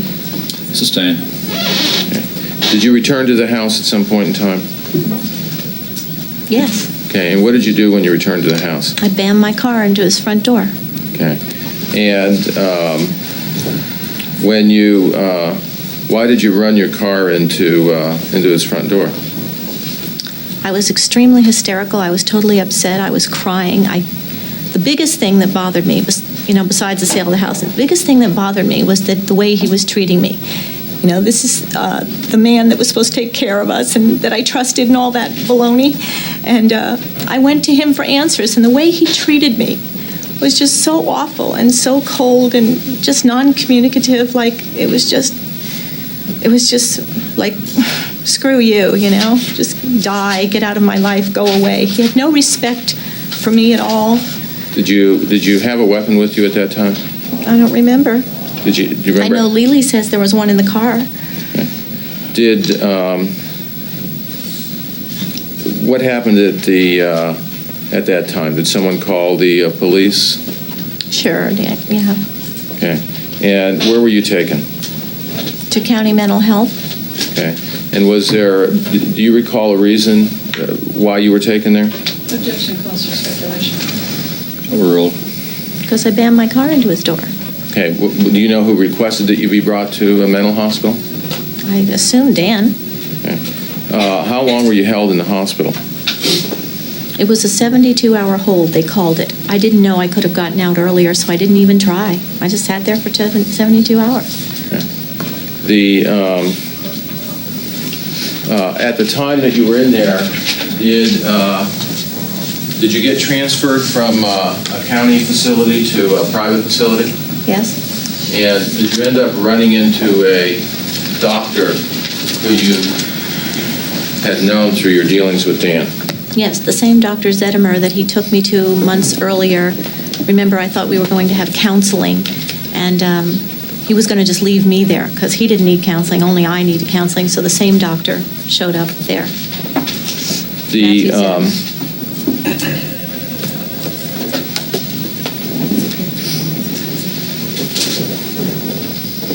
And do you know how you got transferred from a county facility to a facility where Dr. Zunimer was? How I got transferred? You mean the paperwork or physically? Or? Do you know why? Did anyone ever tell you why?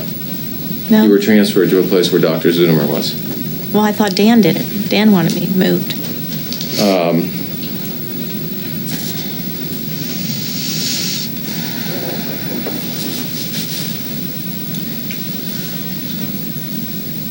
Now, after you were committed, were you ever billed by that hospital? Objection irrelevant. Sustained. I'll make an offer of proof on that, Your Honor. I don't see the relevance of it. Come on up, make an offer of proof if you want. I don't.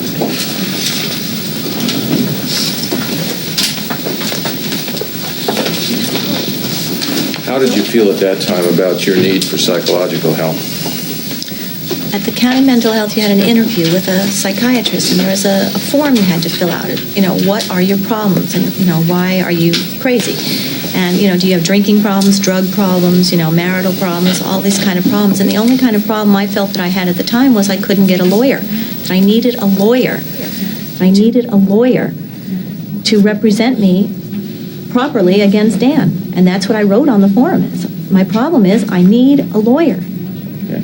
Now, did you have any fears about seeing a doctor for mental health problems or confiding in a doctor at that time? For two reasons, yes. That doctor particularly because he represented to me one of Dan's experts.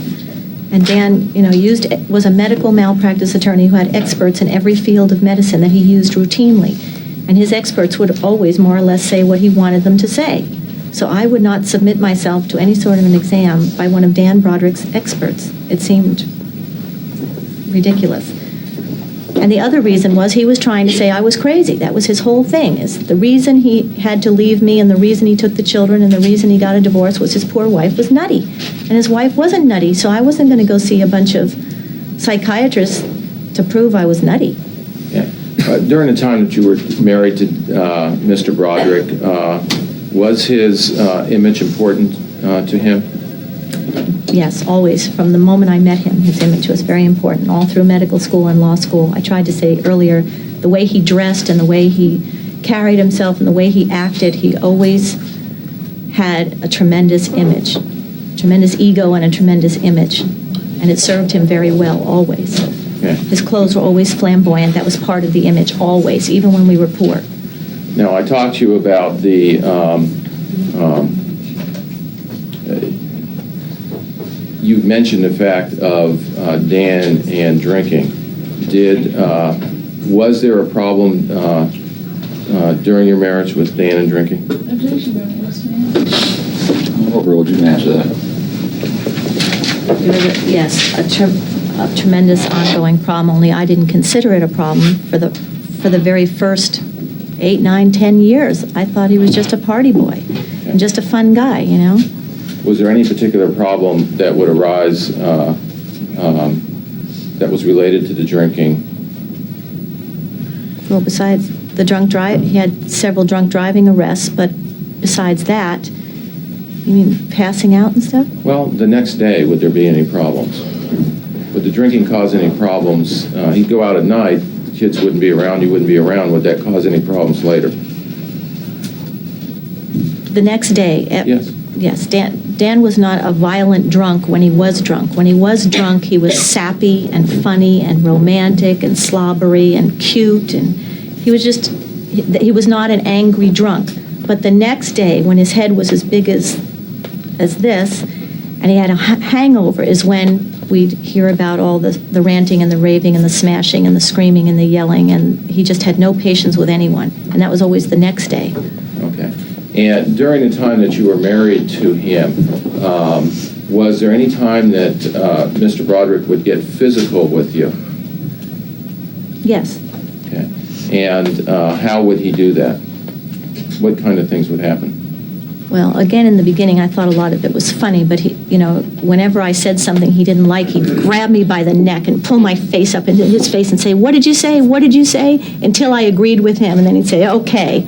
And I don't want to hear that from you again. But it was part of him playing with me, but it was also part of him training me what I could say in his presence, And then there was a time when I skied up to him, and my skis went over his by just a little bit. And without saying anything or anything, his reaction was to hit me like that. And I just went flying in the snow, and I practically broke my leg because of the ski things, and I was crying and everything, because the ski bindings didn't pop. And so he was very physical with me in the beginning, but as the years went by, I learned to either placate him or stay away from him. Okay. Was there times when he would do something? Were there times when you would be present when he would physically do things in the room or where he was? Oh, the doors or yes. When we were poor and stuff, it was more of a problem because we couldn't repair the things that he smashed, and we were afraid that the people we were renting from would want us to rebuild the walls and the doors and the desks and things that he would smash. But as we got money and as the things got to be ours, he could just smash anything he wanted, and there was no problem because we just have to go out and replace it or repair it. But that was his way of acting out, was screaming and yelling and smashing things and saying, "Next time it'll be you." Did in any of the times when he was destroying things, did you ever get physically hurt? Yes. And what kind of physical injuries have you? An example of a physical injury that you've suffered? Well, when he punched me that time with the car, I got a broken sternum, and it hurt for months. I got a black eye when he went like that once. I don't know if it was his hand or his elbow or something that hit me, and he was going to smash something, and I got in the way. And like the time when I got pushed off the skis, I couldn't walk on that leg for a long time. I had a totally sprained ankle. Did you learn to avoid Mr. Broderick when he was in a bad mood? Yes, and I learned to keep the kids away from him, too. Okay. Now,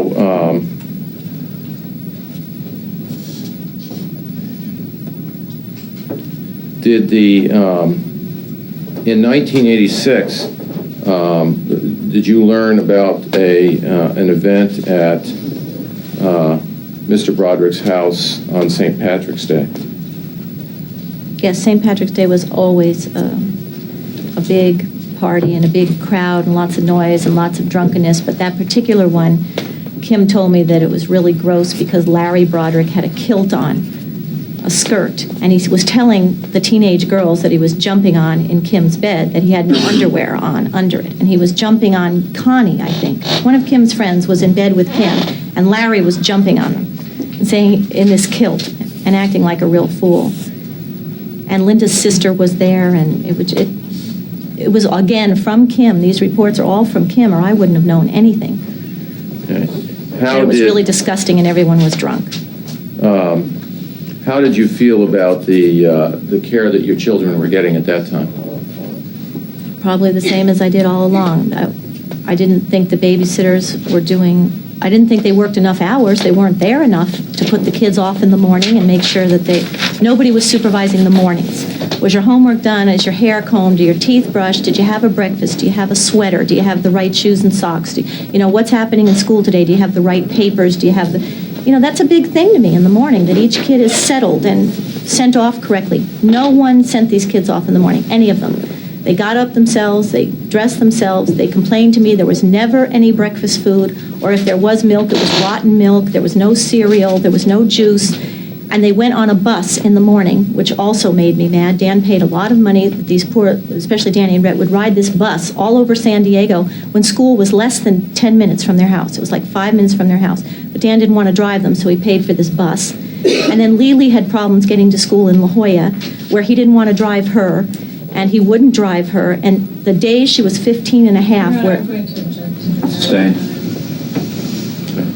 Did anything happen with Lee, problems with Lee in driving to school? Objection irrelevant. Sustained. Again, I would offer for state of mind as to... Objection sustained.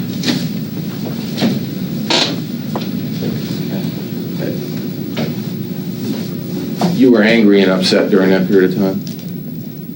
yes, And were there a number of things that were happening during that period of time? always, a whole big number of things.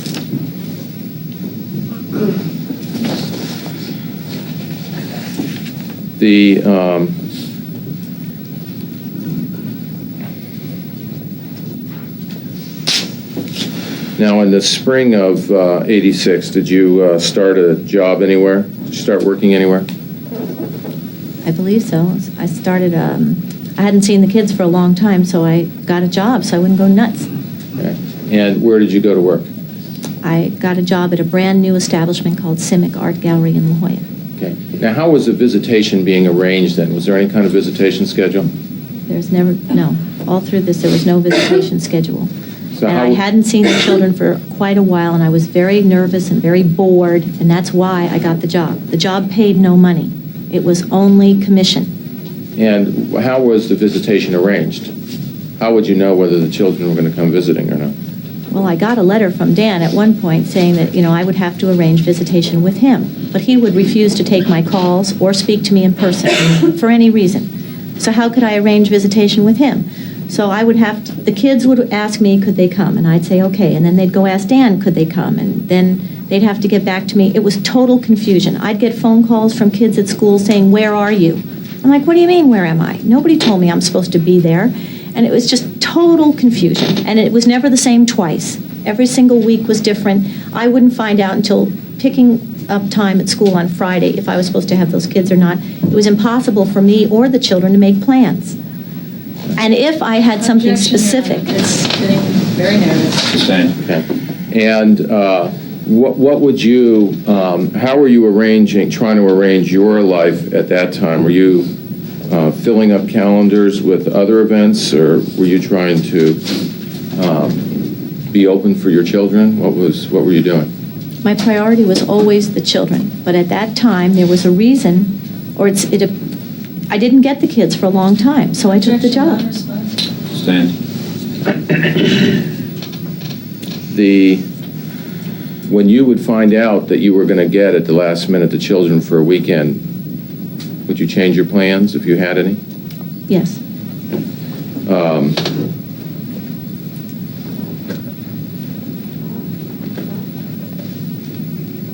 And how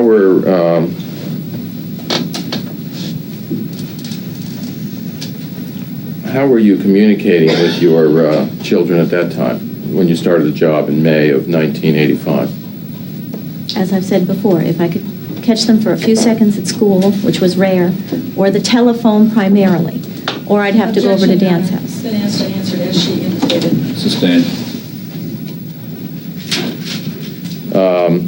During that period of time, was there anything that was done at the Broderick house that made it difficult, and I'm talking about Daniel Broderick's house, to now communicate on the phone with your children? Yes, the answering machine was put on. Okay.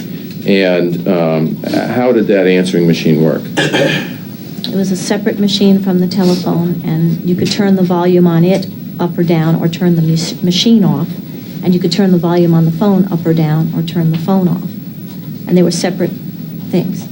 Would the answering machine work if you were calling that house and the phone was just disconnected, or no phone in the house, but the answering machine was connected to the phone line? Would it still work? Yes. Okay. And was there, were you aware of how many phone numbers or phone lines were going into that house? Yes, 2. Okay. And what was your understanding of what those phone lines were for? Is that there was Dan's phone line and the children's phone line. Dan's phone line, the phones, I don't know if I knew all of this back then. I may have heard some of it in testimony here, but I knew there were 2 phone lines. Objection, calls for speculation. Sustained. Well, at some time you learned about at some point in time you learned about how that answering machine was being used. Is that correct? Yes. Okay. And what did you learn about how that answering machine was being used? Objection, Your Honor. She's indicated she's learned this through testimony and trial. Sustained. Your Honor, I'd like her answer read back. I think she said she learned some of that through testimony at trial. Just ask her to tell you what Okay. she... Can you tell me at that point in time what you knew about the telephone? Right. I'll try. Go ahead. Try the I best knew you there can. were 2 lines, Dan's line and the kids' line. I only knew the kids' phone number, and the machine was put on the kids' phone number with Linda's voice on it, and the kids told me, especially Kim told me, when she would call, she told me that the ringers would be turned off on the phone, or the phone would be locked in a closet, and that my messages could come through, but they could neither answer the phone or call me back from their line, and they were not allowed to touch Dan's line. Okay.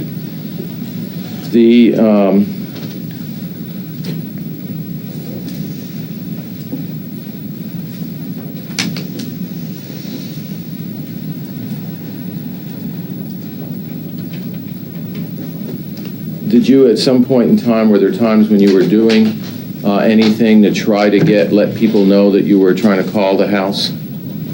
Children know? I'd call and call and call and call all the time. I just keep calling and calling and calling until someone would hear the click on the machine, or I'd get some sort of a response. Okay, so if you were to call and talk for a minute and hang up, call and talk for a minute and hang up, the machine would turn on and off? Right. And if they were right next to it, I got them a few times, they could hear the machine clicking on and off, and then they'd answer the phone, but there'd be no ring or noise or anything. Sometimes when you were calling the children, would it be in response always to, were you just calling, or sometimes would it be in response to their calls to you We had a constant back and forth, and the 4 children did everything separately.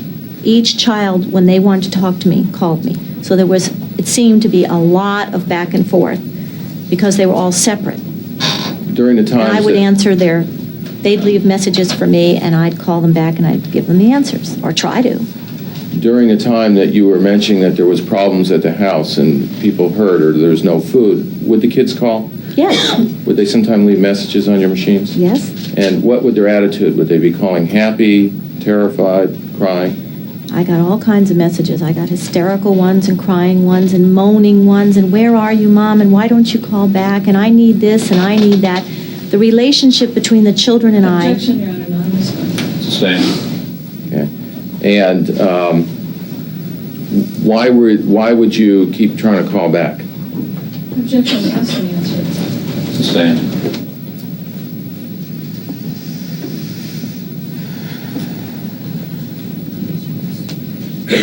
Your Honor, I'd like to be heard. I don't believe I've asked that question.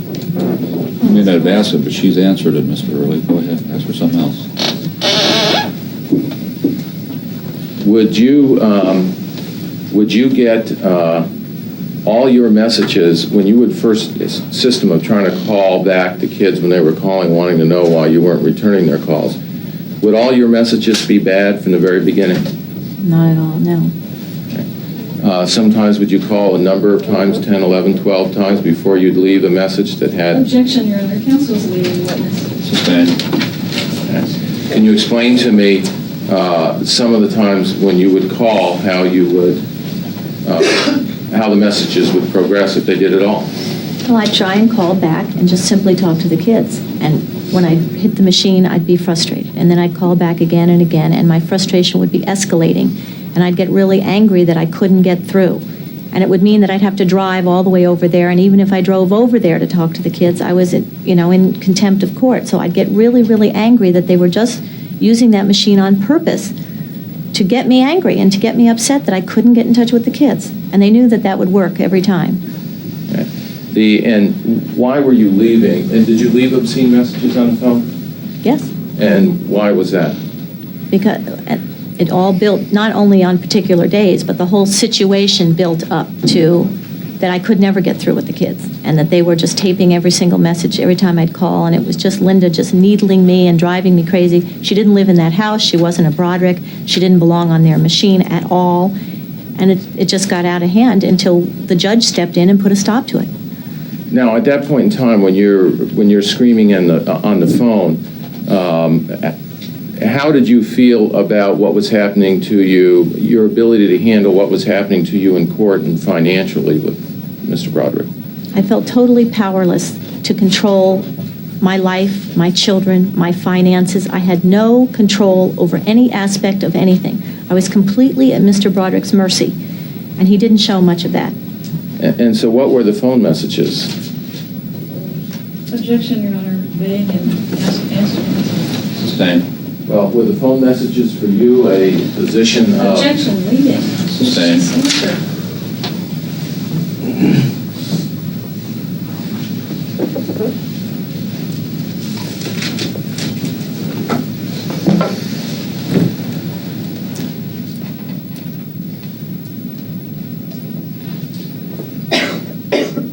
How did you feel when you were leaving those phone messages? Objection, asked and answered. Overall, you can answer that. I felt like it was my only place in time to vent my incredible frustration at the situation and at Dan and Linda and at the world in general. I was just furious. Did you have any feeling about Mr. Broderick and trying to control you at all? Objection, asked and answered. Sustained.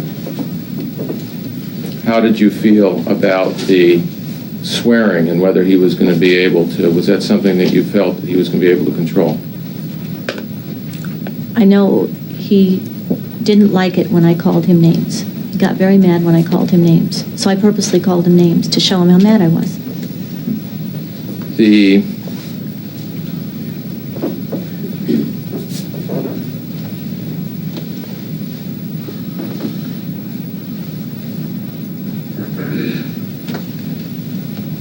Did you do anything, how many phone lines were coming into your house? 2 regular phone lines and a cellular line. What was the purpose of having 2 lines?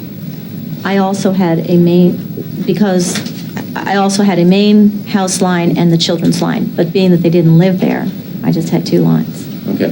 Who was there certain people that only had 1 number? In my house? Yes. The cellular number? You had 2 lines in your house. Did you ever have answering machines on any of those lines? Yes, on the main number, 8320. Okay. And did you ever keep one of those lines clear? Yes, I kept that line clear. And what was the purpose of keeping that clear? So the kids could always get through. When I made outgoing phone calls, I used the other lines so the kids wouldn't reach a busy signal, because I didn't have call waiting. So the kids could always call through, and it was 2 lines in 1 phone, and I could listen to what messages were coming in while I was on the other line. And then I could interrupt the line I was on and pick up the kids' call. Okay. And if the kids left a message and if you didn't answer the call, were you able to call right back and get a hold of them at their house all the time? No, that was the problem. Okay. And did you have another phone? You mentioned a cellular phone. What was the purpose of that? Again, before I got the cellular phone, I'd be down at the beach walking in the morning, or I'd be out aimlessly walking around shopping just because I lived alone and I was so bored. Okay. Why did you have the other phone line?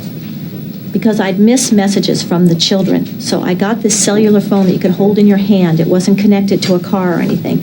And it came with me everywhere. It came with me to the beach in the morning. It came with me to Nordstrom's. It came with me out to lunch. And cellular phones, the only people who knew that number were the children and Brad, so that they could reach me directly no matter what. And I'd leave a message on my home machine that said, I can't be reached, I'm not home right now, leave a message or call the purse phone is what I called it. And the kids knew then to call the purse phone. Okay. Do you remember a weekend in around Memorial Day of 1986 when the children were brought to your house at the last minute? Yes, that was, keep going? Yes. Okay. And what was happening that weekend? I was working at the Simic Art Gallery. I was getting ready to go to work. I had to be there within like the next 15 minutes. The next thing I know, the kids are crashing in my front door. Hi, Mom. Okay. Did you know they were going to be there? Not a phone call, nothing. I had no idea they were coming. And did it cause problems at work? I was frantic when I made some phone calls to Dan's house because I didn't want to go to work and leave the kids at my house unattended. But yet I would have disappointed work. I mean, I can't not show up at work either. So that's when I made those frantic phone calls to Dan's house. What we found out later is Dan wasn't home. Sustained. Okay. Did you later at some point in time find out whether Dan was in fact home that weekend? Objection calls for speculation. Overruled. You can answer that. After he dumped the kids on my lawn, he went to the Ritz-Carlton in Laguna Beach for the weekend. So he wasn't home and he didn't get those calls. Okay. And was your job something where you could just call somebody up and have somebody up show up on Memorial Day weekend to do your work? No, because it was a start-up business too. We were all brand new, and I didn't even know the other workers. And no, it was too late to call anybody. I was supposed to be there. And so all the kids were hysterical, and I was hysterical, and Dan was gone. We couldn't get him.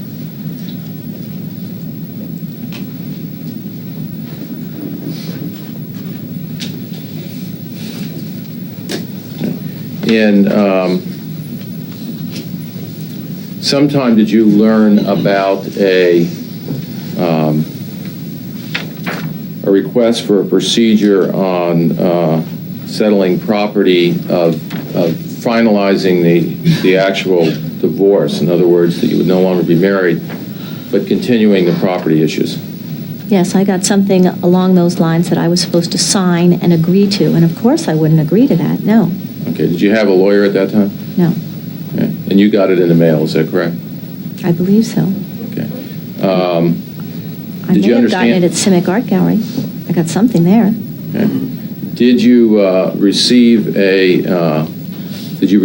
a settlement proposal in March as to listing some assets, what the firm was worth and other things from Mr. Broderick's lawyer? I don't remember if it was in March, but I remember getting a thing thing that I couldn't figure out, right. Okay. And at that time, Mr. Jaffe still had not been retained. He hadn't gotten his $10,000 yet. Right. Okay. The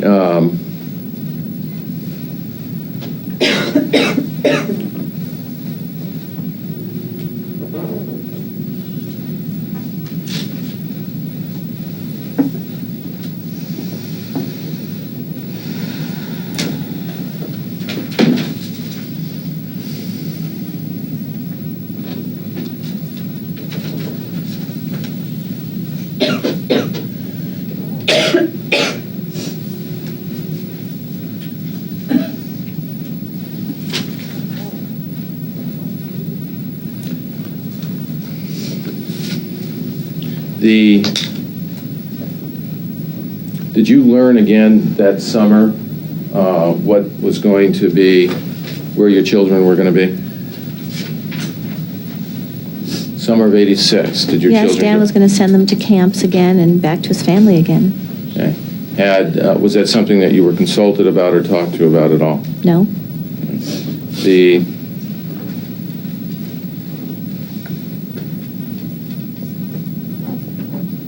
And who informed you of these plans, if you can remember? The children. Okay.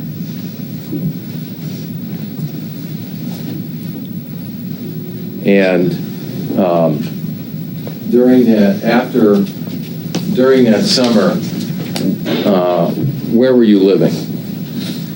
July 86? Yeah. I was in the Shores house. Cali de Cielo? Yes. And you'd been living there since roughly June of 1985? Correct.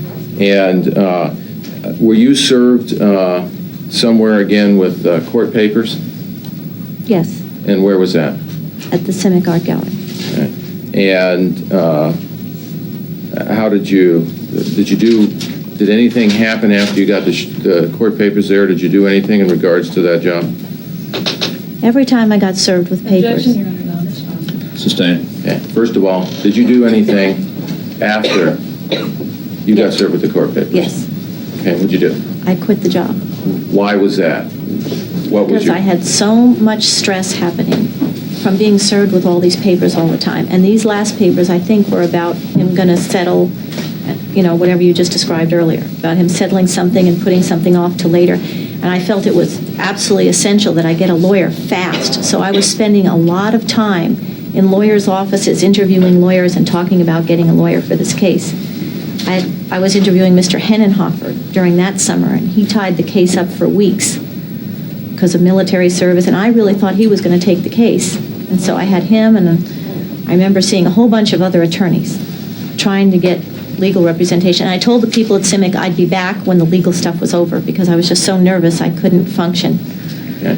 Now, and how did you feel about being served at CIMIC? Every single time I was served with papers, I felt like I was being attacked. That's how I perceived it. It was a new set of threats and attacks and scary things, and I didn't know how to react other than just get very, very upset and feel very helpless and threatened and defenseless until I got an attorney that was going to defend me.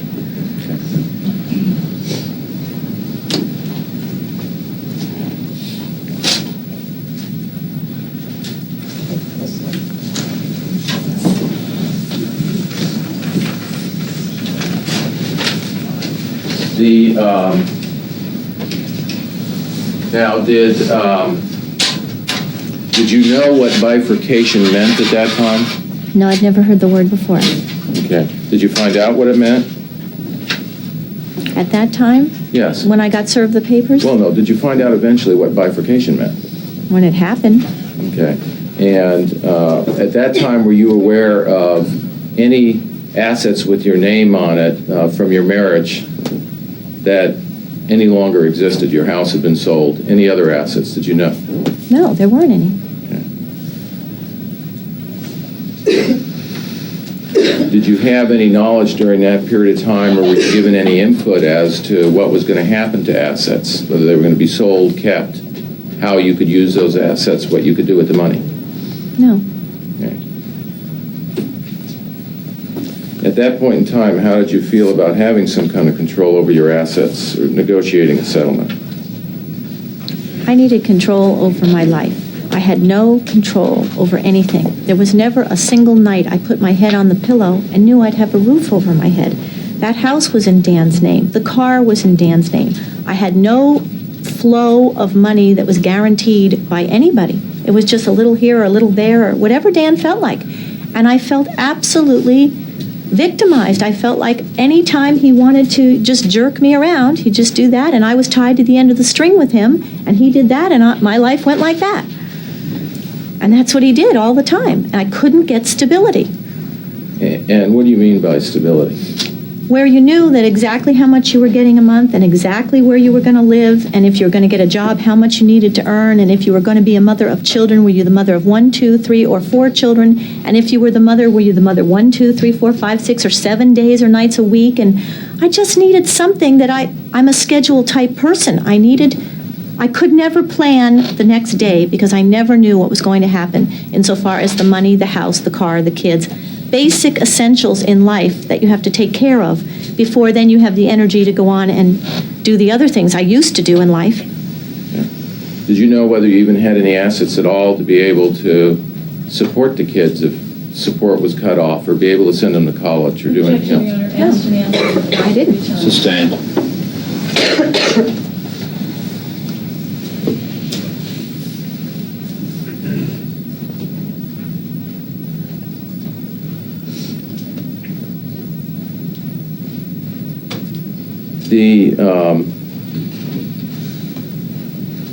How did you feel about Mr. Broderick at that time?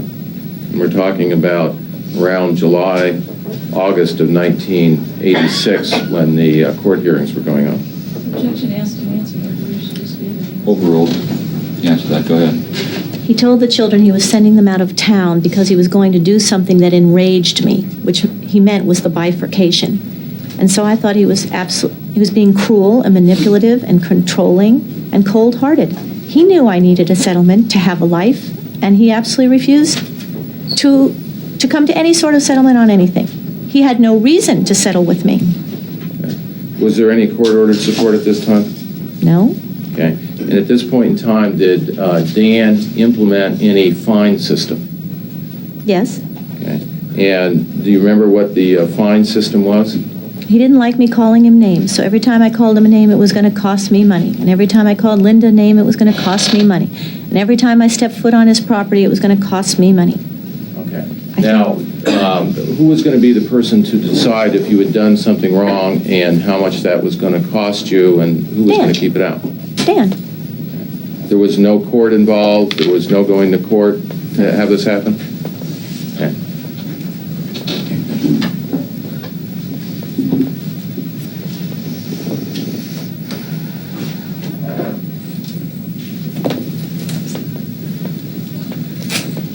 Your Honor, I have some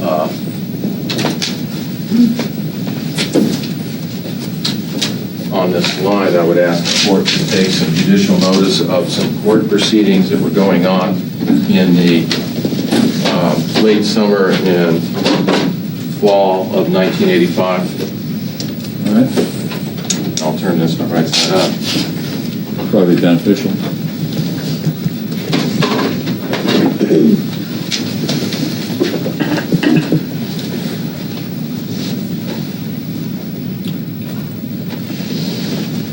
You've attached HH2 to the large poster board marked HH? Yes, Your Honor, yeah. Go ahead. Your Honor, I would indicate that there is a strip that indicates petition for dissolution in order to show cause an injunctive order was filed, the divorce papers on September 23rd, 1985. Take judicial notice of that. And that on October 18th, 1985, there was an attempted service and an injunctive order and a TRO attached. That would be the petition. Take judicial notice of that. That on... Yes, October 18th. On October 25th, there was a order to show cause issued an injunctive order with a TRO attached. Take judicial notice of that. And again, Your Honor, that was just simply filed with the court. There was no action on the defendant. Yes. October 25th. That is correct.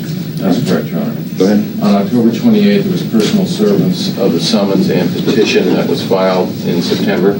Take judicial notice of that. On November 11th, there was personal service and an order to show cause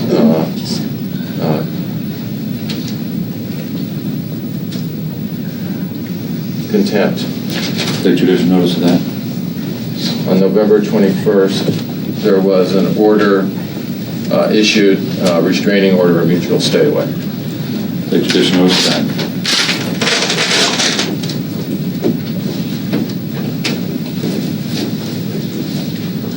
Might this be a good time to take morning recess, Mr. Early? If it's a good time for the court, that'd be fine. Ladies and gentlemen, we'll take our morning recess at this time. Please remember the admonition. We'll be in recess for 15 minutes or until 10 minutes to 11. People of the State of California versus Elizabeth Broderick. Court finds all members of the jury panel are present. All counsel are present. Mr. Broderick is back on the witness stand. You may proceed, Mr. Early.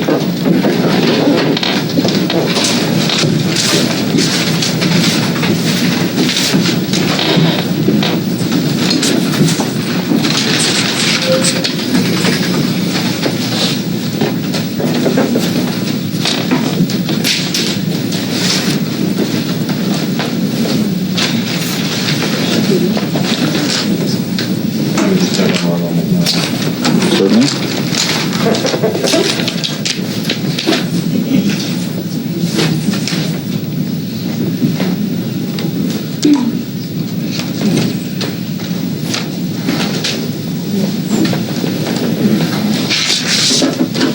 Your Honor, I would like the court to take additional notice of some legal actions that are present on the board in 1986. Is that January to January till June. have it marked HH-3? It hasn't been, Your Honor. HH-3. That would be what it would be marked. Would be, yes.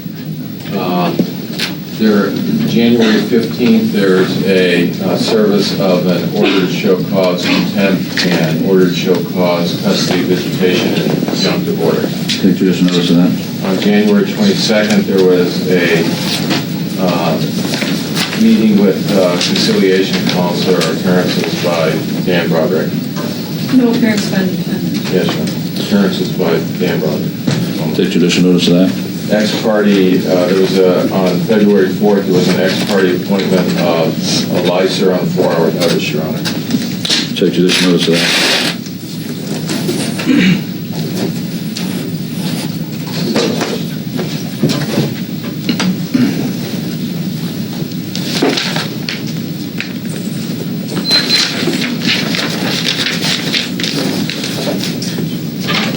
And another exhibit that I would ask to be marked HH4, which shows 1986, the months of July through December 31st. So marked. There was, I'd ask the court to take judicial notice of personal service on July 2nd of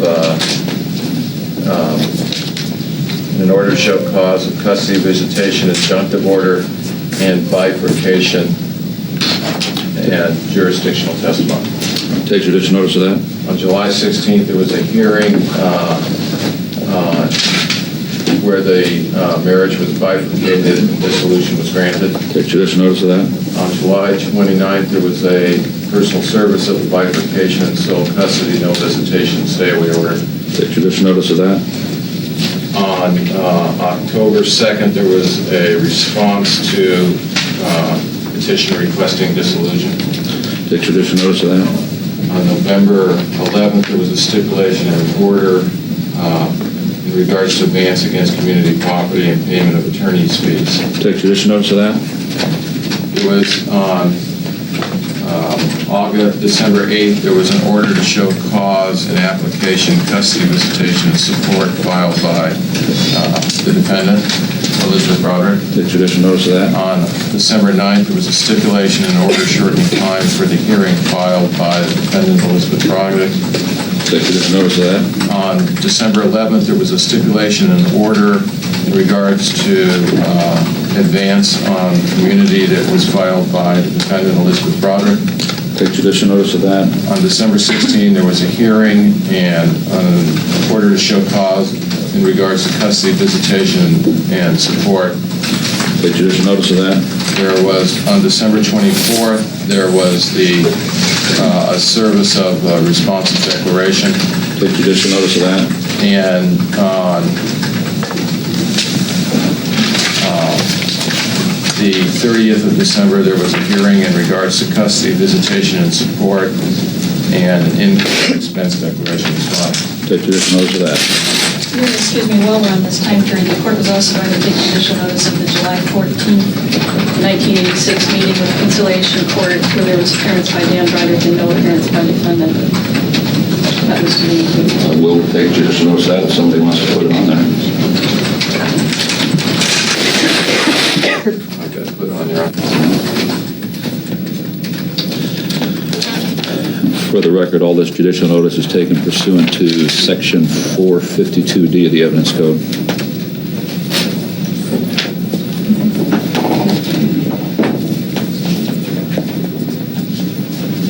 Now, before the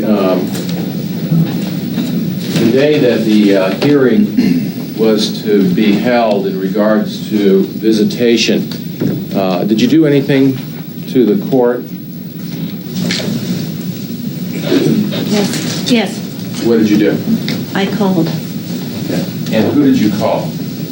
I called the courtroom where the hearing was supposed to take place. And what was your purpose of calling them? I said I could not get an attorney. I'd been interviewing attorneys every single week. I had several different appointments, and I couldn't get an attorney by that time in San Diego. So I asked them to please put it off until I could get an attorney. I told them I had appointments the next few days. Okay. And did you know which court it was where this was going to be heard? I guess I did because I called there. And which court was that? I don't know. Okay. Some court that was on some paper. Do you know who Judge Milks is? Yes.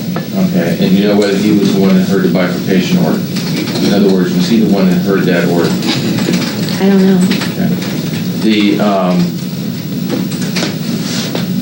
At the time that, if I have a moment, Ron? Certainly.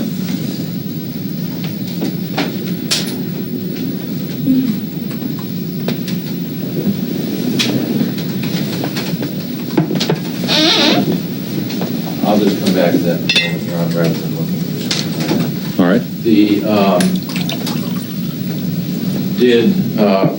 Were you upset about how that hearing proceeded? How you lost complete custody and rights to visit your children? Yes, I didn't know anything like that could happen. Okay. And was there anything about the hearing itself, whether there was testimony or how that hearing proceeded, that bothered you, that upset you? That I was. Your Honor, the witness was not at the hearing. It would just be based on speculation or hearsay. Sustained. Okay. After the hearing proceeded, was there a time that you learned about whether the hearing had proceeded with testimony, whether there had been anything done at the hearing to present evidence, or whether it was just done on the request of Ms. Broderick? Did you learn that at some point in time? Right. Okay. And what was your reaction to that? Because I didn't know things like that could happen. Okay. Were you happy about it? Were you upset? Carefree? How did you feel about it? Understand you didn't understand that could happen. An illustration of how I felt about it was at my appointment the next day or two. The witness could simply answer the question. Just give me the word, okay? I don't know what the word is. I couldn't even breathe. I was crying so hard. I couldn't talk. I couldn't stand up. I didn't know what to do. I don't know how to describe those sorts of feelings. I didn't know it was in the realm of possibility that such things could happen in the world. I didn't know one person could divorce the other person and give them in exchange for that absolutely nothing. And I didn't know children could be taken away from a mother without any testimony or any evidence of any kind being presented. He got sole custody, no visitation. That meant I had no rights to ever see my children again or do anything with them. I was just terminated as a mother.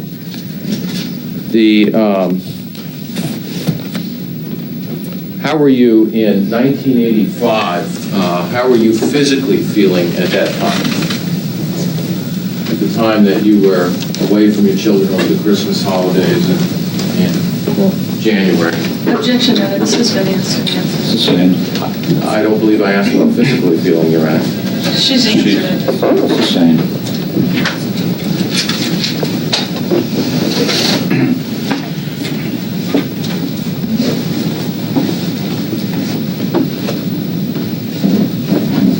At this period in time, can you describe how you were doing physically to the things that were happening? I was. And we're talking about 1986, during a time when you were served at your place of employment and found out that you were terminated as a mother.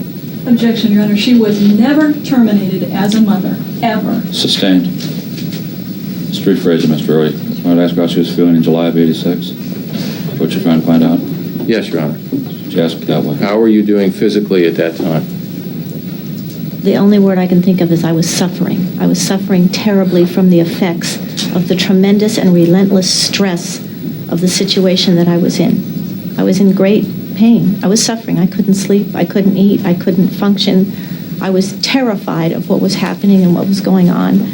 And I felt helpless and defenseless at that time to prevent it or make it stop or to defend myself. When you mentioned that, at least as control, wanting some control over your assets, had that been your feeling during your marriage? Objection, asked and answered. Sustained.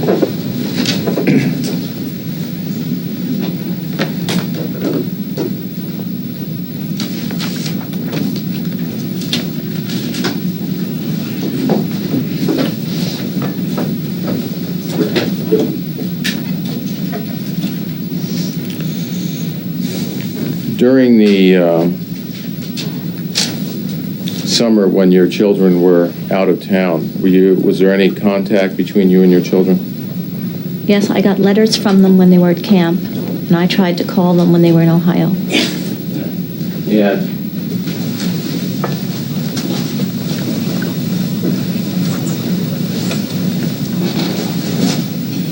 Was there, in the letters that you were getting in camp from the children, what were those about? They were. Objection, irrelevant. No, sustained. Your Honor, they go to state of mind. May I be heard? Do you want to show the letters? Or? Yes. Go ahead.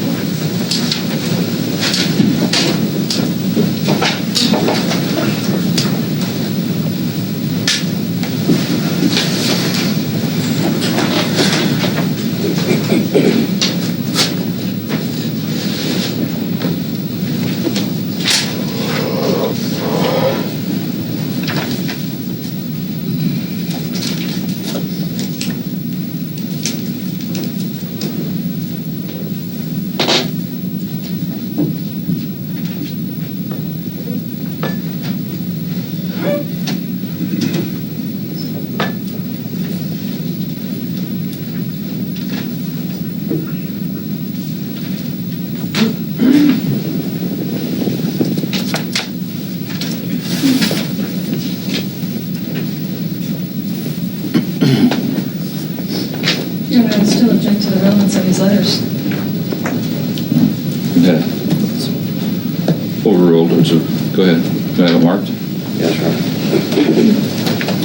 Then it's 00 for the record. And tell me how many pages that is. 1, 2, 3, 4, 5, 6. There's 7 pages. 7-page letter. Is there a date on it, Mr. Early? No, there's not dates, Your Honor. They appear to be addressed to your mom, and there's children's signatures on them.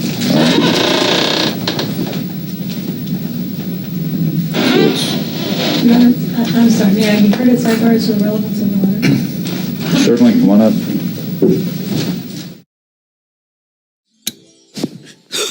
Jesse Palmer? So you do remember, and I know you haven't been watching. I know, but TV's expensive. Well, now you can watch me live sports and news free. No contracts or fees. But Jesse, how? Tableau. Pay once and watch happily ever after. And you can record too. This sounds like a dream. Tableau. Learn more at tableautv.com. It's not fantasy, it's reality.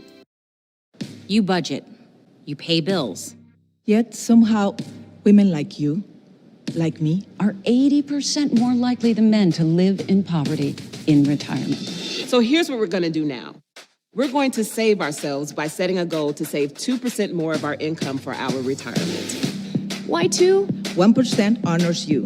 And 1% honors all womankind. So come on. Learn more about the 2% challenge at wesaysaveit.org. I'm just going to show you down below. I'm not going to ask you the contents of it. You just look at them and say, and tell me whether you recognize receiving this. Yes.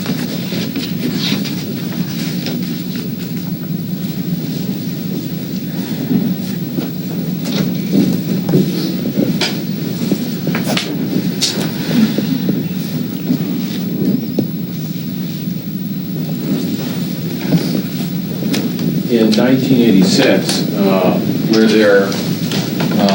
were there problems that developed when your children returned from camp in Ohio? Yes.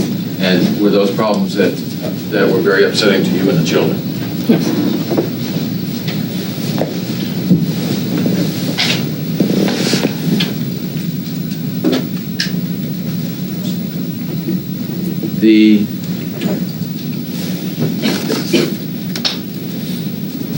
Do you know how many babysitters there had been in the home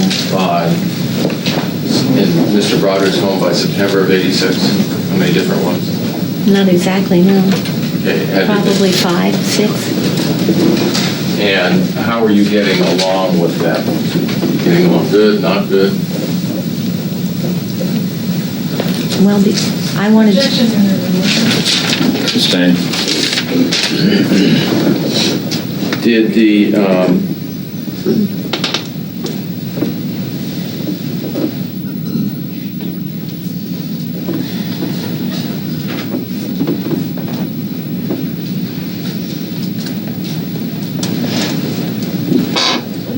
in the fall of 1986, was there a problem in regards to Red and a dog?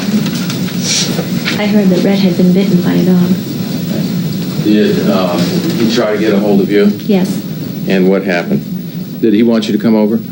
Yes, and he got a hold of me, but he got in trouble. Kim yelled at him for calling me, because then I came over and Dan didn't want me to come over, and so Kim was yelling at Rhett for calling me. Okay. And that even made him more upset.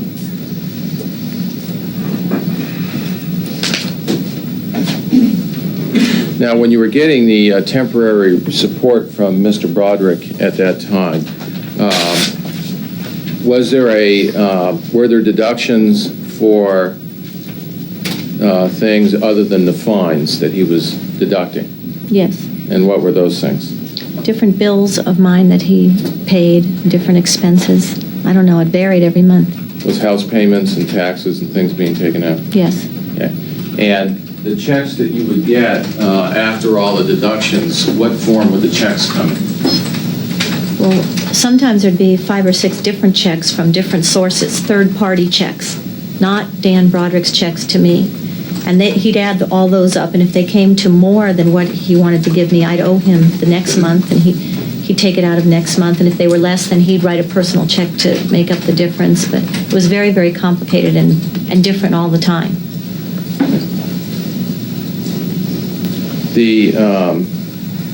And during that period of time, what would be the range of support that you would get when you actually got some money in the fall of 1986? From absolutely nothing at all to substantial money, and anywhere in between. Okay. Did you know from month to month whether you were going to be getting the zero amount or a lot of money? Not until it came, no. Okay. And were there times that you always, every month, get money? For instance, No. in October and November, No. what would happen then? Well, the one month that it was minus $1,300 is by the time he did all of his fancy footwork and fines and deductions and everything else, I owed him $1,300 in November of '86.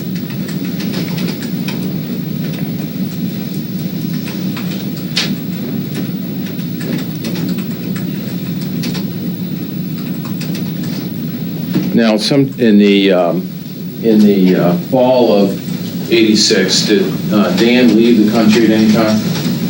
Yes, And where did he go? to Europe for 3 weeks. And during the period of time that he was in Europe, had arrangements been made for the children? There was a babysitter at that time named Marika, and she was supposed to mind them at the house, Marika. And did you know how long Dan and Linda left for? I just thought 3 weeks. I don't know who told me that. Okay. I guess Marika did. Did you receive any phone calls while they were away from the home?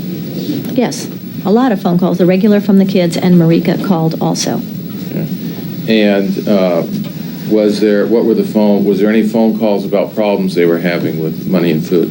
Yes, as Dan left checks per week, but they were post-dated, and she had gone through that week's money, and it wasn't very much money. I think it was only $100 each week. The money was all gone, and she needed money and food, and Lily was sick, and she wanted some medicine for Lily, so I went grocery shopping, and I brought over medicine, and I gave them cash because they needed money. Now, when you went over there in response to that, did you know that you were violating the restraining order in the stay order? I was never sure if the restraining order that I got in the beginning that applied to Coral Reef automatically transferred to that house, but I knew Dan didn't want me in his house, so I went there, but I didn't technically know that I was in violation of the restraining order, but I knew he didn't want me there. Okay. And you were being told that, even though you didn't know whether it was, you were being told you could be arrested for being there. Objection, Your Honor. Sustained. Okay. Were you told anything about what could happen to you if you went over there? Always. If I went over there, I'd be arrested. And did you, after Dan got back from Europe, did you get fined for going over there and delivering the food and the medicine? Yes. He said he found out that I was over there, although it was no secret. I didn't tell anyone not to tell, and I didn't do anything to cover it up.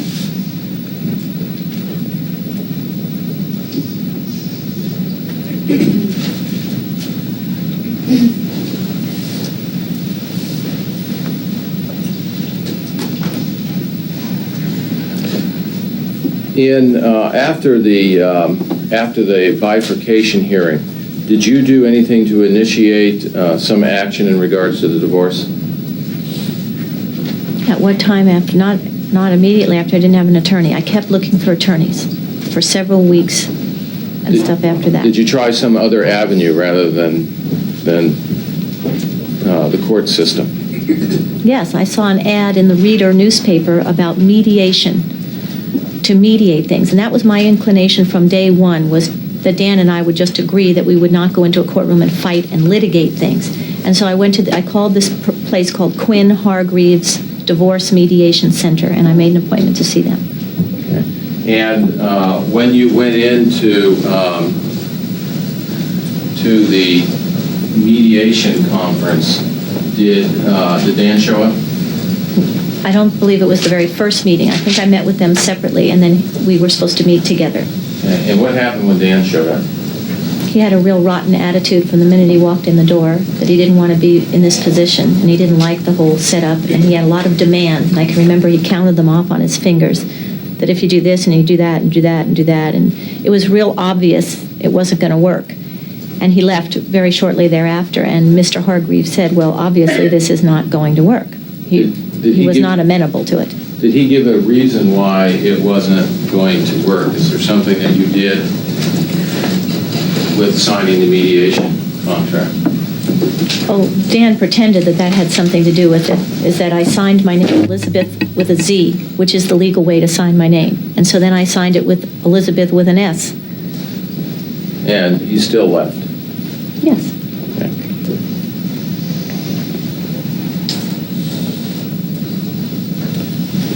Do you know what the house payment was on the La Jolla Shores home? I believe it was around $4,500 a month and something else, $86 or something, and it did not include taxes and insurance.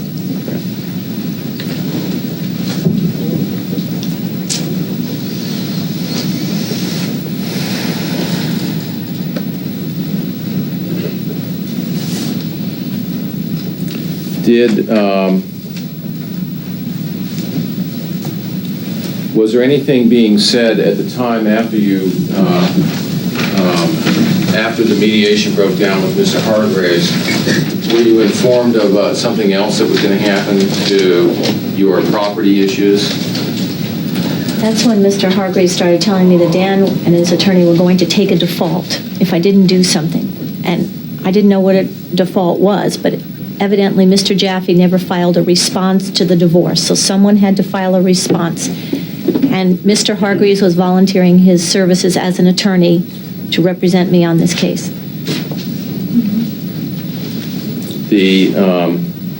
Now, did he...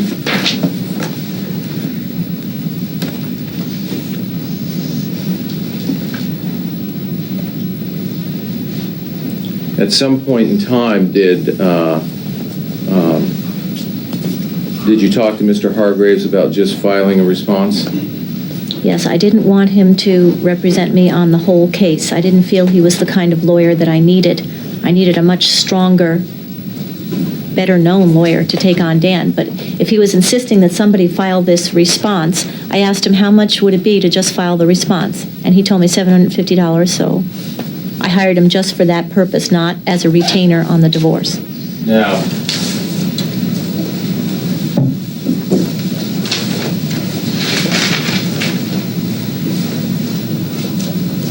eventually you did I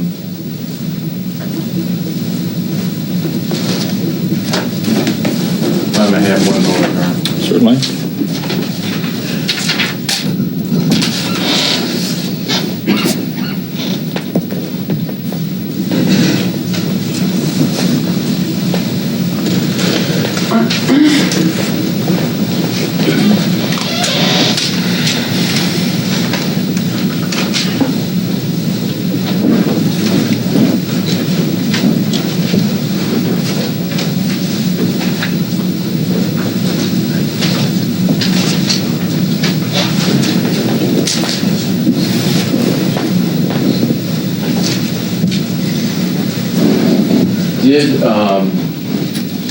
Now, before you retained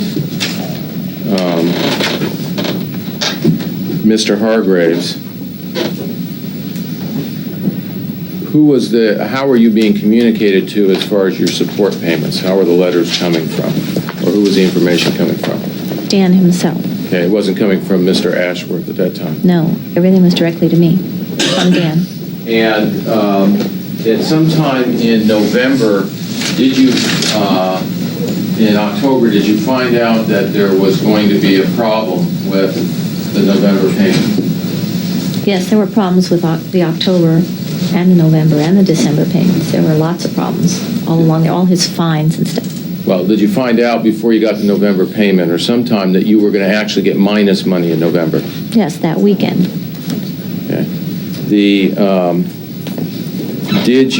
Now when you found that out, what did you do? I went to talk to Dan Broderick. Okay. And do you remember what day you went over there? It was a Saturday. Okay. Does November 1st yes. of 1986 sound like a time that... Yes.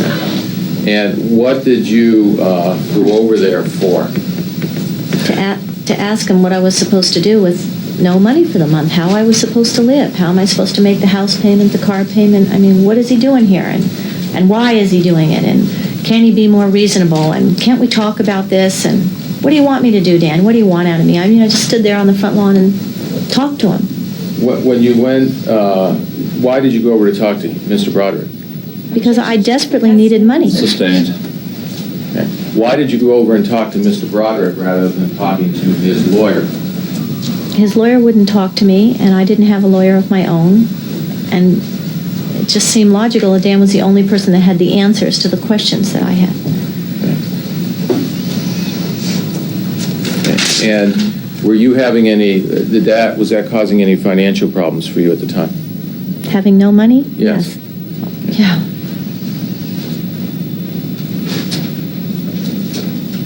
Now, what did Mr. Broderick say when you went over there to talk with him about your financial condition? That I had 10 seconds to get off his property or he was calling the police. Okay.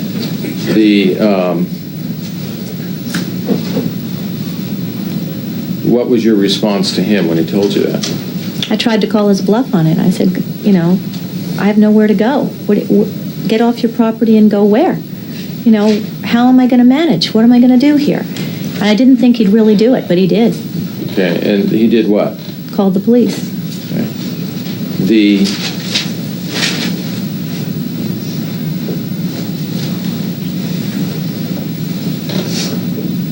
When the police got there, what happened? They arrested me for being within, he had the restraining order in his hand, the piece of paper, and he showed it to them, and they arrested me for being within 100 yards of his house. Okay. Did you at some point in time try to get out of being arrested? Yes. And what was Mr. Broderick's response? It was too late. He called the cops. There they were. I was a goner. Okay.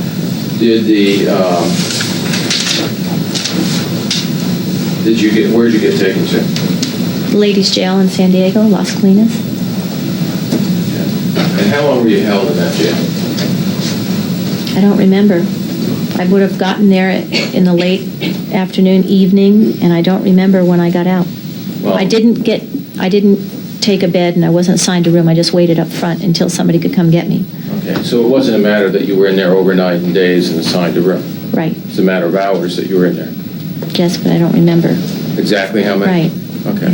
Now, when you were, do you remember calling anybody when you were in there? Yes. And who did you call? I called Melanie Fuller, my neighbor and friend. Okay.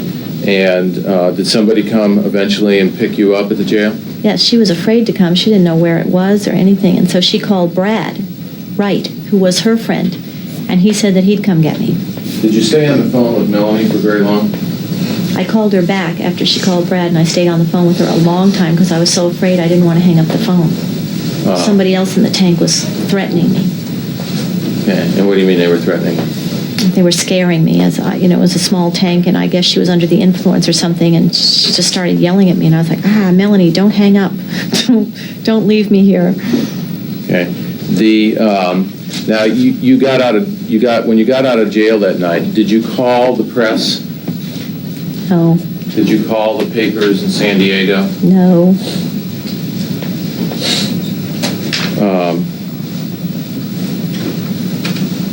Now, at the end of 1986,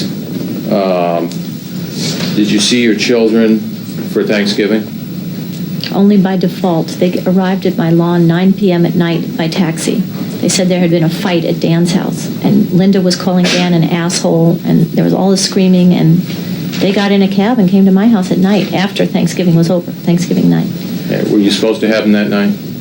I wasn't supposed to have them, no. I mean, no one had told me, but if I wanted them, I was pretty much guaranteed I wouldn't get them, so I didn't have them for Thanksgiving. Okay. Were they over there at all for Christmas? No, I don't think so. Okay.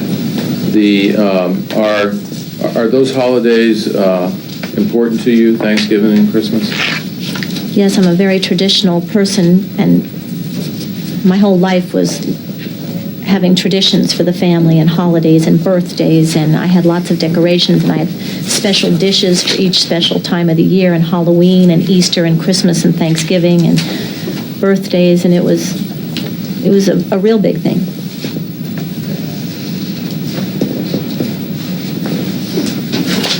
Your Honor, I would ask this document be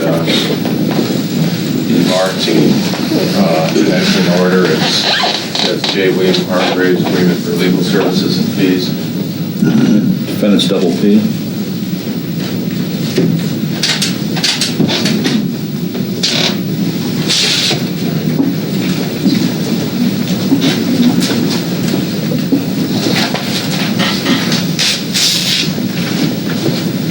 Showing you what's been marked as WP for identification. Do you recognize this as a document that was signed to retain Mr. Hargraves?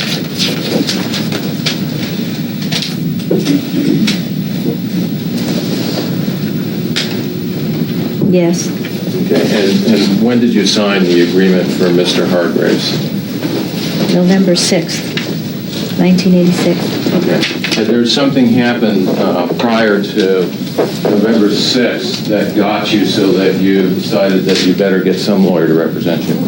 Yes, being jailed on November 1st and being left without any money, I had to do something. I was absolutely pushed into a corner. I had to do something. My only way to do something before was go to Dan and ask questions and expect answers. Well, that was out because if I went to Dan, he'd throw me in jail again.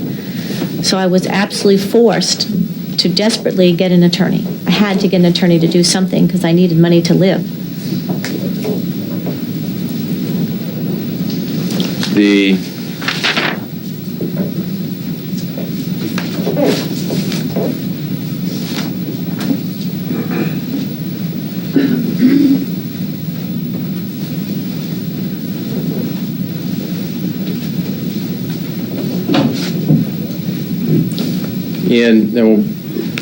At the time of November, December of 86 and January of 87, what were your feelings in regard to the fact that it appeared that that you were divorced, and now that there was other issues? How were you feeling towards that action? Objection, Your Honor. The question is vague. Overruled. You can answer that. I felt that I was forced to get in the courtroom and fight with Dan Broderick. I didn't have any choice. Okay. How did you feel about what your situation was? How did you feel about the kids? You didn't have the children then, is that correct? Right. It was the second holiday season that I didn't have the children. Okay. How did you feel, given what your financial situation was, about your ability to handle the children at that time? I felt confident in my ability to handle the children, always, but I didn't feel confident to provide a roof over their head or food or education or shoes or anything. I had no confidence that I had any earning power in the world, proven by the jobs I went to look for and got. I had no skills that were marketable, and I could not earn enough money to pay rent for a family with 4 children and myself, much less the lifestyle that the kids had with the private schools and stuff like that. So unless I took the children with a financial settlement where I could be assured that I could raise them and feed them and educate them and house them on more than a day-to-day basis, I was too nervous to have them back in my household like I did in February '85 when Dan left, with no agreement about having a house or having food or having rent, nothing. Just, he left me then and I just fell apart. I didn't know what was happening, and I know I can't raise 4 children financially from nothing.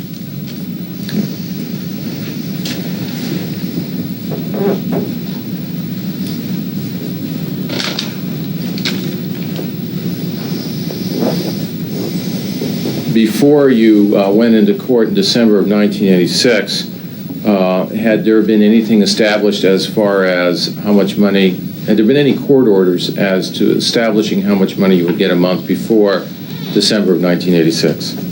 No, I'd never been in court before then. That was the first time we went to court, I think. Okay. The feelings that you described about being at home, how you were like, would you be different in front of people than you were if no one was around? Oh, definitely. When I was home alone in my house with no one to speak to and this omnipresent pile of legal stuff coming at me all the time, I would get very upset about my personal situation, the way it was, finances and divorce and everything. But if someone arrived at my front door, I was always a good hostess, and I'm a nice, friendly person, and I'd invite them in, and they wouldn't know anything was wrong. And a lot of times I was invited out of the home to do things, and I would get dressed and prepare to go, and this happened a lot of times. I would literally get to the front door, and I wouldn't leave because I was so upset and so depressed and stuff that I just couldn't go places and pretend, cocktail talk, everything's fine and everything's rosy, and the situation I was in was not suitable social talk. I didn't have anybody to talk with about it. It wasn't things you talked about. Now, was there some time in December of 1986 that there was where the court ordered some court-ordered payments. Yes, I went to court with Mr. Hargreaves to get emergency support, court-ordered emergency support payments, and he told me that... Objection, no response. Sustained. Okay. Was there were you told what was going to happen, how the court was going to decide support? Yes, Mr. Hargreaves informed me that there were guidelines that the court had to follow that were based on percentages of income. And I had presented Mr. Hargreaves with my budget of how much I needed for everything. And he said, I don't need this. You're going to get a certain percentage. And his impression was, for me alone, I would get between 30 and 40% of Dan's income. And if I had the children, I would get as much as 60% with the 4 children. And Dan was making well over $100,000 a month. So Mr. Hargreaves said, I don't need your little budget here. You're going to get more money than you know what to do with. And so we went to court, and that's what he told me. Yeah. Now, after you went to court, did you find out something that went on in court about relative lifestyles? Yes. And what did you find out? Is that what Mr. Hargreaves led me to believe, what Mr. Hargreaves himself believed wasn't going to happen at all.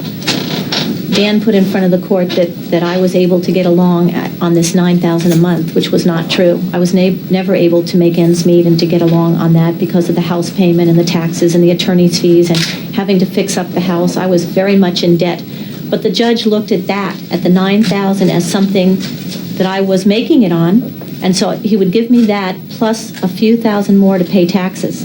And that's all that he would give me, not based on Dan's income or our lifestyles before. Did Dan also present budgets in the court for the court to base their decision on? Yes. Okay. Now, after that, did you start to do some things, at least as gathering things, to show comparative lifestyles? Before that date? After that date? After that date, did you? In other words, did you take pictures of how you were living, how Dan was living, find out where he was going, where money was being spent? Yes. Okay. Now, Mr. Hargreaves, when you retained Mr. Hargreaves, at first there was a $750 retainer to answer the default? At first? I'm not sure if that was the amount, but there were 2 separate money transactions with him. One was for just that one purpose, and the other... Will you look at your retainer agreement? Was the first, does that refresh your memory as to what the first amount was for Mr. Hargreaves? Was just to file the default. Okay.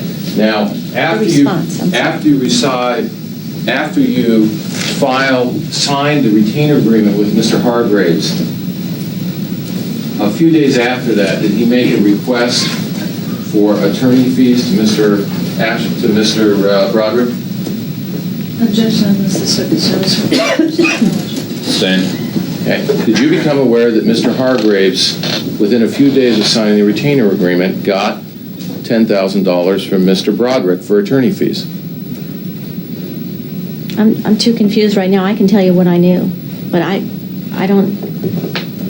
can't answer that question. I don't know what you mean. Well, did Mr. Hargreaves get $10,000 as attorney fees? No, but important things happened before that.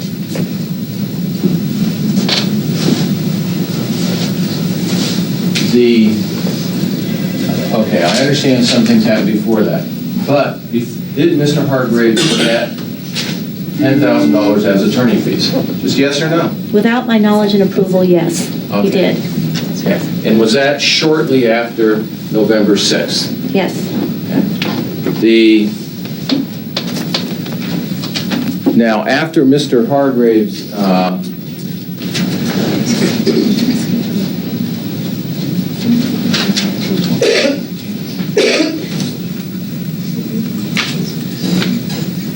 and was there some way he was able to get that fee? Was there some way that was worded without your approval? I guess so, because he did it. Was there an advance on community? Was his fees paid in advance on community, or you know? Objection, yes, they were. The witness Sustained. obviously not getting answers.